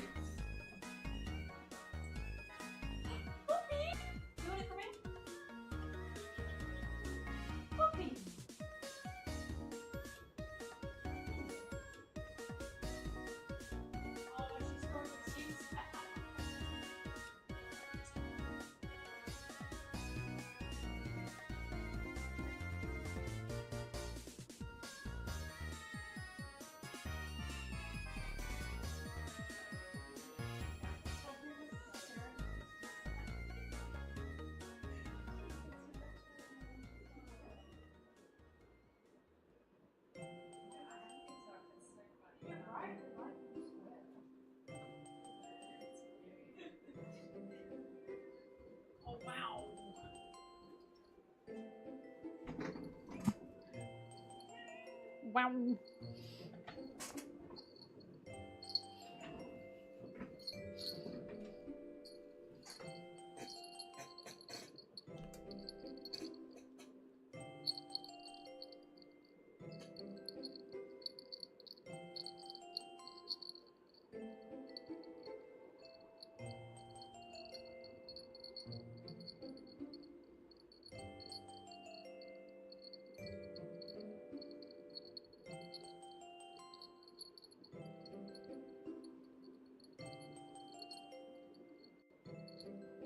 What are you looking at, Bobby? What are you seeing? Hmm? What are you seeing? What's up there? Oh, okay. Oh, I know. Oh. That is how the cat pays rent. That much is true, yes. Sanji getting mad at Devolve, that's a good one. That was very funny. I like how that was super serious. It just immediately turned into chaos in a funny way.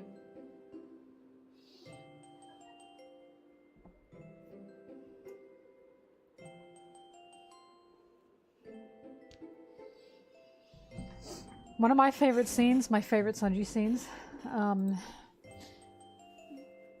my favorite Sanji scene ever is Luffy, I want to go back to the Sunny. That was peak. So Sanji saying he wants to go back to the Sunny. Sanji crying outside of Pudding's window. As the rain falls. Sanji saying goodbye to Nami and Co. Sanji saying a man always forgives a woman's lies. Sanji saying goodbye to Zeph. And also, have you heard of the All Blue? Of course, classic.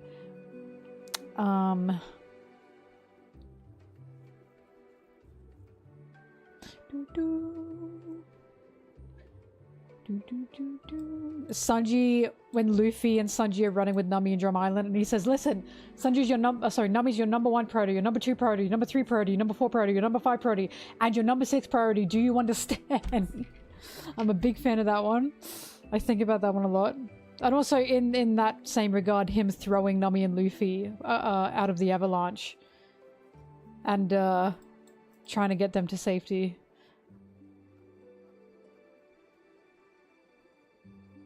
Sanji supporting Chopper during Skypiea? I remember Usopp doing that.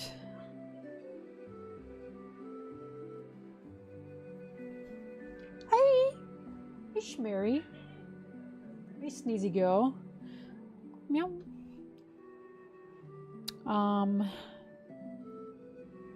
Yeah.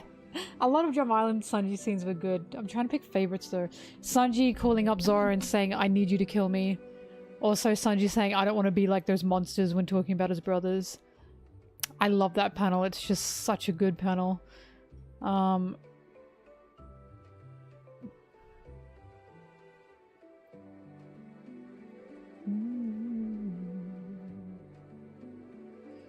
It's not a Sanji scene, but Sanji standing next to Gear 5 Luffy and Egghead was just... That was really cool.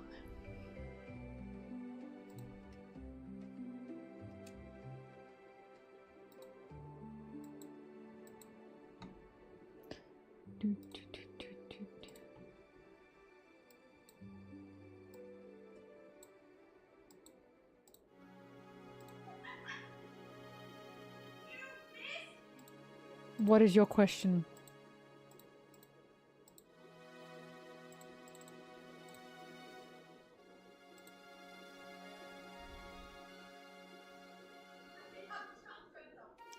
Frig, I'm sorry. I appreciate the support, but the subs are not considered Patreon tiers, no. Because I can't make that exception, I'm sorry.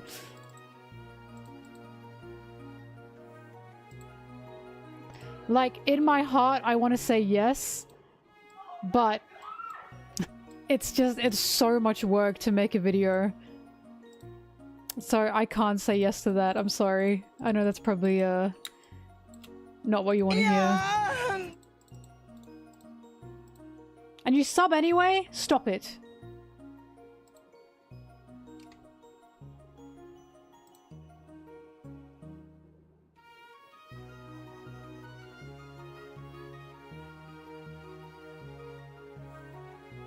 Oh! Piranha 7, do you mean in Drum Island? When Chopper says, what is he, when he's talking about Luffy, and Sanji says, what? He's a like, you don't know? He's a monster! Is that what you mean? Because, yeah, that's a very good scene. I was thinking of that one, too.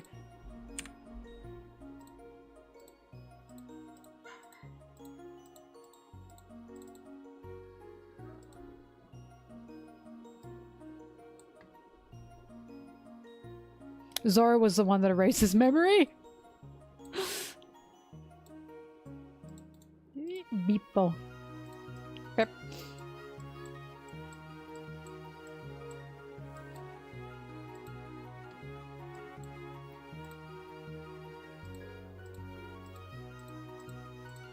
Of course, Long Ring Longland. Bull boy. Classic.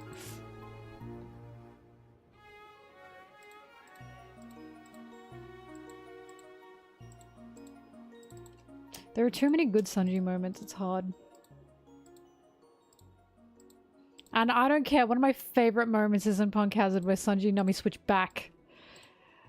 And Sanji's body hurts. He like had just been slapped by Nami because she's like, you definitely did something, because she's like, something feels off, but like it was absolutely nothing. She was just feeling like different.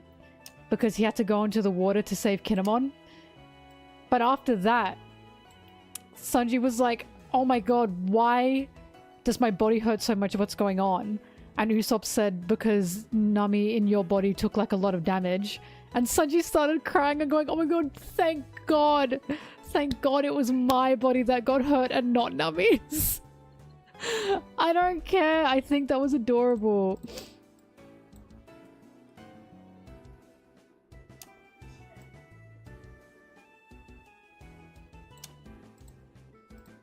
Also, when Nami is saying, we have to save these children in Punk Hazard. And Sanji, of course, jumps forward to help after Nami is like saying, we have to. And then Sanji says, she's nice to kids. Well, she's only nice to kids. But I love that. I love that line. I think about that a lot. She's nice to kids. Well, she's only nice to kids. But I like that.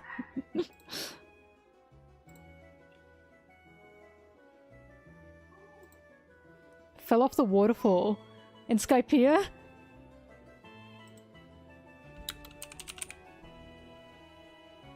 Smerry! You are on camera. Not ladylike. I have to check she's not looking at her stitches.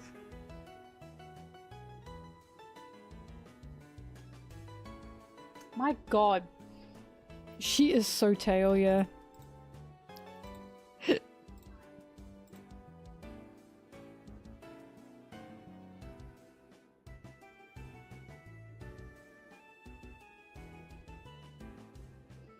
That was another bit. Sanji ran off because he wanted to help Kinemon. And then Law, like, joined the Straw Hats crew for a while there. And he switched everyone back. But Nami went from Sanji's body, sorry, from Frankie's body into Sanji's body. And Nami was like, why am I not in my body? And Law said, because Sanji's not here. And she started crying.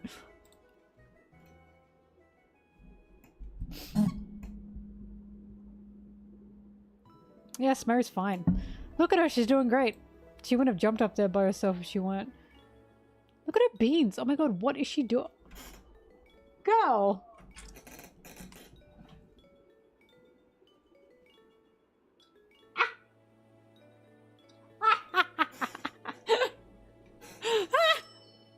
Oh my god, ugly ass cat.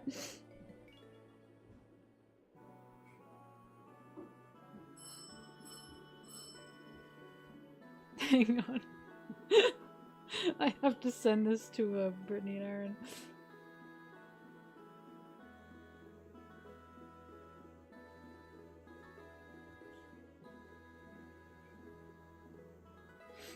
Delete that shit now. Are you still sitting like that? What are you doing?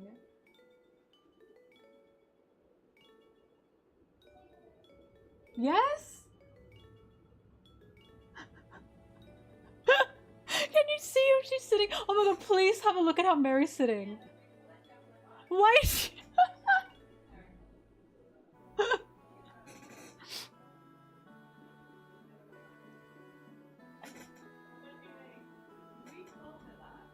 She ugly.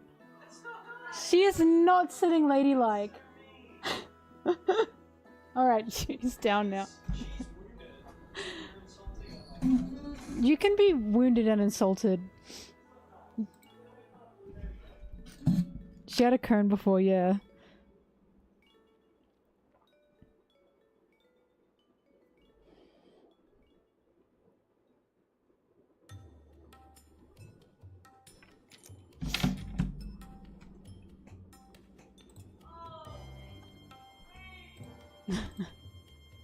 Hang on, I'm gonna show you the photos I took.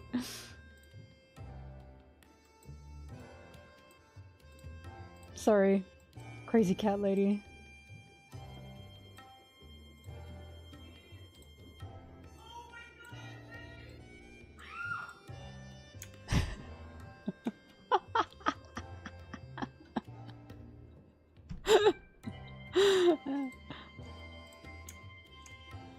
Look at her.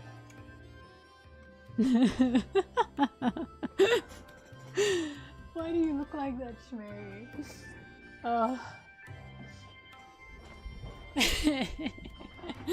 Pause up.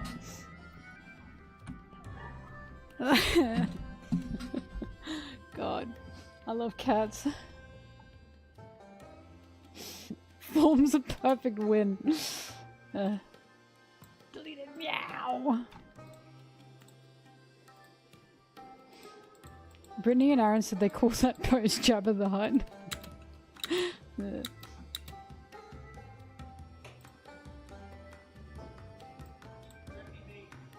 Your cat sometimes is a bit unladylike. But she is unladylike. Bobbing gives beautiful princess vibes. You could never catch Blueberry looking ugly. Aaron, I am not talking to you!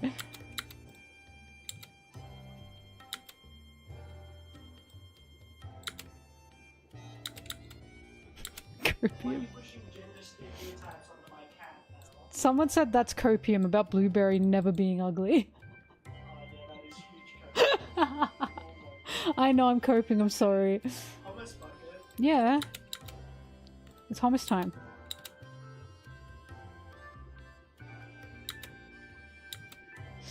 I didn't send Inky to the Discord. Oh, you mean Sarah. My bad.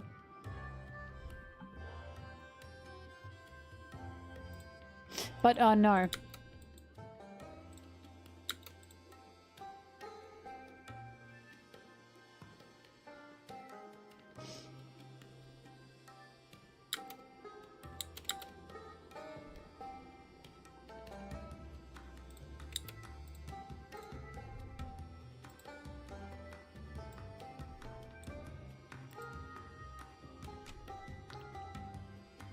Why is it strange for your dog to hate peanut butter but love sour cream? Those are two totally different foods.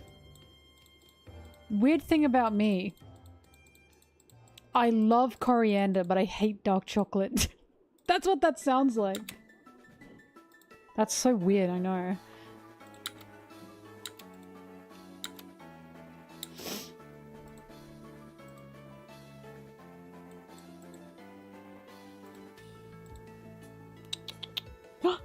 Popping! Popping! Hello, Popping. Yeah, you want to come to my room, don't you?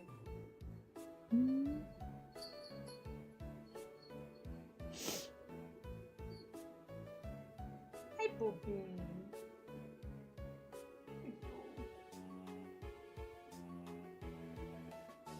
My princess is here. And she just lied down.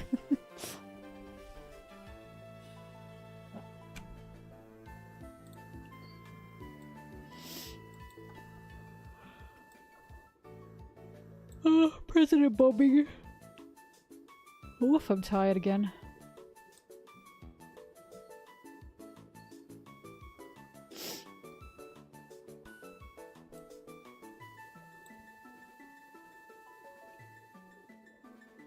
Okay.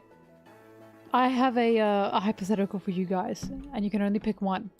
Out of these two options, what would you pick? Everything tastes delicious. You can eat everything. All food is really scrumptious, like super scrumptious, but you're allergic to all of it. It's not a deathly allergy, not for everything, but you still have an allergy. Or everything tastes yucky and gross, but you're not allergic to anything. Which one would you pick?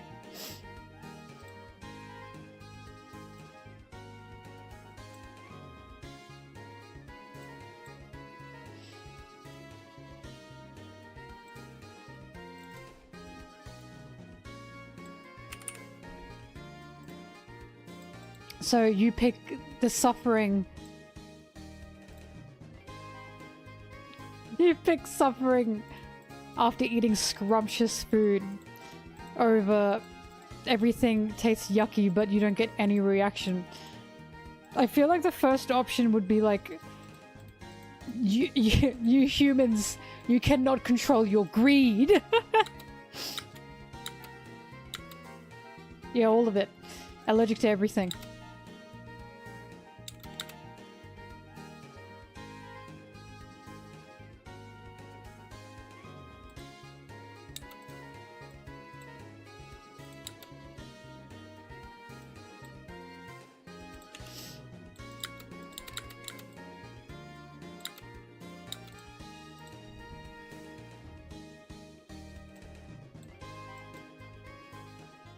everything. Allergic to everything.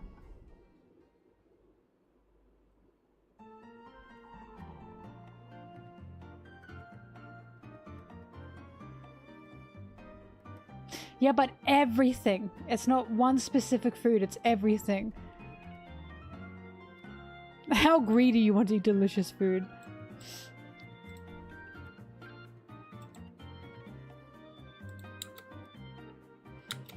Every food. No, not like... not like that.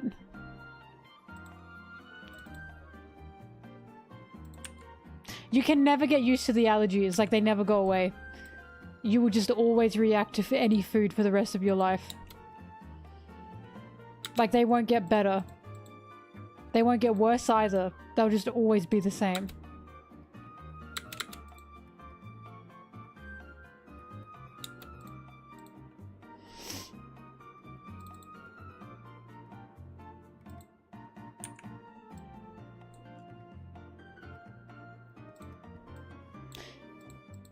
They won't kill you, but they will still make you react in uncomfortable ways, such as breaking out in rashes. You have taken no photos of Blueberry where she's been ugly. Where's your proof?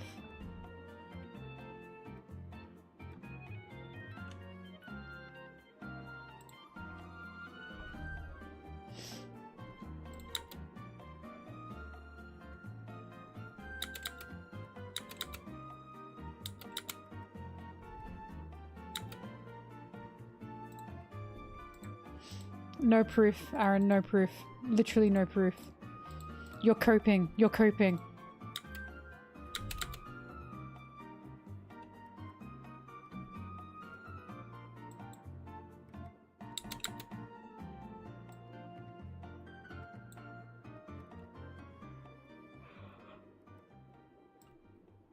I bet he's scrambling to find one right now and he's never gonna find one. You can't even find one. You can't even find an ugly Blueberry photo. The proof is in the pudding, my guy.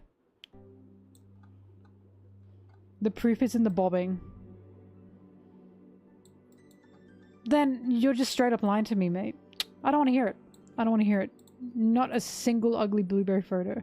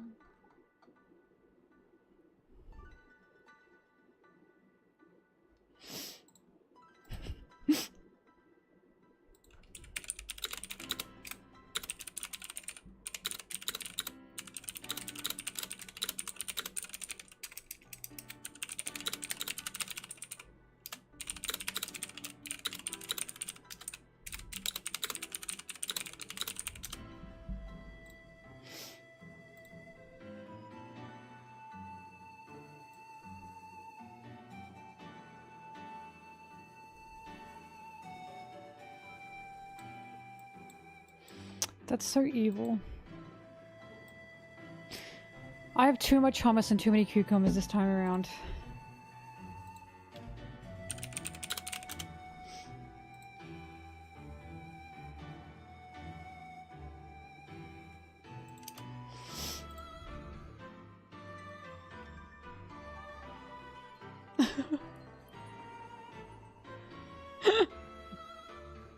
God.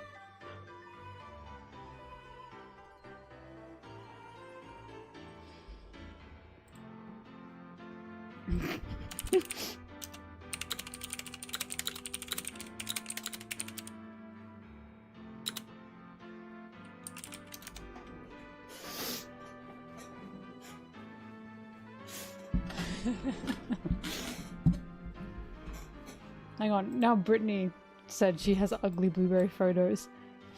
We will find out if ugly Blueberry is real, but I just doubt it. Blueberry is beautiful. You can never catch her at a bad angle.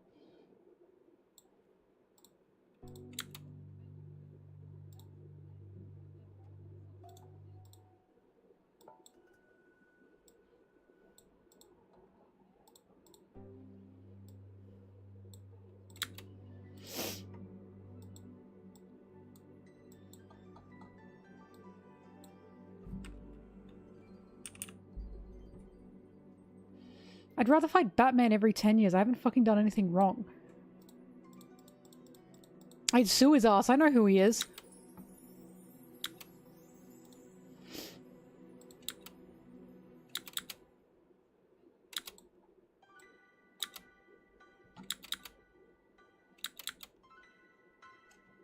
Bro, just take his belt from him. What's he gonna do?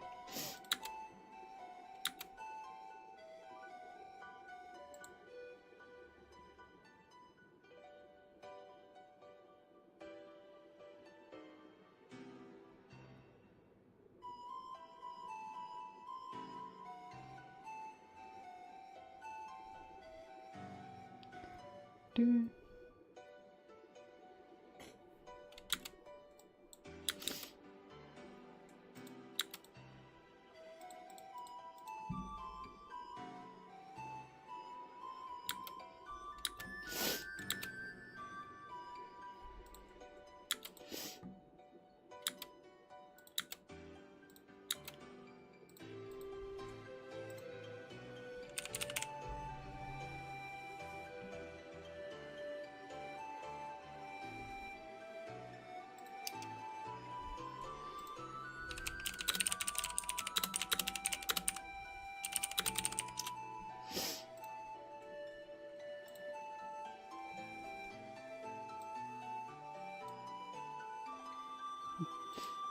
So far, no ugly blueberry has been sent my way.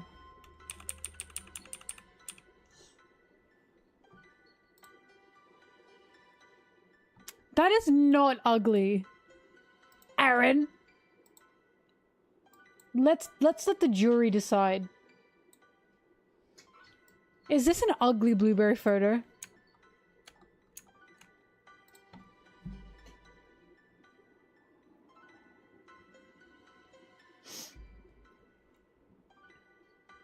Right? That's diva. 'Cause she's diva. You just don't get it. Atrocious.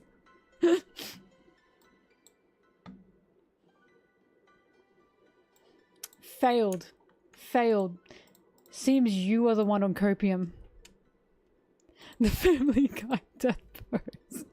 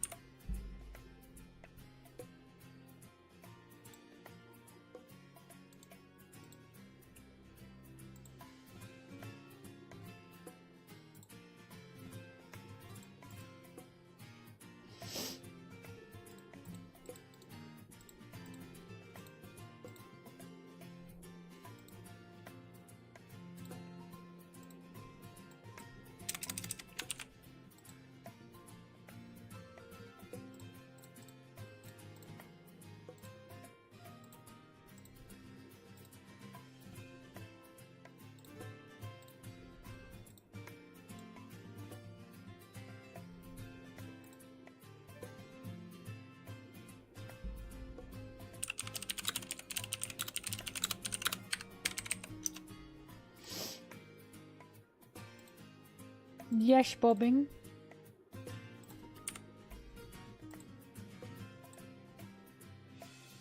Do you want to jump off? Hang on. I'll be back. Bobbing wants my table. Oh, I know you want to jump up. I know. I know! Oh my god, calm down. Give me a sec, Bobbing. Mummy's working. Oh my god, Bob!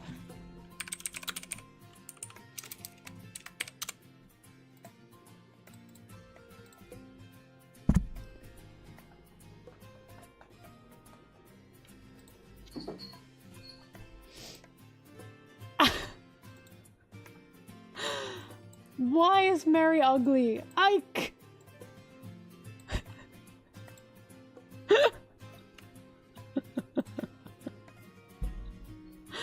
Aaron, I told you to find me an ugly photo of Blueberry.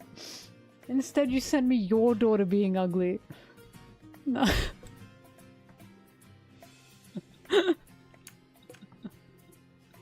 Oh my god. You'll never catch Blueberry doing that. Anyways, hang on, I'll be back. I gotta make her tea.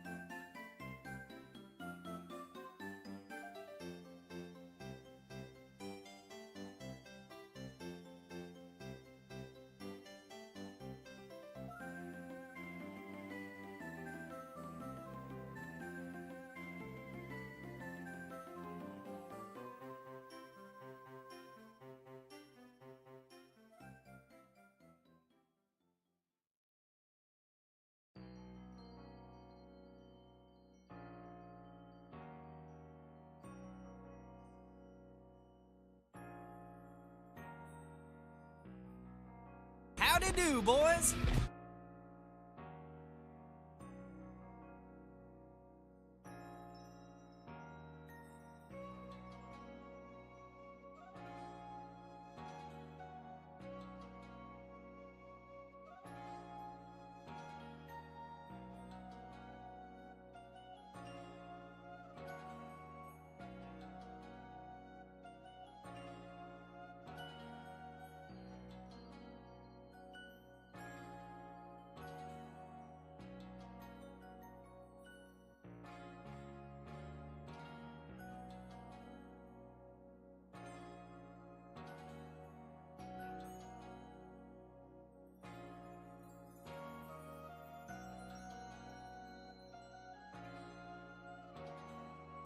Aaron, oh my god. You didn't tell me you were cheating on Brittany? What friend did you ask out? And what do you mean you've been seeing them for 5 years? Ah, men are all the same. They're all the same. This is unbelievable.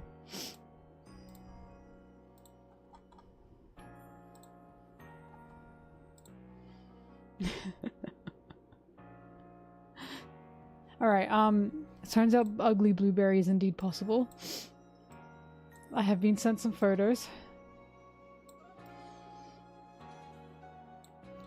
First of all. Alright. Second of all.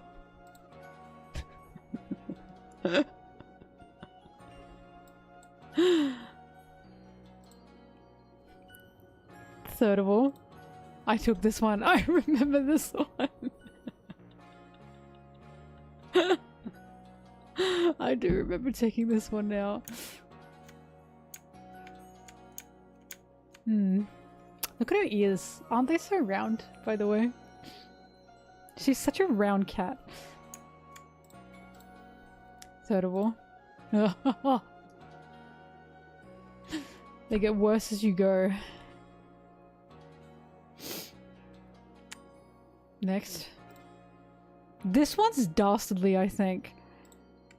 This one's really devious. I really don't know about this one.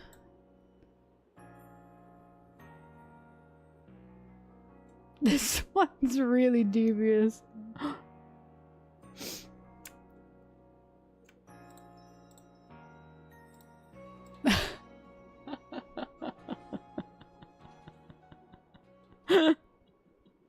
That was pretty bad.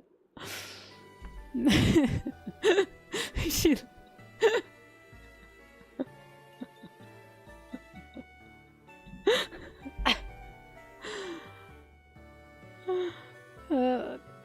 she looks like she's smiling, yeah.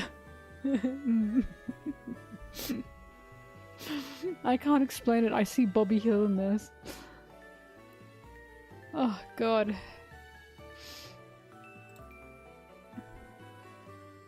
This one's not too bad. Just keep an eye out. And then last one. Oh, it's the same one. Last one is the first one. No, never mind. We've already seen that. What? Oh, I had it twice.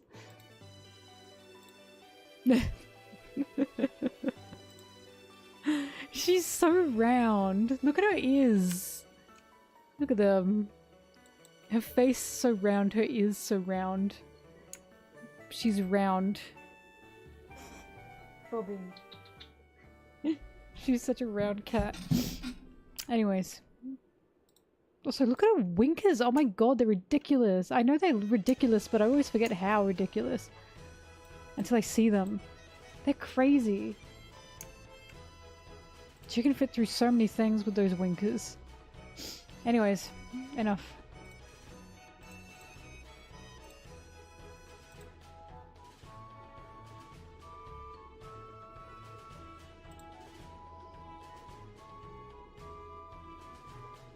Fun fact about her bell, I got a collar from Japan, and then I found a charm with the exact same bell but pink, and I put it on my bag. So my little bag has the same bell as Blueberry's bell.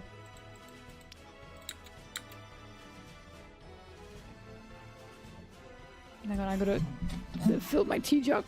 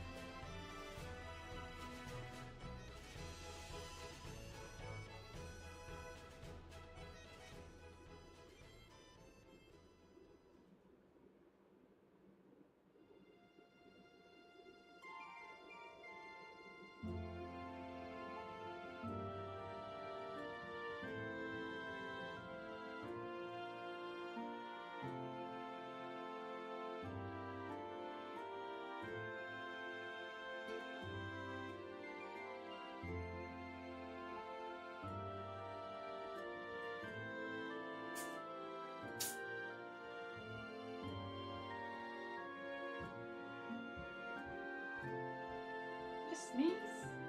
Sneezy? Oh, okay.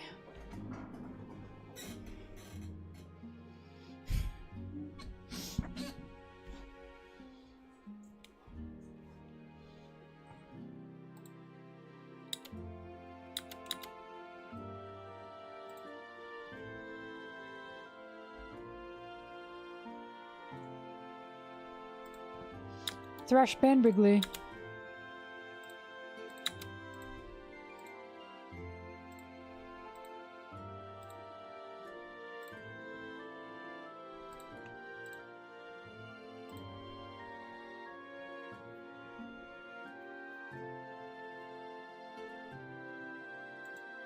Thanks, Thrash.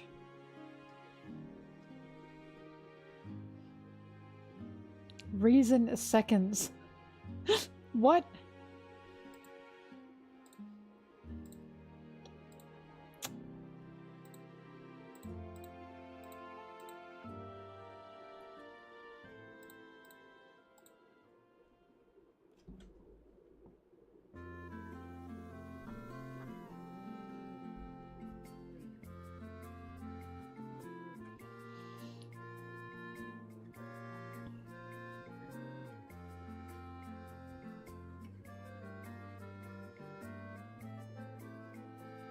I think Shamrock would make a magnificent mod.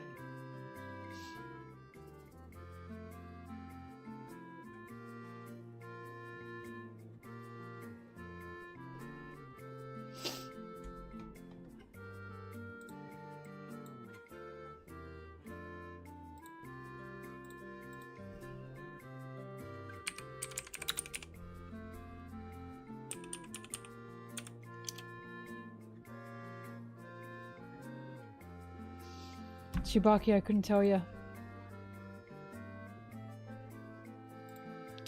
Ban Wrigley. Give them what they want.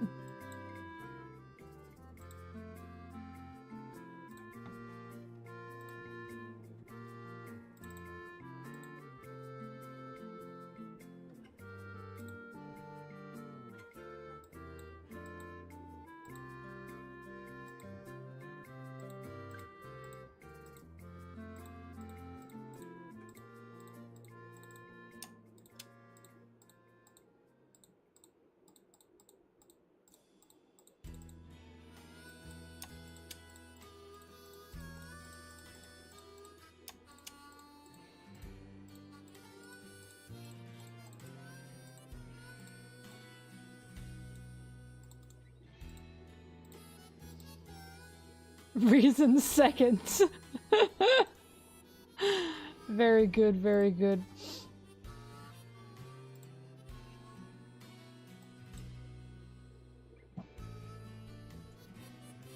The best movie in the Cars trilogy, the first movie?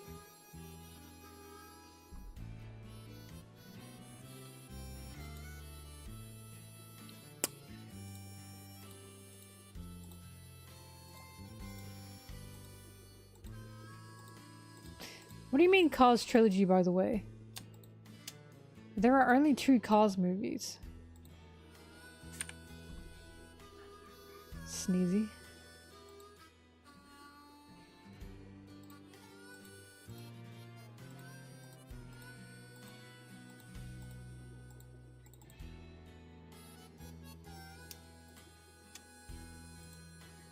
What do you mean? There are only 2.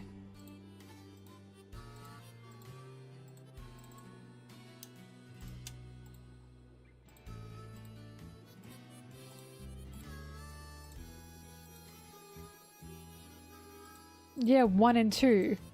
The first one was about Lightning McQueen. The second one was about Lightning McQueen getting old. Duh. 1 and 2.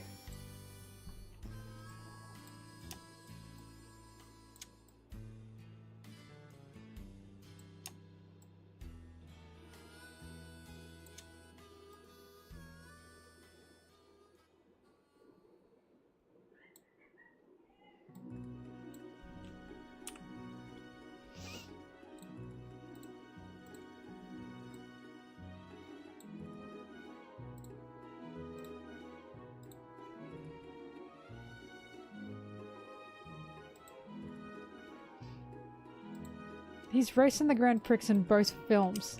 Dumbass.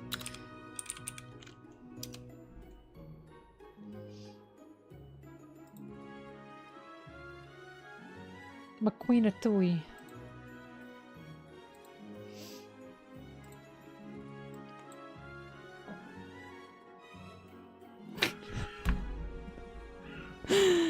If it's pronounced pre, why is it spelt like that?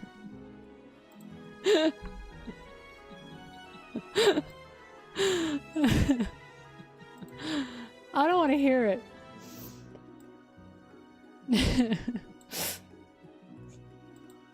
I don't want to hear it. Grand Prix. It's stupid.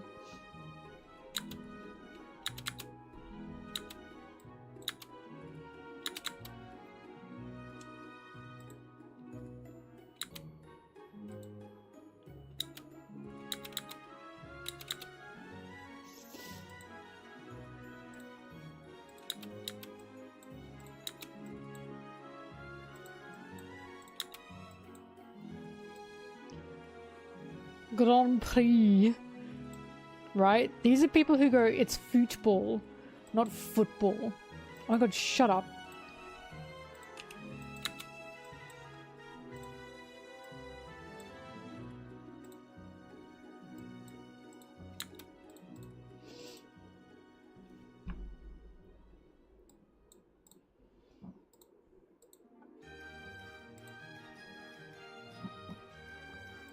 Cemetery. A graveyard. A manor. A haunted house. Arachnid. A spider. The cranium. A skull.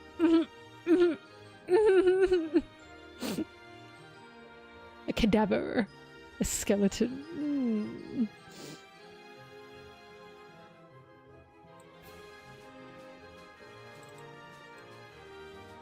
The hot accent, do you mean British?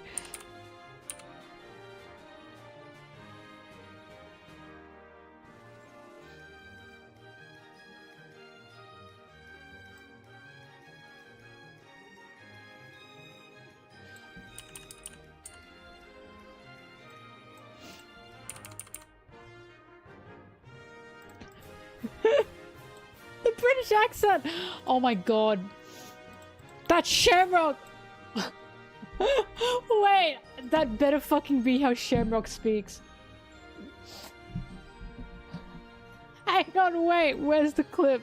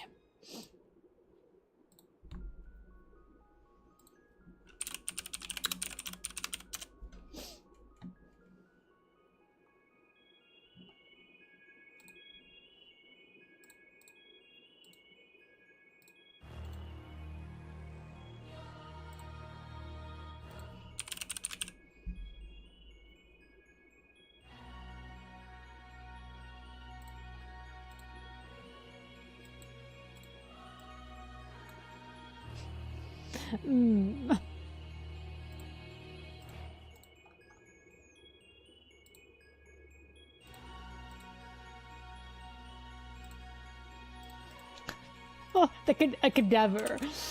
I'm just doing a meme.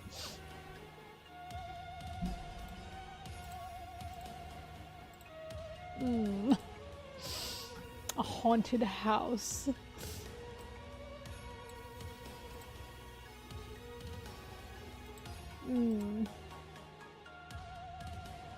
Enough! Enough!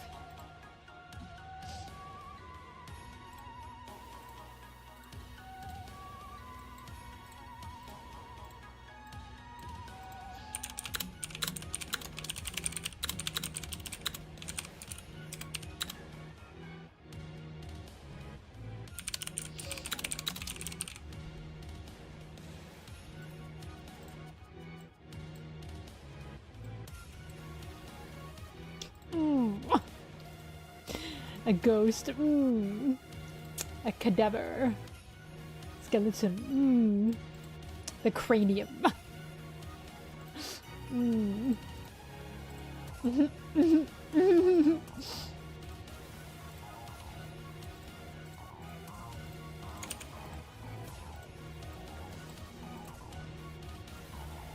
Arachnid.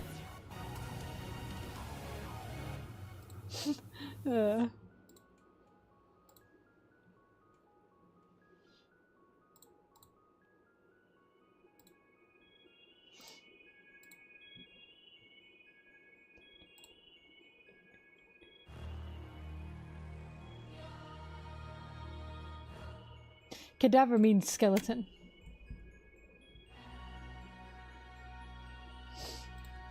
Like it's just another word for skeleton. But it's like old.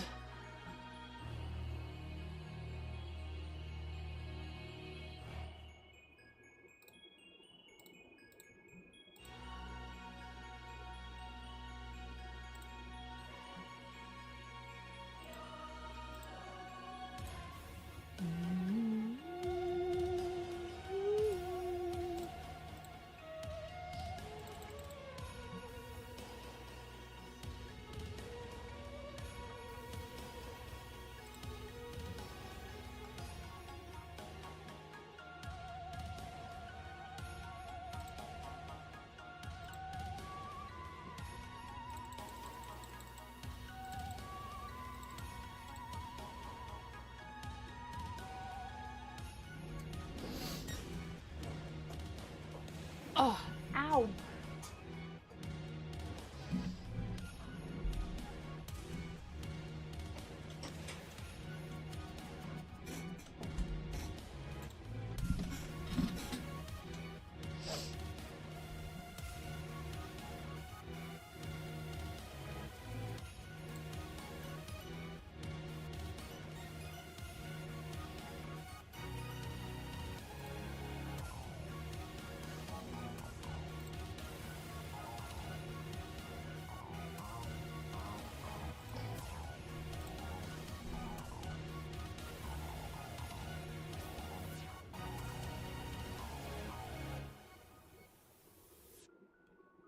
Not the pickup lines again. Enough.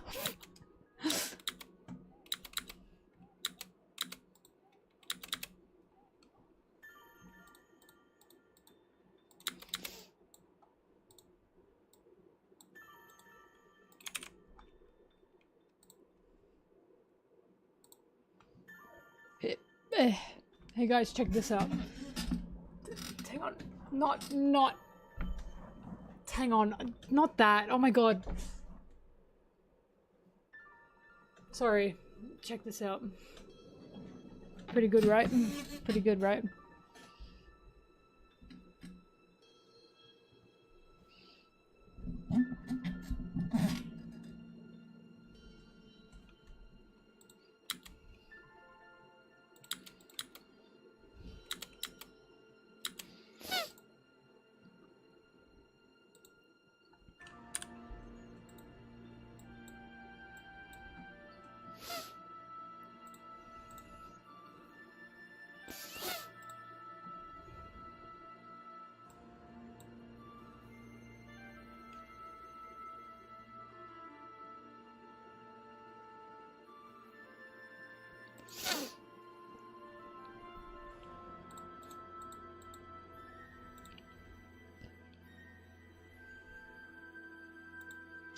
Oh my god, are you the One Piece? Because you make me laugh.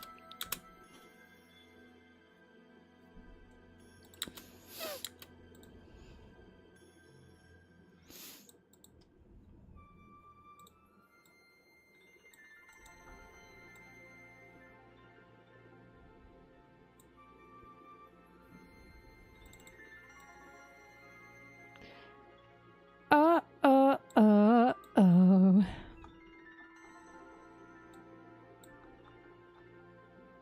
This chat's a disgrace. This chat disgusts me. Shut up, Thrash! Oh my god. My nose is so dry because of the summer.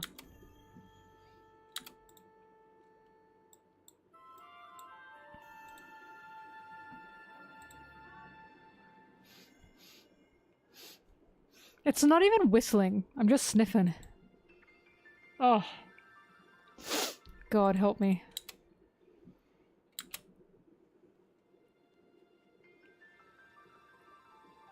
What do you listen off Pokemon for? Stop that. Are they on your hit list?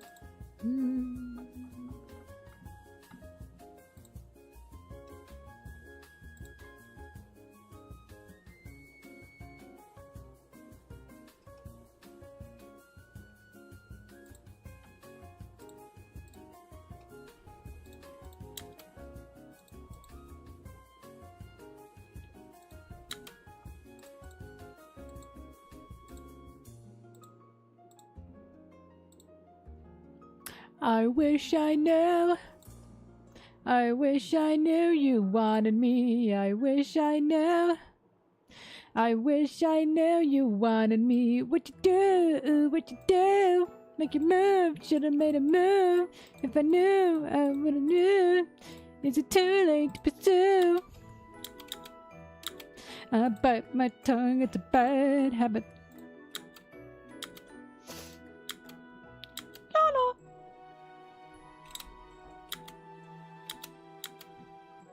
Yes? Give me your best. Lala! Give me one. Oh my god, what a party pooper. Aaron didn't. Lala! If Aaron were in this chat right now, I'd ban him for that.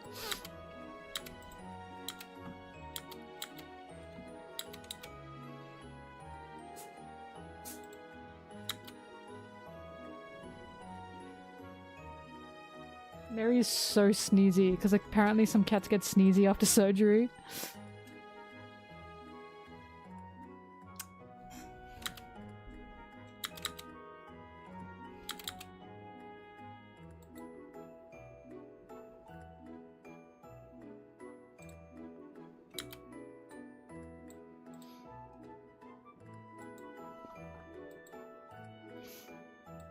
This is such prancing around music. Doing a little twirl, you know.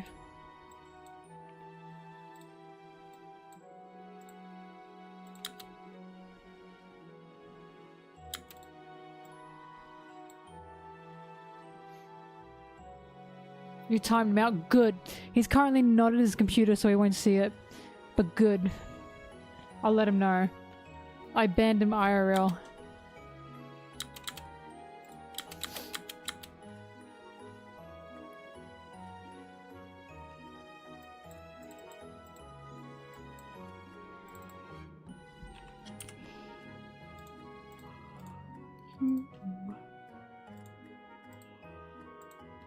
I wish I knew. I love this music, but I think I want to listen to my own for a little bit. Don't worry, the music for you will still be playing.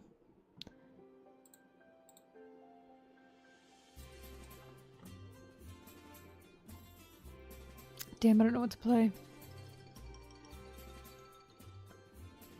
I haven't listened to this in a while. I say as if you know what I'm listening to.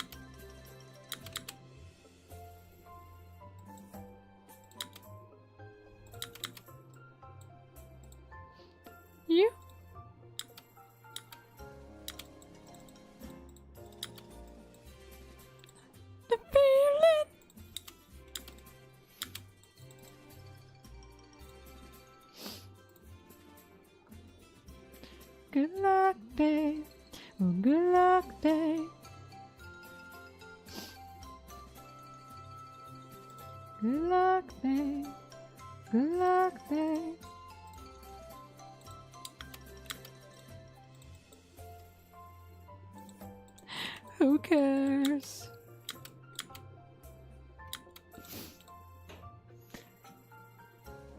Aaron, you were banned because you didn't. No. You have to do that. Hang on, do you want me to hide you? You can come and grab her if you want, but you will be on camera. Oh my god, don't look! Respect the privacy of this man who also streams. Yeah, I'm fine, Spider-Man. No Lala, by the way. Thank you, that's all I asked for. Yes. Thrash, unban him.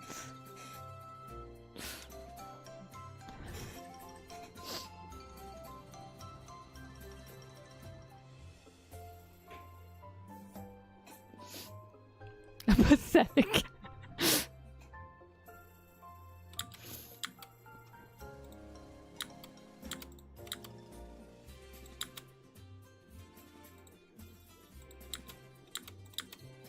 I just need a little care. You're not enough. 'Cause me, baby, you can kiss 100 boys and buzz. You can say it's just the way you are. Not a stupid reason. Good luck, babe. Oh, good luck, babe. You'll have to stop the world just to stop the feeling. Good luck, babe. Good luck, babe. Have to stop the world just to stop the feeling. Ah, this is so shuggy.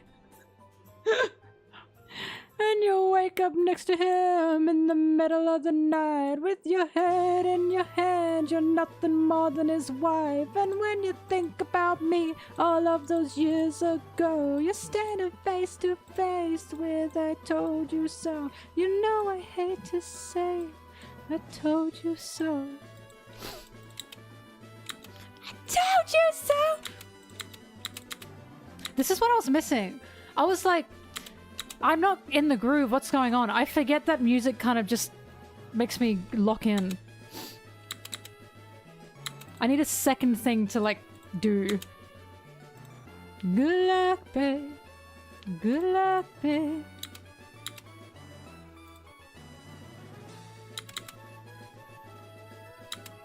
Good luck, babe. You have to stop the world just to stop the feeling.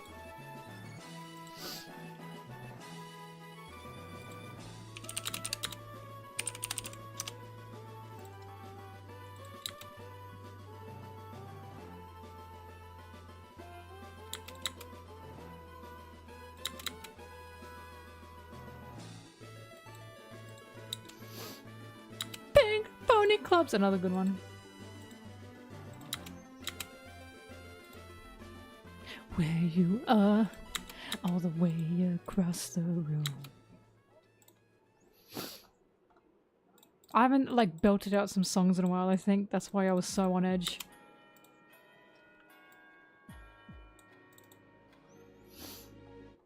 Shut up, Alina. I die for you, I die for you, I die for you. I tried for you, I tried for you, I tried.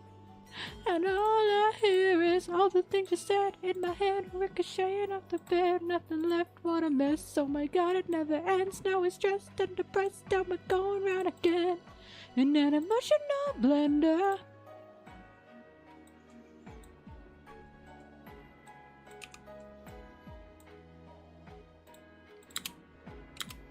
In an emotional blender.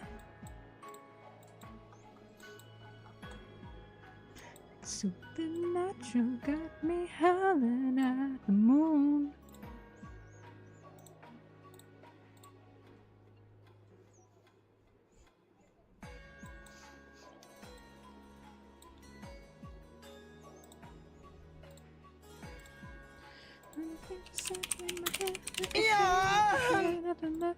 Thank you for the sub again, Brig. Oops. If Brigley gives you a sub, it means they like you. All the things you said in the bed. Bye, Brig.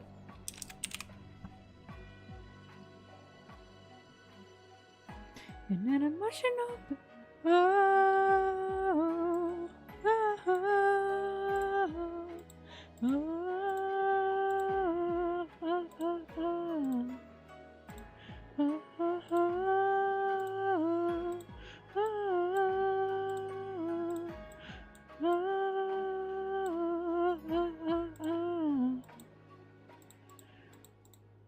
Brigley's so tsundere.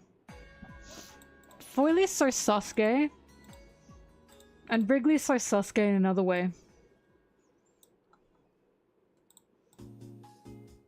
Foily's so Sasuke in the world was always going to burn anyways. And Brigley's so Sasuke in I don't like you or anything. Boa!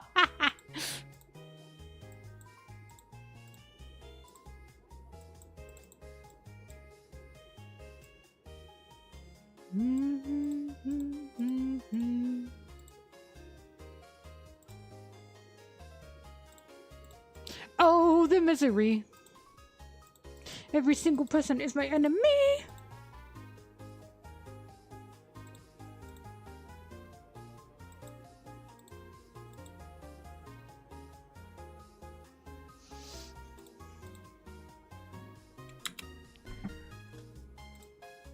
Zim! Oh my god! Have Zim and Brigley ever been in the same room? This is crazy.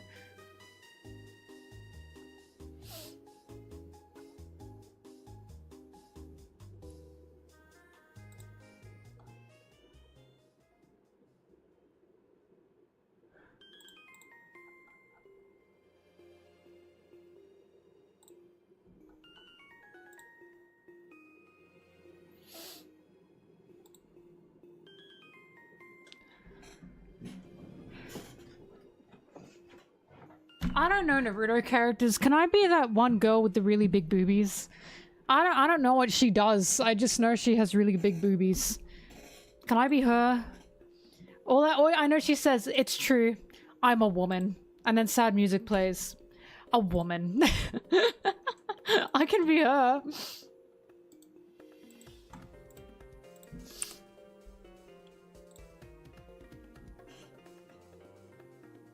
I don't know what she does.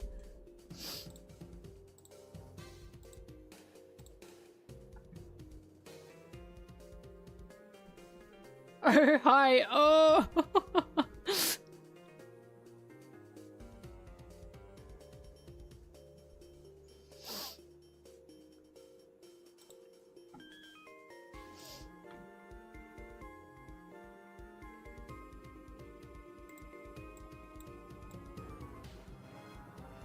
He moaned about this loud. Oh!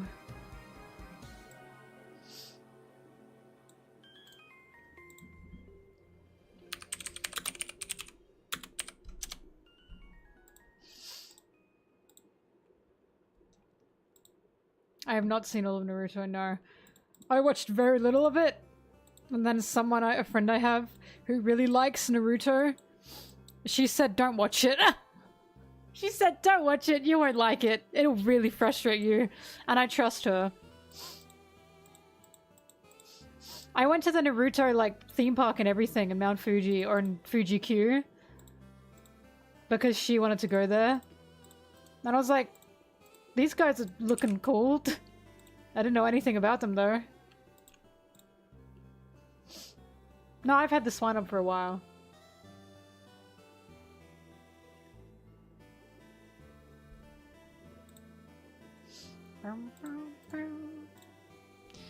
Let me stop manga page.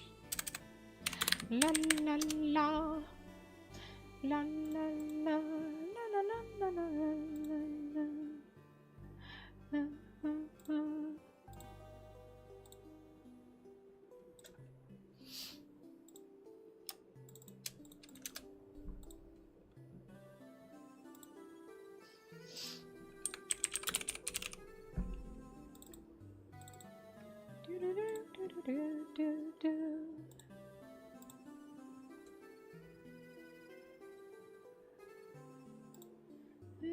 survive. No, knows but you.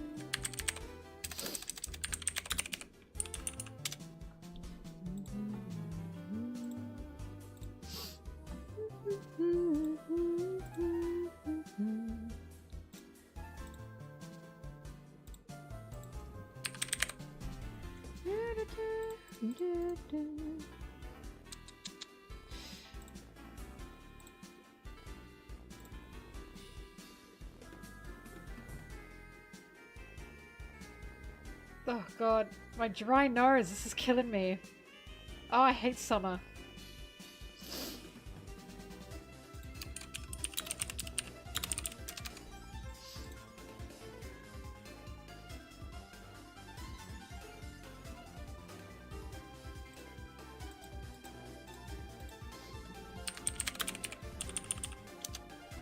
Summers are incredibly dry for me.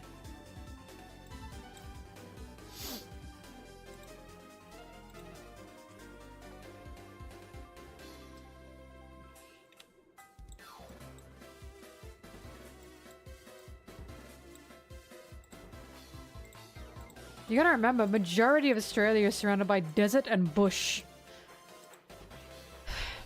And it sucks!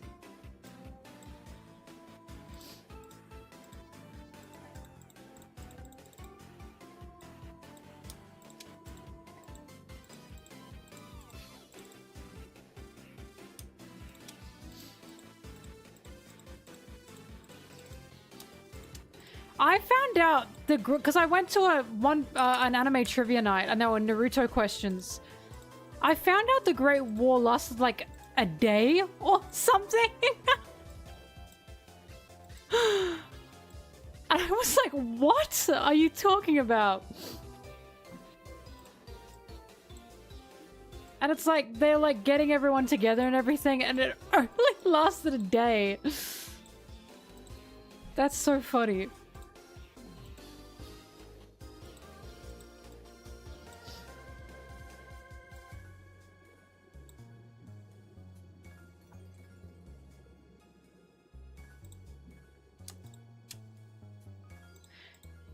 The Paramount War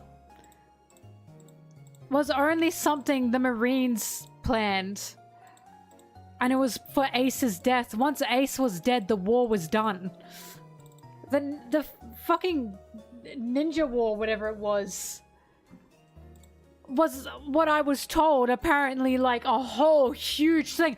Everyone came together or something. Like, the Paramount War wasn't every single pirate in fucking One Piece.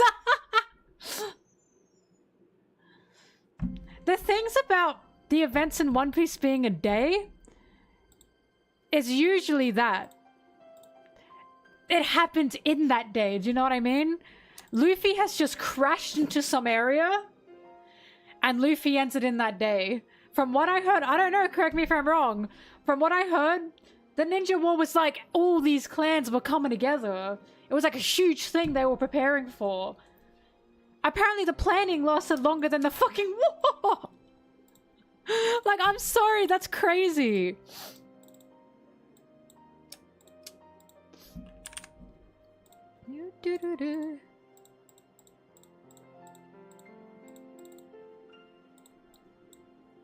Oh, God.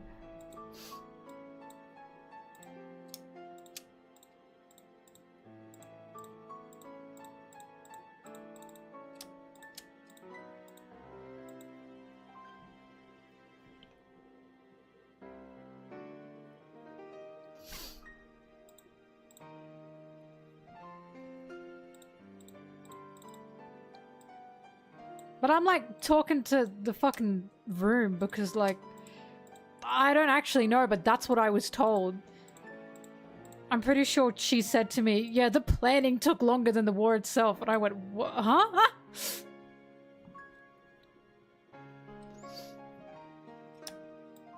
my god, Sasuke. The funniest thing is, when I was in the Naruto museum, because there is one. By the way, the Naruto Museum has no manga panels. None. It's all the anime. And I was walking around and I looked at my friend and I said, why is it all the anime? And she said, I actually don't know. That is incredibly weird. But, there was like a little thing of like the history of Naruto we could watch. And they went through the Ninja War. And then Naruto and Sasuke started fighting. And I said to her, so why did like Naruto and Sasuke actually fight? I don't actually know.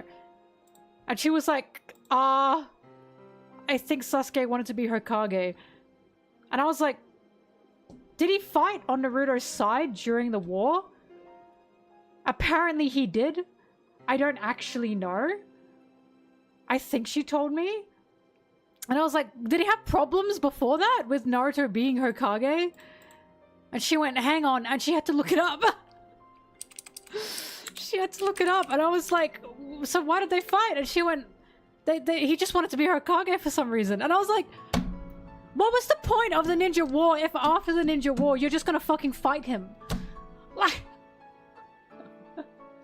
And this is what I mean. This is the kind of shit that would make me tear my hair out. So respectfully, I hear that and I think this author wanted to make Naruto and Sasuke fight, but he had no way of how to do that. He just went, oh god, oh, he just wants to be Hokage now. Respectfully, that's the shit that makes me insane. I just remember sitting there like, what happened?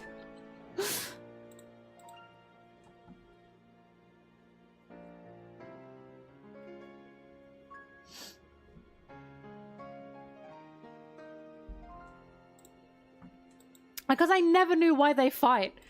I just know they fight, and I never knew why. And I thought it was going to be some really profound and emotional reason. And it's just, okay, the war's over, I want to be Hokage. Oh, come on, that's ridiculous.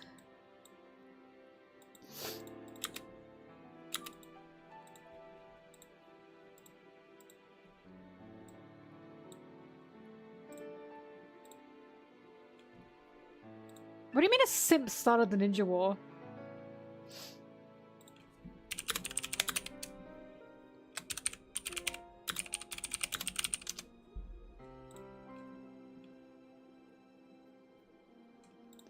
Anything at its best is really good. You know? A sandwich at its best is really good. But most sandwiches are still mid. I want to watch something that is consistently good. Not something that is really good at its best, you know? Yes, but what I'm saying is... This is what I mean. This is when I talk about shonen. I say, people don't tell me to watch shonen series for the series. They tell me to watch shonen series for a moment. That's an example of that. People are like, oh yeah, the majority of Naruto are not very good, but these really good moments. Respectfully, I want to watch it to enjoy the whole ride, not because one or two moments are really good. Like for me, all of One Piece is just fucking fantastic. There are moments that are like, you know, peak moments, but all of One Piece, I'm hooked. I'd never tell anyone to like, just get to something in One Piece. Because, I think it's all good. And I feel like that's the thing with Naruto. I hear all the time, yeah, but these moments are really good. And it's like, but what about the whole thing? You know? Not the majority is bad. A lot of people would disagree with you. A lot of people would really disagree with you. Even my friend who loves Naruto said a lot of it is just nothing. Respectfully, I hear that only one arc is apparently good. From different people. I've never heard the majority is good, I must be honest with you.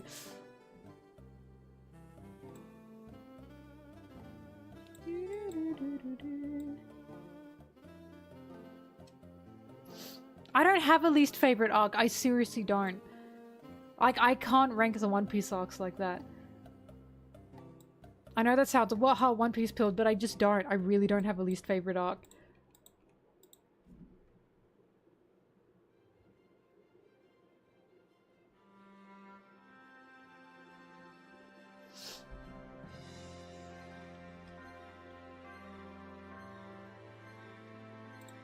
Well, right? That's what I mean. The amount of people that are only like one or two arcs from that series. And again, I'm not going to watch something if only one or two parts are good.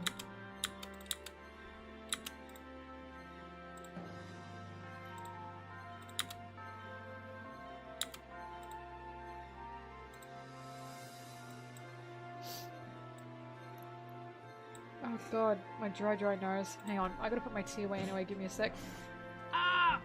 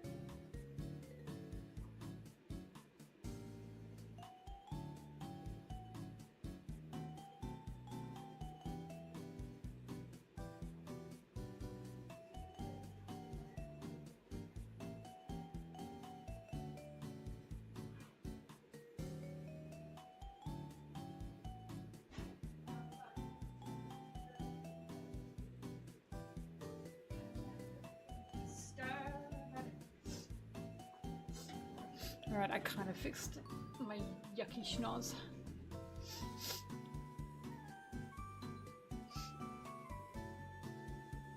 Oh god, I say that, but then I sit back down and God.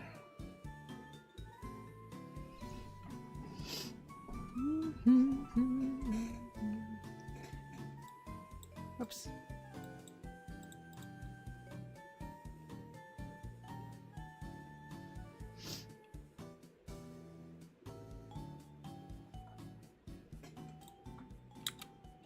Well, as always, we always have this talk. I don't like shonen. I've just accepted this about myself. And I realize when people recommend me shonen, they are watching things for, you know, what they want it to be, which is a shonen. And this is why I like One Piece. It is the most unshonen shonen I've ever watched.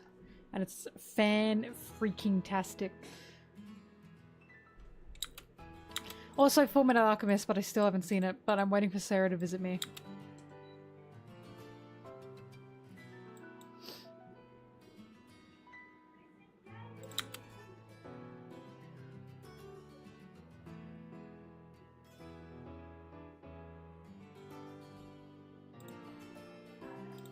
Read the manga? Oh my god, Sarah told me Brotherhood rocks. Everyone tells me Brotherhood is good. I don't want to just read the manga.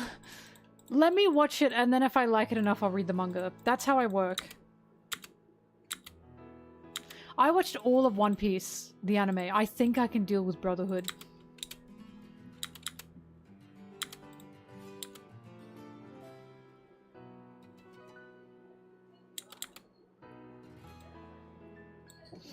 I don't like the song I'm using again. Oh.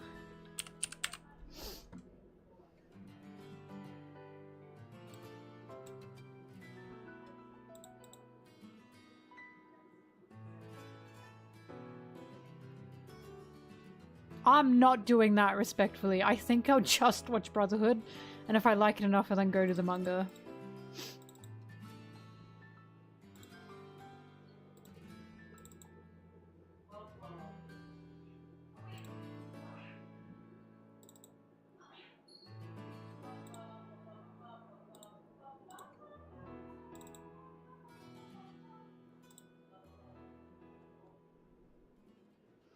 Here's the great thing about watching an anime, right? The anime is usually still good. So I'm sure Brotherhood to me is going to be really good. And then if I read the manga, it's going to be even better. Like, I'd rather go from anime to manga than from manga to anime. Because that's what happened with One Piece. That's what happens with most things. I watch most things and I read the manga if I really liked it. And then it usually ends up being even better.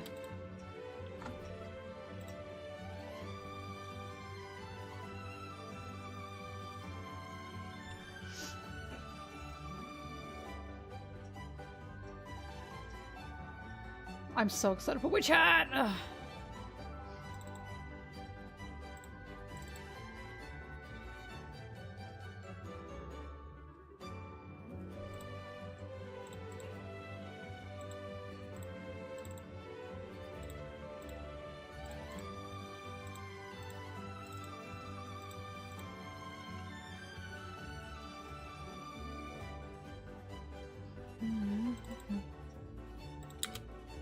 No, I know. The post-time skip anime for One Piece is really, really bad. But I still really liked it. And imagine going from that and you liked it to the manga, and then it's even fucking better. And that tends to be what happens. Going from the anime to the manga for One Piece was great, because it's like I experienced, like, even better all over again.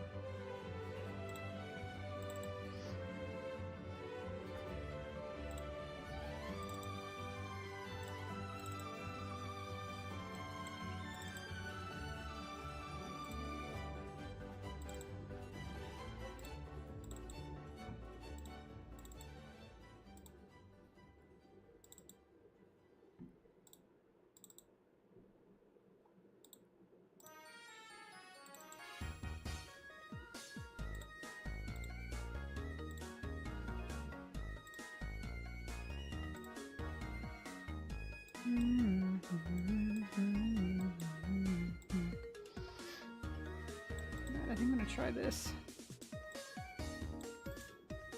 So I'm just not liking the songs I'm using.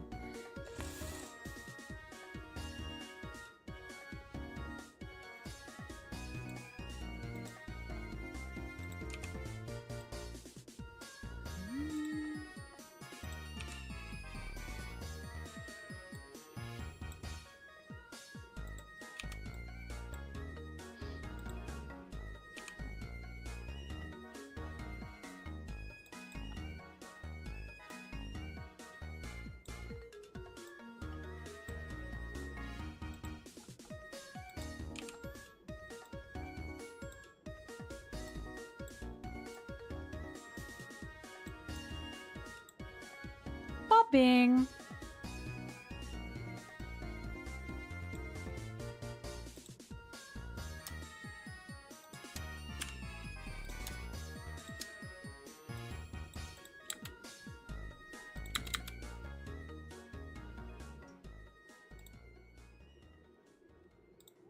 Either way, I still think the best thing to do to like absorb something is to watch it first and then read it.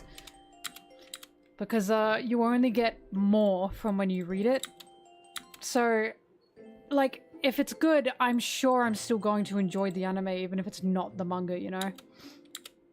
Again, I did with One Piece, and One Piece is tough for a lot of people to get through the anime. I fucking loved it, and the manga was just even better.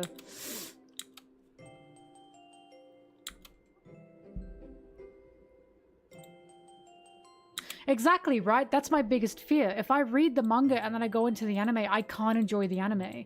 Because I'll admit, that's somewhat happening to me with the One Piece anime now. You know? There are sometimes they do things in the anime and now it just really frustrates me. And that's the curse, you know? So now I enjoy going from the anime to the manga with things. For One Piece I've given up because I've just read the chapters, you know? But I enjoy going from the anime to manga with things. Because then I can enjoy the anime and then I can read something even better. And I think it's just a peak way to consume something. That's why a lot of people will say, I'll read the book after waiting for the movie, you know? Because I think they think the same thing. Tsubaki, that is really rare. I've never met anyone who says 2003 is better than Brotherhood. Like, everyone says Brotherhood's better. Like, even Sarah. Sarah said, don't watch the 2003 version, watch the Brotherhood version. Which is what we'll be watching.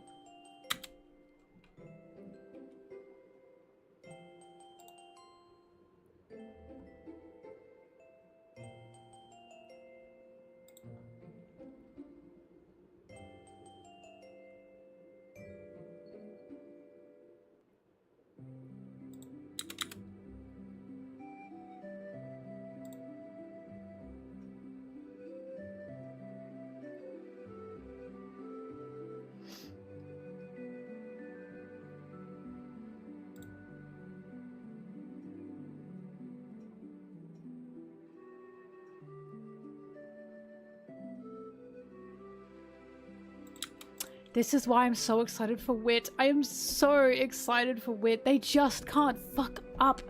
All they have to do is not fuck up, and I really believe they can do it.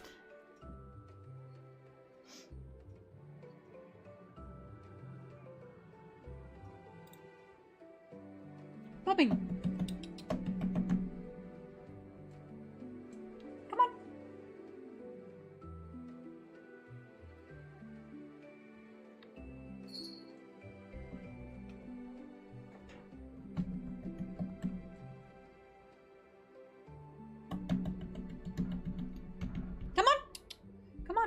Jump up. Jump up. Yeah.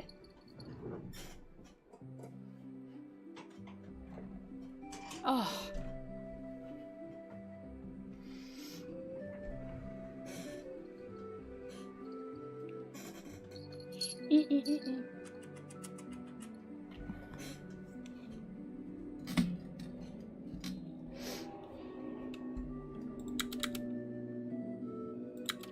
What, Bobbing? What? Are you listening? Are you noticing things? Are you noticing things, Bobbing? Can they see your face if I, They can. Oh my goodness. Are you noticing things, Bobbing? Are you noticing things? Oh, you noticing things and hearing things, Bobbing? Yeah, you are. You're hearing things all the time. Boop, boop, boop.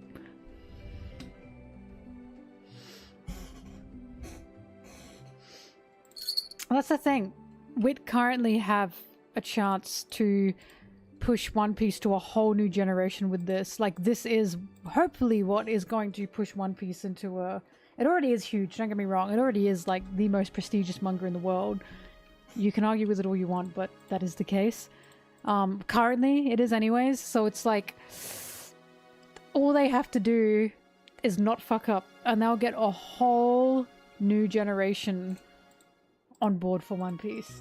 And it's like, that's the goal. That is truly the goal.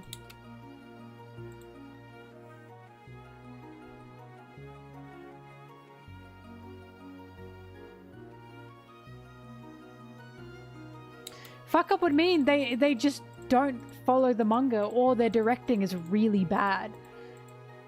And they rush it. Like, they just need good directors, good writers for screenwriters, and good pacing. It's all they need.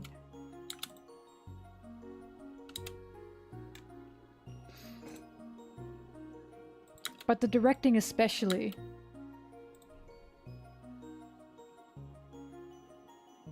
They're gonna get new voice actors. Like, I really don't think they're gonna get the old voice actors. They're just, a lot of them are just very old, and Frankie's VA already retired. I can't see them using the old voice actors. Like, this is a whole new One Piece, you know? It's definitely their chance.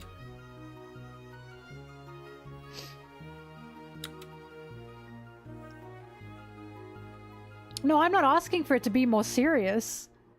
I'm asking for it to, just be directed properly in places that I believe should be. Because there are points in One Piece that do deserve attention. And I feel like a lot of the time Toei doesn't give attention to that scene. And as you guys all know, the Zoro nothing happened scene, I just hate the way Toei handled that. I really hate the way Toei handled that because I hated that fucking corny music. And it's like, I just don't think this is a jump and cheer moment. I felt scared and I felt like the music wasn't mirroring how I was feeling. I just think it should have been silent.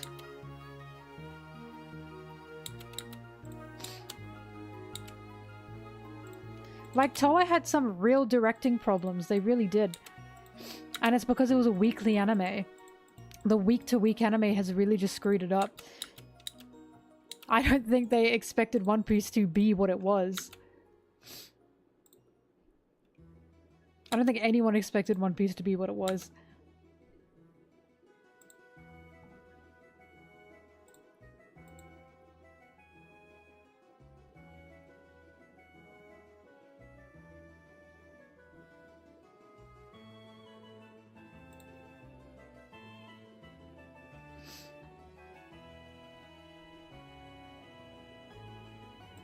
The thing that gets me a lot, look, the thing that really gets me with the week-to-week release of One Piece is a lot of the time we will go to different islands.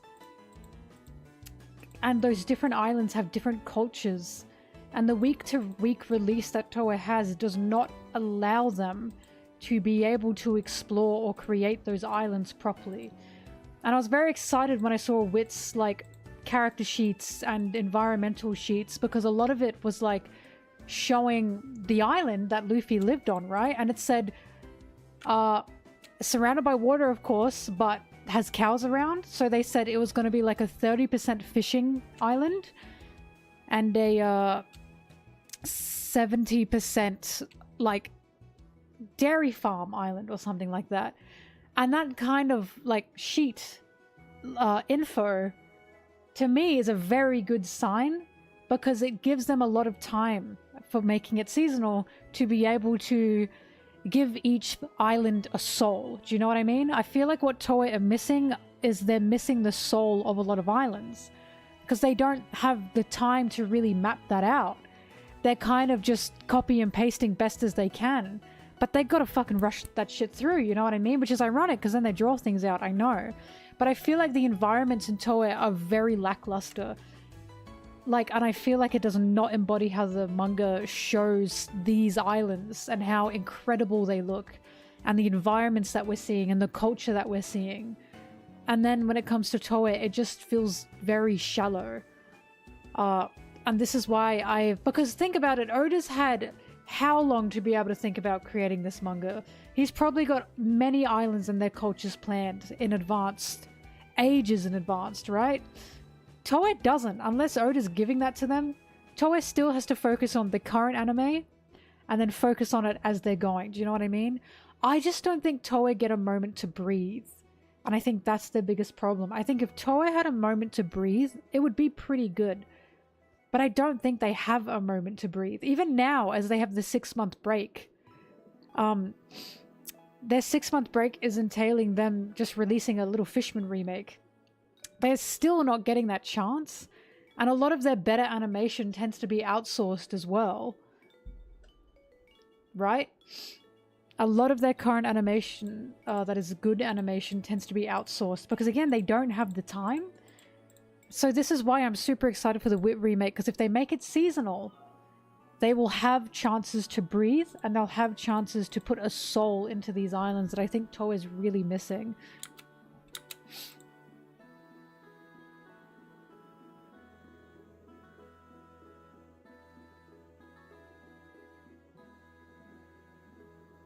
What are you guys talking about? Oh, dun, right. Oh my god, one day! One day!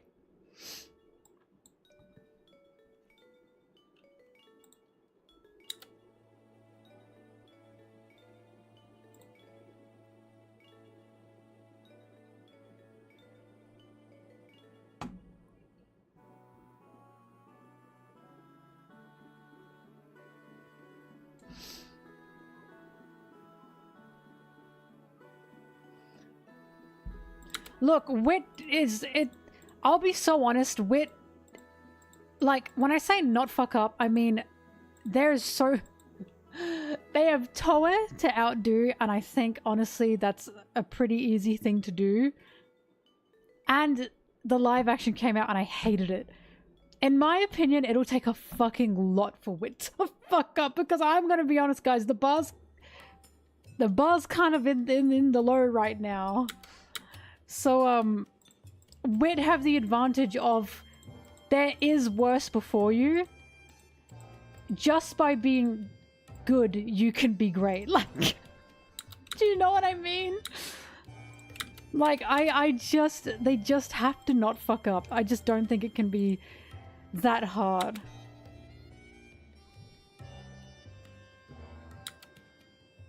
That's what I mean, Tsubaki. So it's like, I'm definitely optimistic about it because I want to be, but it's also because I have a reason to be optimistic about it. I'm seeing the things before it. And it's not hard to beat the things before it.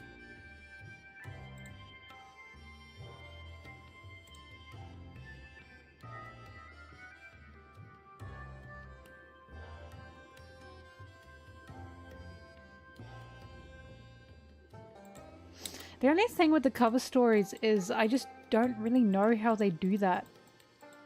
They could make it an end of credit scene per episode.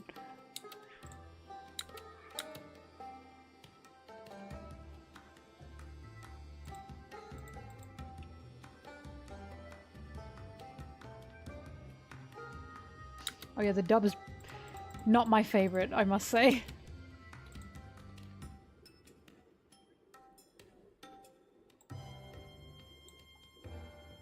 I don't think cover stories should be in the openings of anything, because I think the opening from the episode should be the episode, you know, it should be the main story, and then after the credits, we just get like a 30-second point of cover story. I think that would be the best way to do it.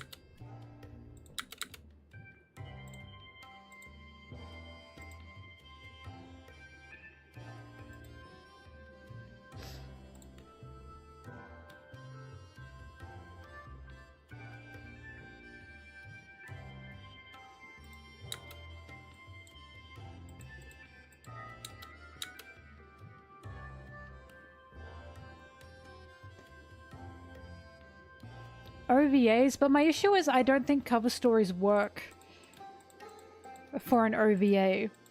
Because the reason cover stories work is because they're literally one panel, right? They take up one page in the entire chapter, and over those chapters you just slowly get the story. I think the issue with an OVA is it's like all-encompassing, do you know what I mean? The reason cover stories are so charming is because they're just a little thing that takes your interest, but it doesn't take anything away from the main story. I think an OVA for cover stories, it takes you away from the main story, and I think that's the issue. Because cover stories are not meant to take you away from the main story, they're just meant to be a little tidbit.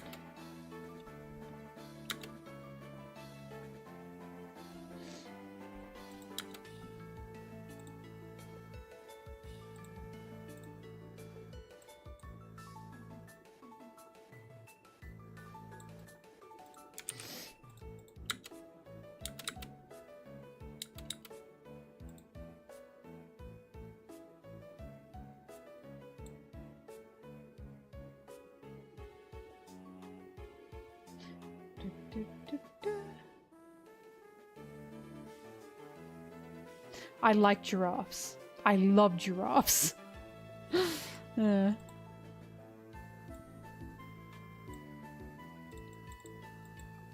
yeah, the cover stories, honestly, I do think the cover stories are something that can be left to the manga and can be something to be discovered in the manga. And that's only because cover stories are very, very medium specific. They work specifically for the manga. I think it's a tough job to try and put that into the anime, I really do. Or to put it into something that's not a manga, because they work for their medium. So if the Wit doesn't want to involve the cover stories, I'd totally get that. I think the cover stories work well as something for the manga.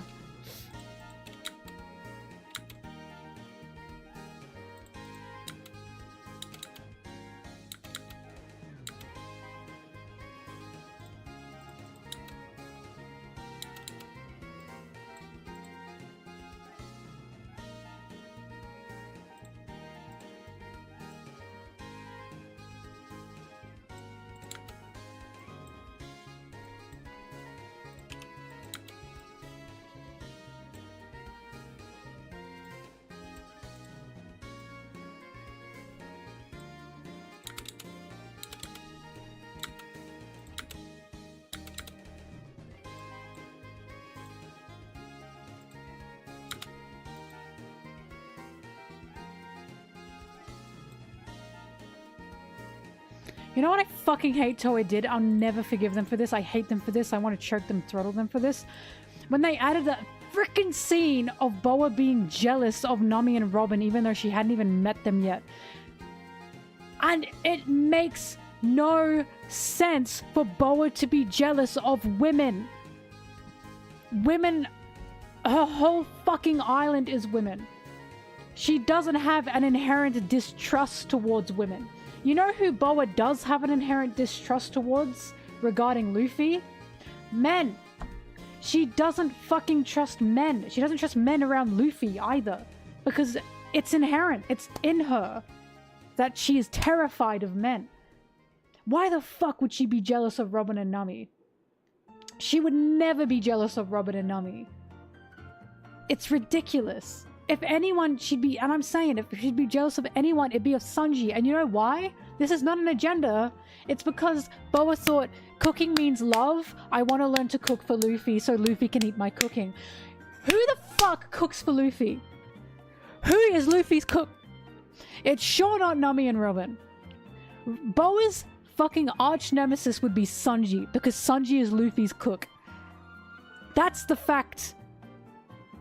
Like, Boa would not be jealous of Nami and Robin. She trusts women. She likes women. Men are who she is inherently scared of and inherently untrustworthy of. It is not women. It's just, like, if she were jealous of Nami and Robin, she'd be jealous of every fucking goddamn Amazon Lily girl on the island who was around Luffy. I hated that when I saw they did that. I was like, it just makes no sense for Boa to be jealous of Nami and Robin. I hated that so much. She's never been jealous of Nami and Robin. Anyways, I hated that. That's one of the things I could not stand.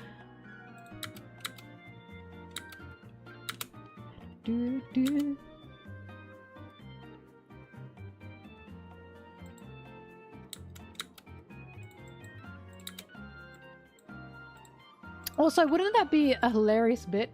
Sanji, the man who loves women, is hated by the most beautiful woman in the world. Not because she, like, hates him for him, but because he's Luffy's cook.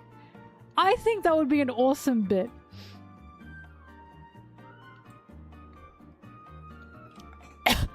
Her wedding dream was not in the manga. That shoujo way she sees Luffy isn't in the manga.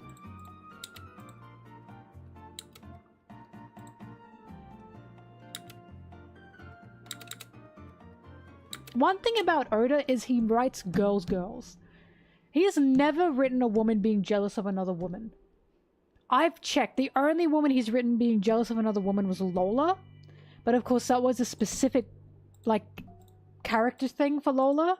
And at the end of the day, Nami wanted to help Lola. He has never written a woman being jealous of another woman because of a man. It's never happened. I know because I've been paying attention. Because I've been waiting. How sad is that? I've been waiting for it to happen. It has not happened once. Which is one of the things where I'm like, oh my god. That's insane that I've never, like, that he's never ever done that. Because I expect the worst. Like, I expect the worst. He writes nothing but girls. The most thing, like, girls will be like, they'll fight each other, but it'll never be over a man.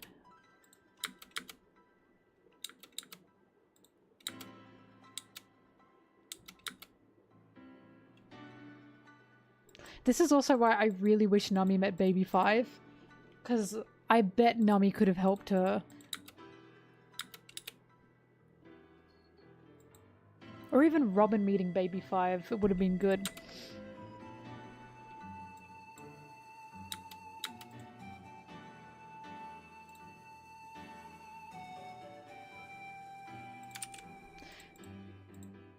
See, it's a joke, but my issue with it is it doesn't make sense, and it really takes away from Boa's character, making her the ha-ha jealous of woman. Like, I cannot stand it. I just can't stand it because it just doesn't make sense for her. I don't know why she'd ever be super untrustworthy towards women when her fear is of men.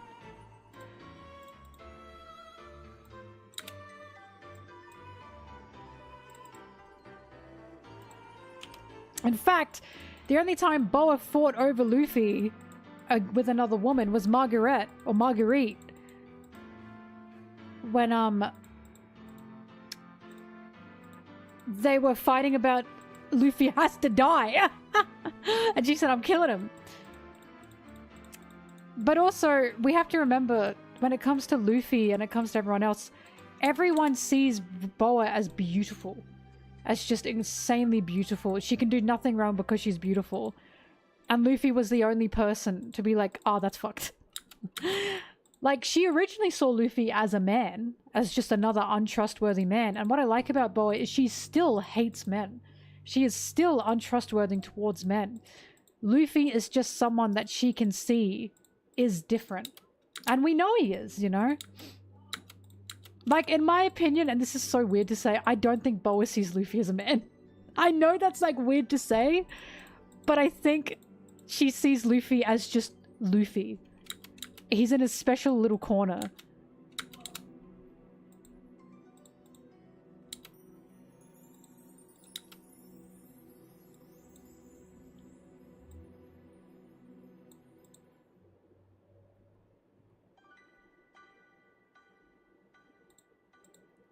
Oh, the 3D2Y special was fucking atrocious towards Boa. Oh, why does Boa get the worst of it? Boa and Sanji, they get the worst of it and they kind of like each other. You know what I mean? Boa and Sanji are pretty similar. And they get the worst of it. They're both treated like just gags. And it's like, oh, this is not who they are.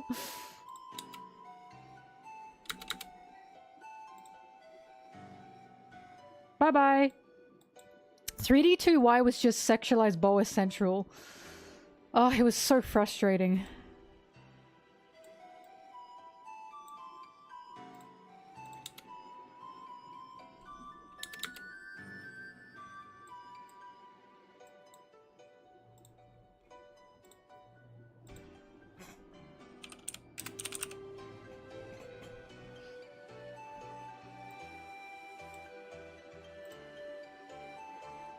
Bye-bye. But yeah, Boa's one of my absolute favorite characters, which is why it really frustrates me when I see her, like, whole point of her character just haha funny. Haha woman jealousy. Like, I'm gonna kill you, Toa.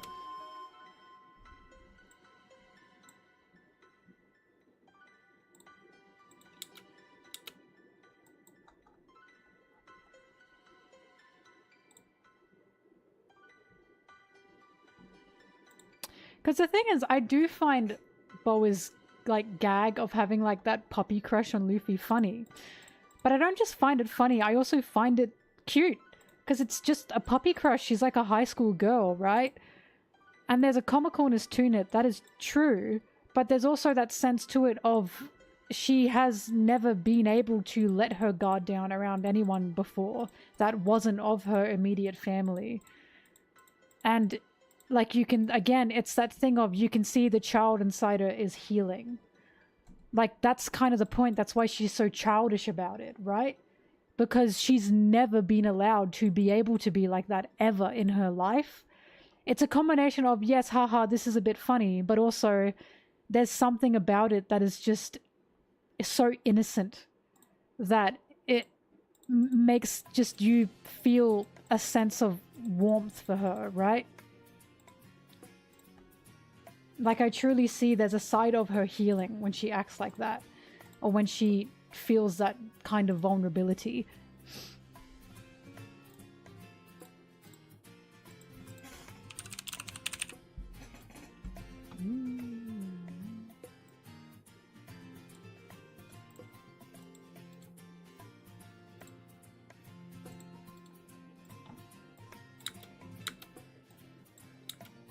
I believe this is Pokemon Mystery Dungeon. No, it's Scarlet and Violet. Lied! Sorry, I love lying.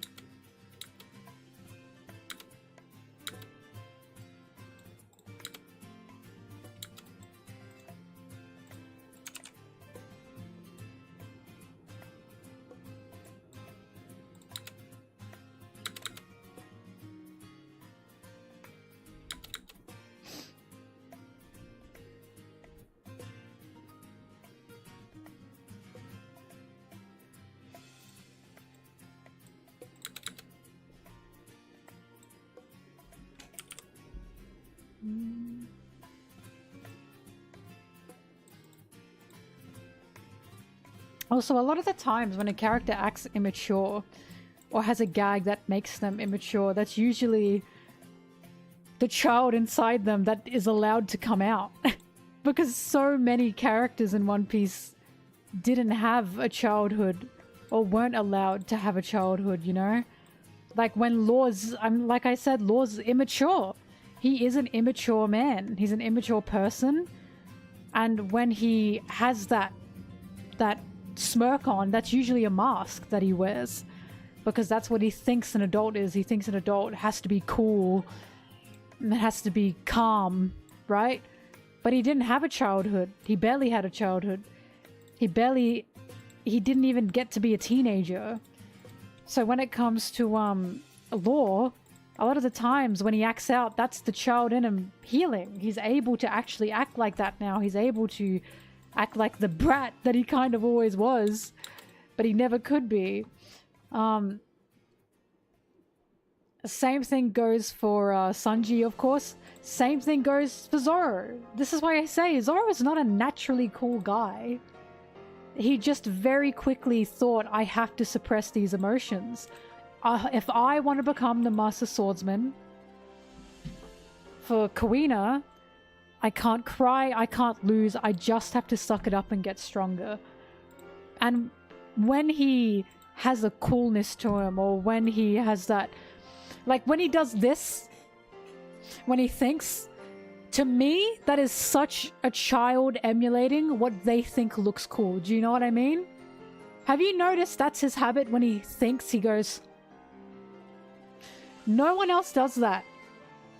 To me, that is... He's emulating what he believes looks cool. I don't think he's a naturally cool guy. I think he emulates what he thinks is cool. Because he wants to be cool.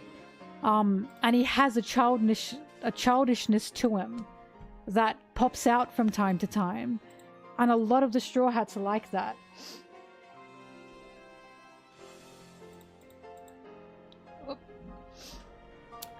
We get the idea of what an adult is. Law or Zoro?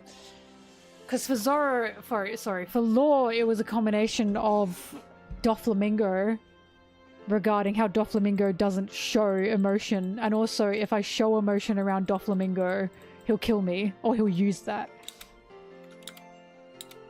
When he's with Chopper, right, he clearly wants to be cool to Chopper. It's not natural. A natural cool person, that's Frankie. A natural cool person, that's Jinbei.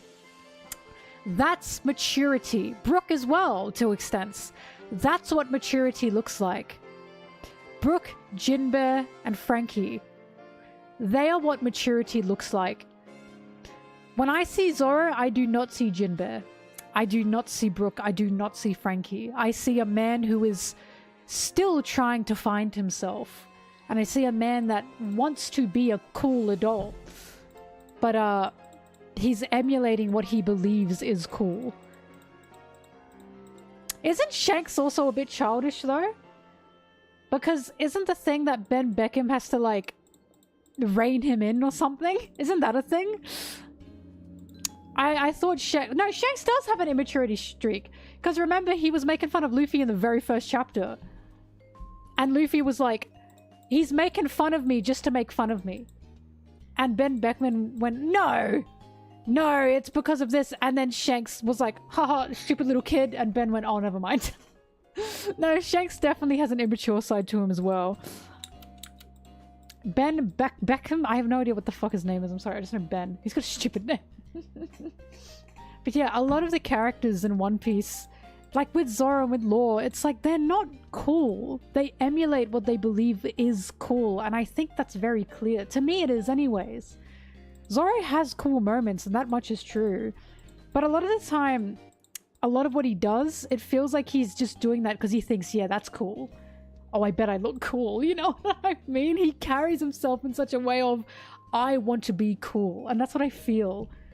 But I think he's a naturally goofy guy. He's a naturally pretty, like, stubborn, and a lot of the time he can be a bit hot-headed as well.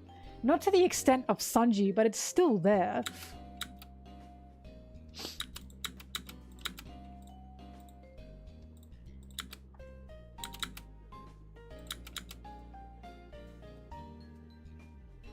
Nami's the same as well. When Nami is able to act out, when she's able to be afraid, when she's able to cry, that's because she never was allowed to do that when she was under Arlong. She couldn't show any emotion.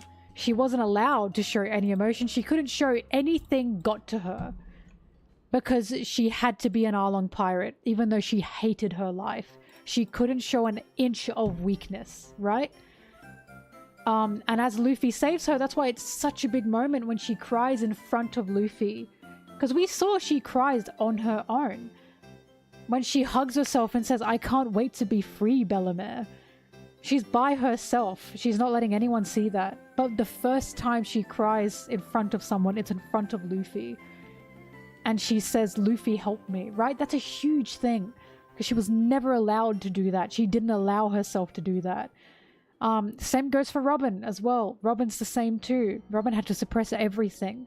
Now she's allowed to cry. She's allowed to laugh. She's allowed to make her dark humor jokes. Right? She's allowed to actually have fun. And this is why Boa is so important to me as well. And why the scene of Boa with Blackbeard was so powerful. In fact, if I want to get a Boa thing tattoo on me, that scene is such a powerful scene to me, of when he's holding her up. And she's looking him dead. Like, I'm getting chills. She's looking him dead in the eye. And she's essentially saying, do it, kill me. See what happens. Like, you can tell she's terrified. If you know her, you know she's terrified. But in that moment, she's not allowed to be. She compresses and seals everything. And she looks that man dead in the eye, even though he's got her by the throat. I just think that is incredibly powerful to what she's gone through and to who she is. Hence why when she has those puppy crush moments with Luffy, it's so much softer because she's actually allowed to be vulnerable. You can kiss 100 boys and butts. Anyways, I love these girls. I love them so much. Bo is just so good. Nami's so good. Robin's so good. But all the other characters as well. A lot of them are just... I wasn't allowed to show emotion. I wasn't allowed to show emotion because... Like, they weren't allowed to show emotion because of the circumstances that they were forced into. Sanji as well.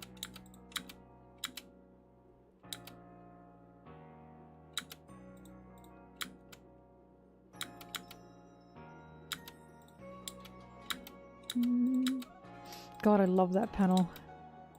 It gives me chills. It still gives me chills.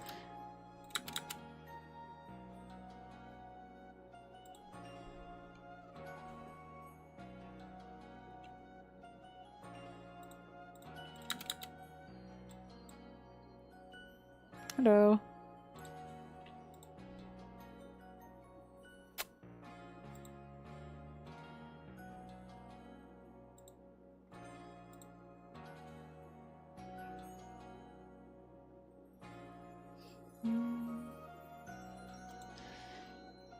Oh, fuck.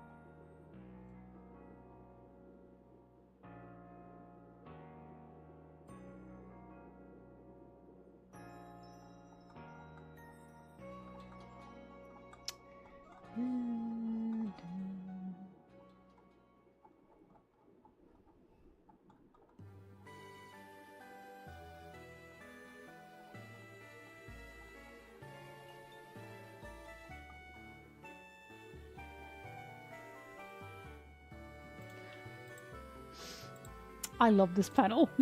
You'll see the panel. But I love this panel. This made me jump out of my chair. Hang on, give me a moment.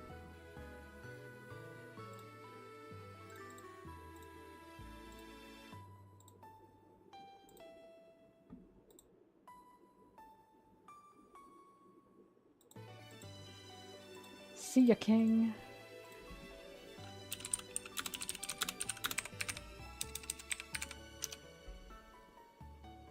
Here it comes!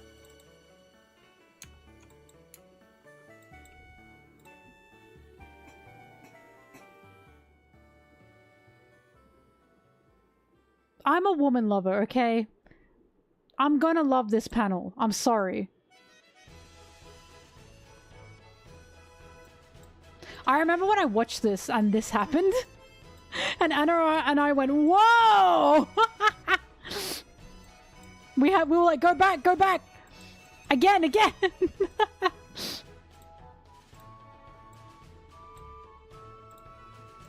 This is what Oda's missing. Oda hasn't done this in a while.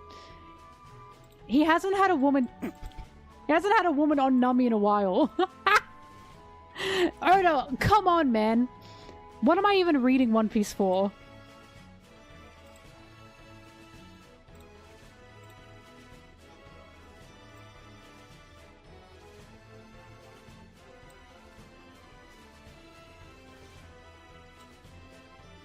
Of course I'm going to use this panel.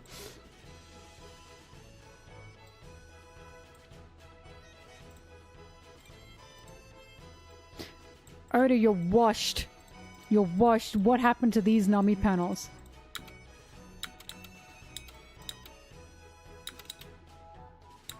I love Nami because it's funny because you make the argument that Nami's gay, right? And so many people get really angry about that because, you know, that's just how it is. And the funniest thing is you show scenes of Nami being like, wow, this woman's beautiful. Wow, I'm only nice to women. Wow, this woman's so sexy. And they say, oh, that's not anything. And then it's like, okay, show me where Nami was romantically interested in a man. I'm waiting. I'm waiting. And you know what they send? They send panels of Luffy and Nami just talking to each other. They're just fucking talking to each other. There's nothing romantic there. There's no, wow, he's so handsome. There's no, wow, I think I'm falling for him. There's no, wow, I want to be with him. Nothing. There are more scenes in One Piece of Nami going, oh my god, what a beautiful woman. Oh my god, I wanted to be my sexy secretary. Than there are of Nami being interested at all in men. You know why? Because there's none. There is not a single panel anywhere in any arc of Nami being interested in men. None. So it's like, I have more evidence than you. You want facts and logic? I have more evidence than you. I have the numbers, you don't.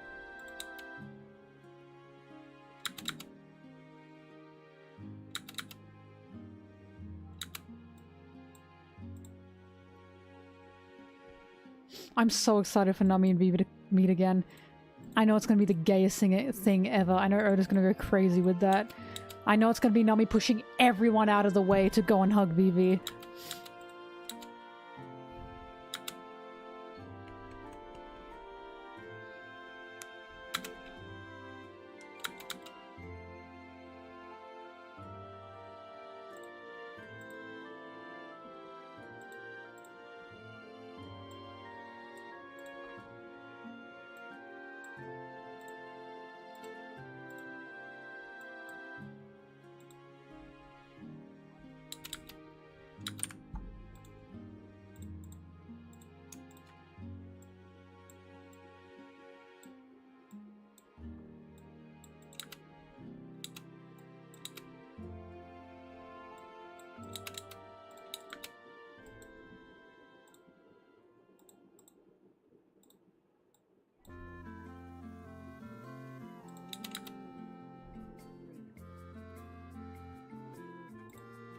You can't understand people who ship the Straw Hats? Howdy do, boys. Don't look at me. Don't look at me. Oh my god, don't look at me. I'm sorry, I must be an anomaly to you.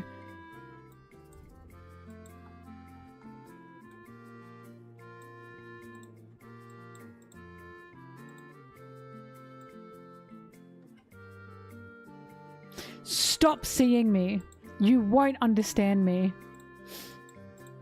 I'm like a biblically accurate angel to you. Be not afraid.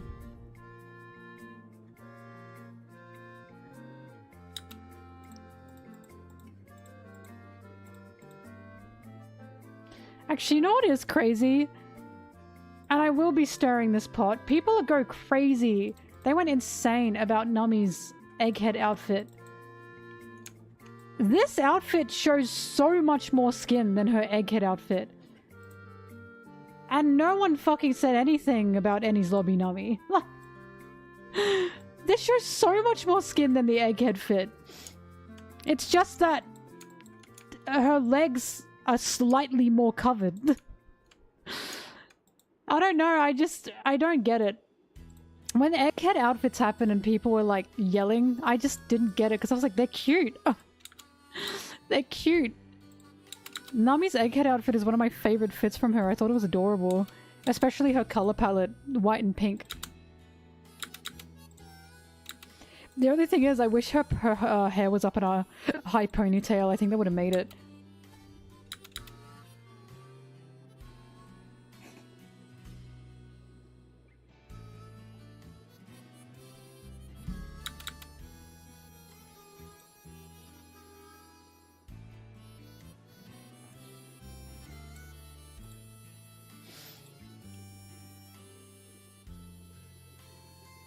Sorry, Wrath, I'm not there to help you.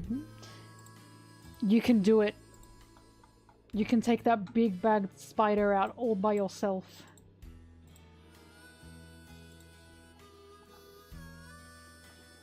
Right, I will say, this is probably the most sexualized Nami's been from Oda. I can't remember another scene where she's like been this sexualized to this extent. And I'll tell you what, I'm so happy it's with a woman. I'll take it. My gay ass will take that. Yeah, it's from a man. But you know what? I enjoy yaoi. I'm not fussed. I'll take it. Okay, I'll take it. I'm no better than a man. Why the fuck are you guys mentioning Raisin Bran?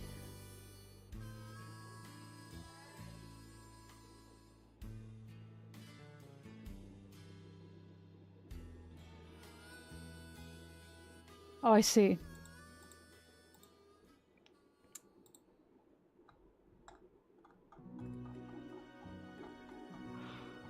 Where's Sanji's sad little soap state?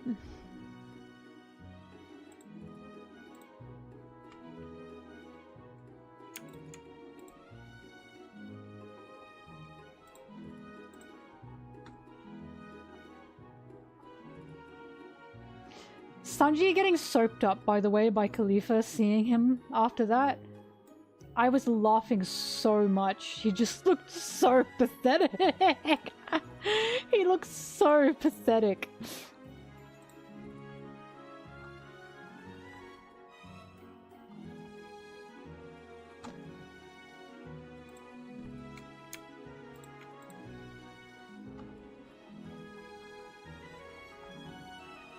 When do we see Sanji fucked up? Okay, Nami's running away. Okay. Sanji's talking to Khalifa in 402.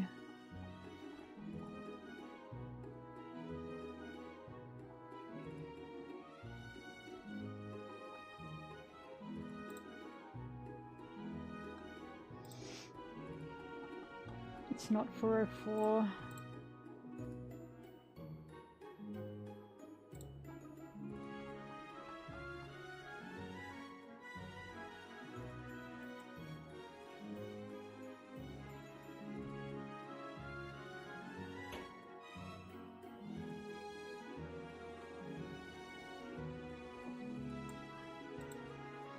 Not 405.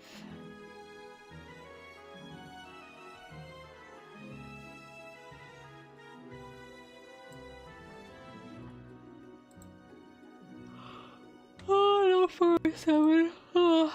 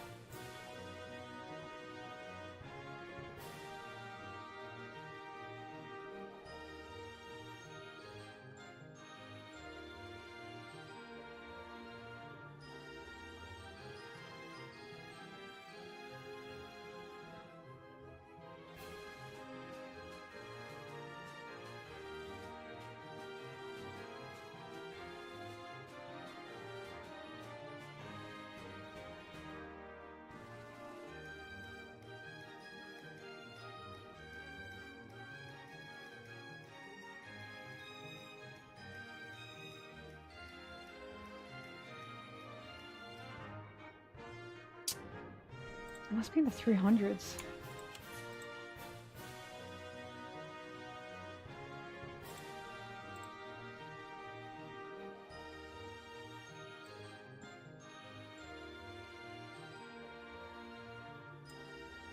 Is it 403? Sanji was talking to Khalifa in 402. Okay, hang on.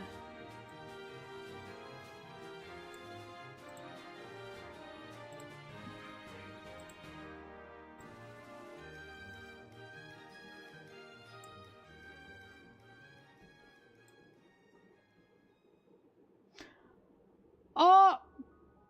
The website I'm looking at has the wrong manga for 403. Because to get the high quality scans, of course, I do go to, not Viz. And it's given me Hunter x Hunter.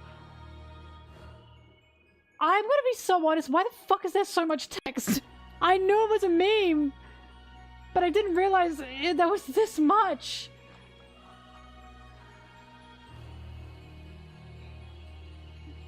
Oh my god, I'm not reading any of it, there's just so much of it.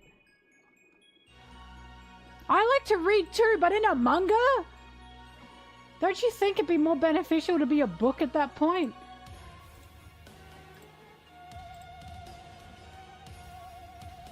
He's just sitting there. This is so strange. Anyway, sorry, I'll move on. Sorry, I don't mean to... Not for me, alright? Not for me. I'll move on.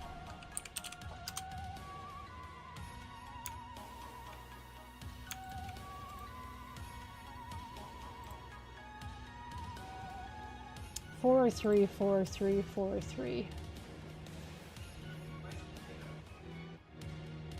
Huh? Of what?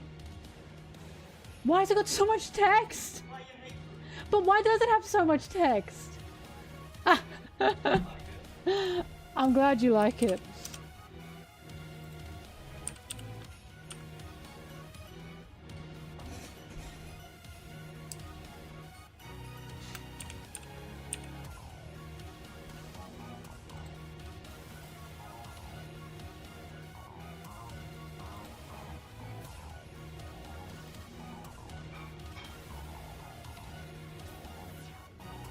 Listen, Aaron likes Marvel, so don't listen to him.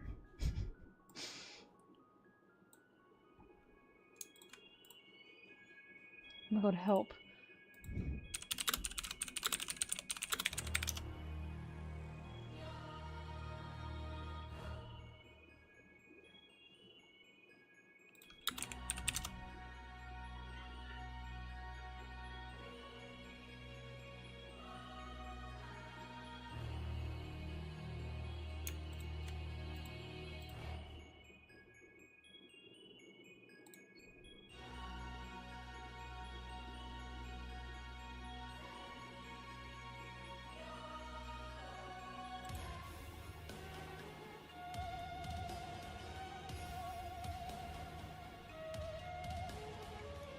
I got to Sanji getting hit in the balls.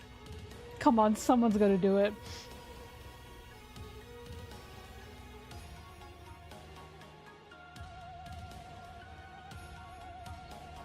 Whack his pee-pee. Oh my god, I'm so sorry. Let me give those points back to you, but I appreciate that. Look, that was good enough.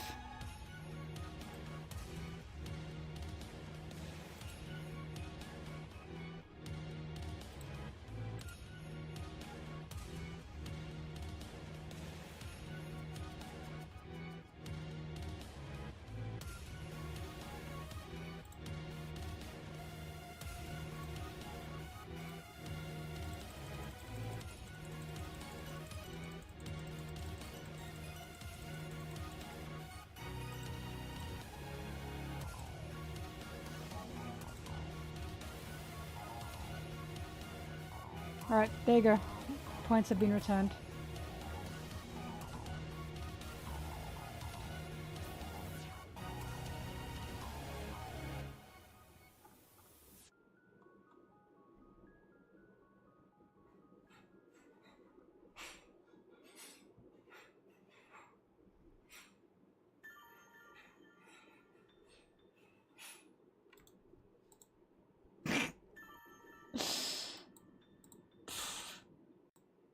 This is a fantastic panel. I don't care. Oh my god. Every day. How can you like Sanji, guys? I'm sorry. This shit made me scream. I was so excited. Yippee! I said yippee! Again, Papa! Again!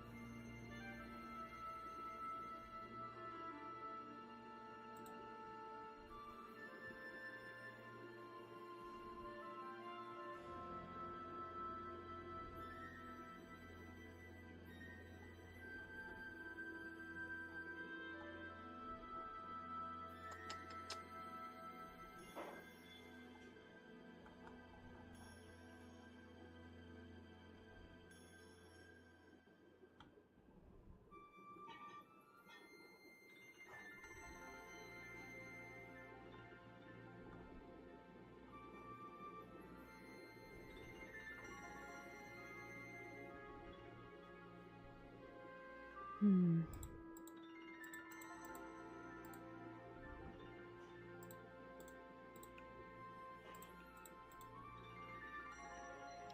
I'm trying to find a good panel to use.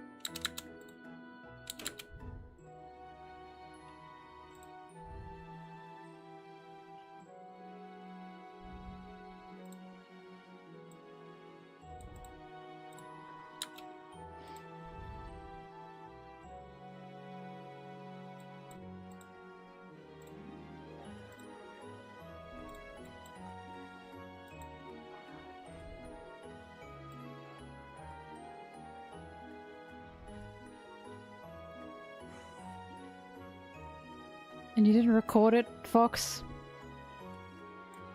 So much hate. So much hate. What if I wanted to see it?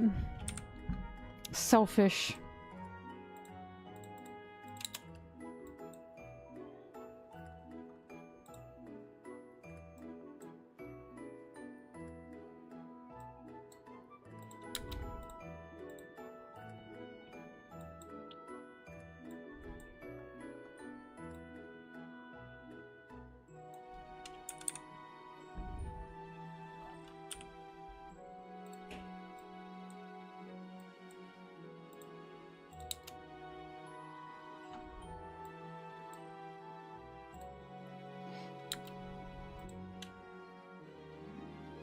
Howdy do, boys.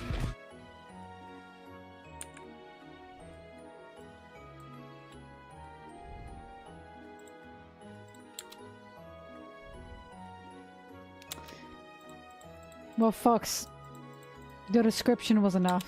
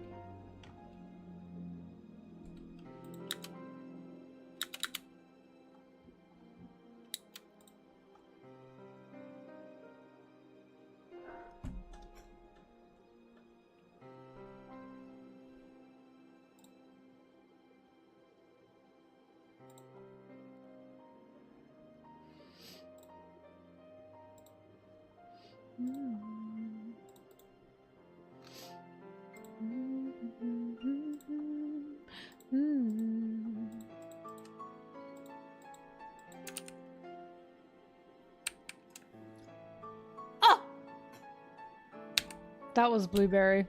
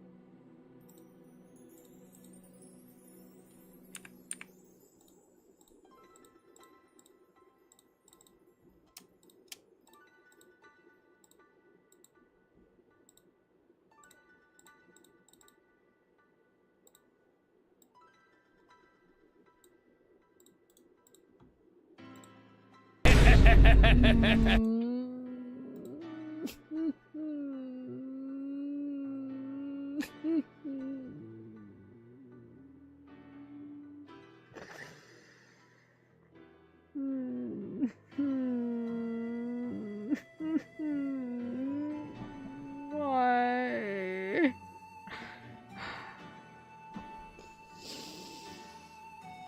Who did that? My own mod. Oh my god, it was my own mod.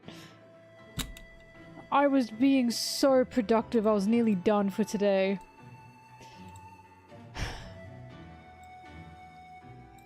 And you've done this to me. Evil, evil man. Evil, evil man. I bet you like Shamrock, you evil, evil man.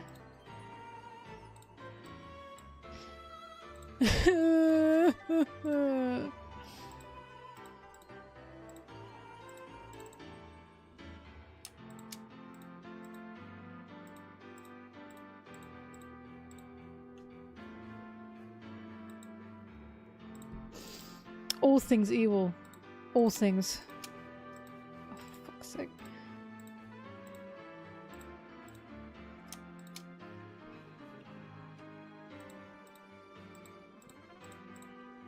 You are so lucky I'm nearly done. Or I would have found you and thrown you somewhere.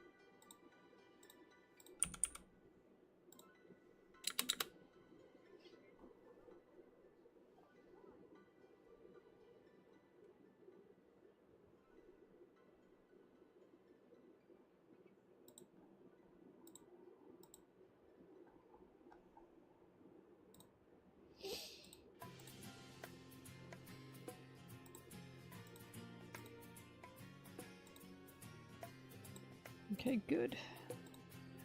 Tomorrow I should get to 20 minutes. And then hopefully the day after that I'll have it done. So I should hopefully have this video done on the 30th. Alright. Done for today. Done for today. Productivity. Now. We can play Mario Party. Ugh. If anyone wants to. Is anyone up for it? Oh, but I know it's what? Monday for you guys? Tuesday morning? One yes for Mario Party. Anyone else? If I've got 4 or 3 guaranteed yeses, I can play a game. Tuesday lunch. Makes sense, makes sense.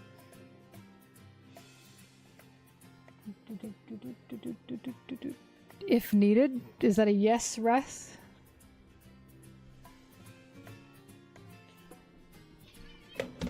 Oh. Hello.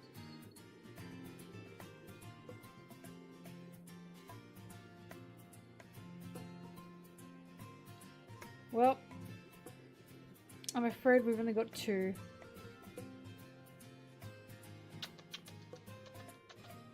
If that's the case, I guess I'll leave the Mario Party for today. Sorry. Ow!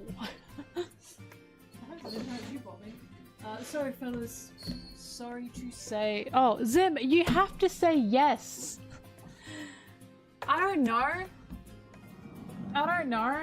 You might be busy. I need a yes. Alright. Well, if that's the case. No, because you could be busy. I don't want to assume that you're just going to be there at my beck and call. I don't want to assume that you just want to play Mario Party. Like, you know, what am I, your god? I'm not. I'm not your boss. Kinda. Alright, so then we can play some Shmara Potty. Some Shmara Shmotty. Alright, I'll be back in 20 minutes. If that's the case. Let me get in my box.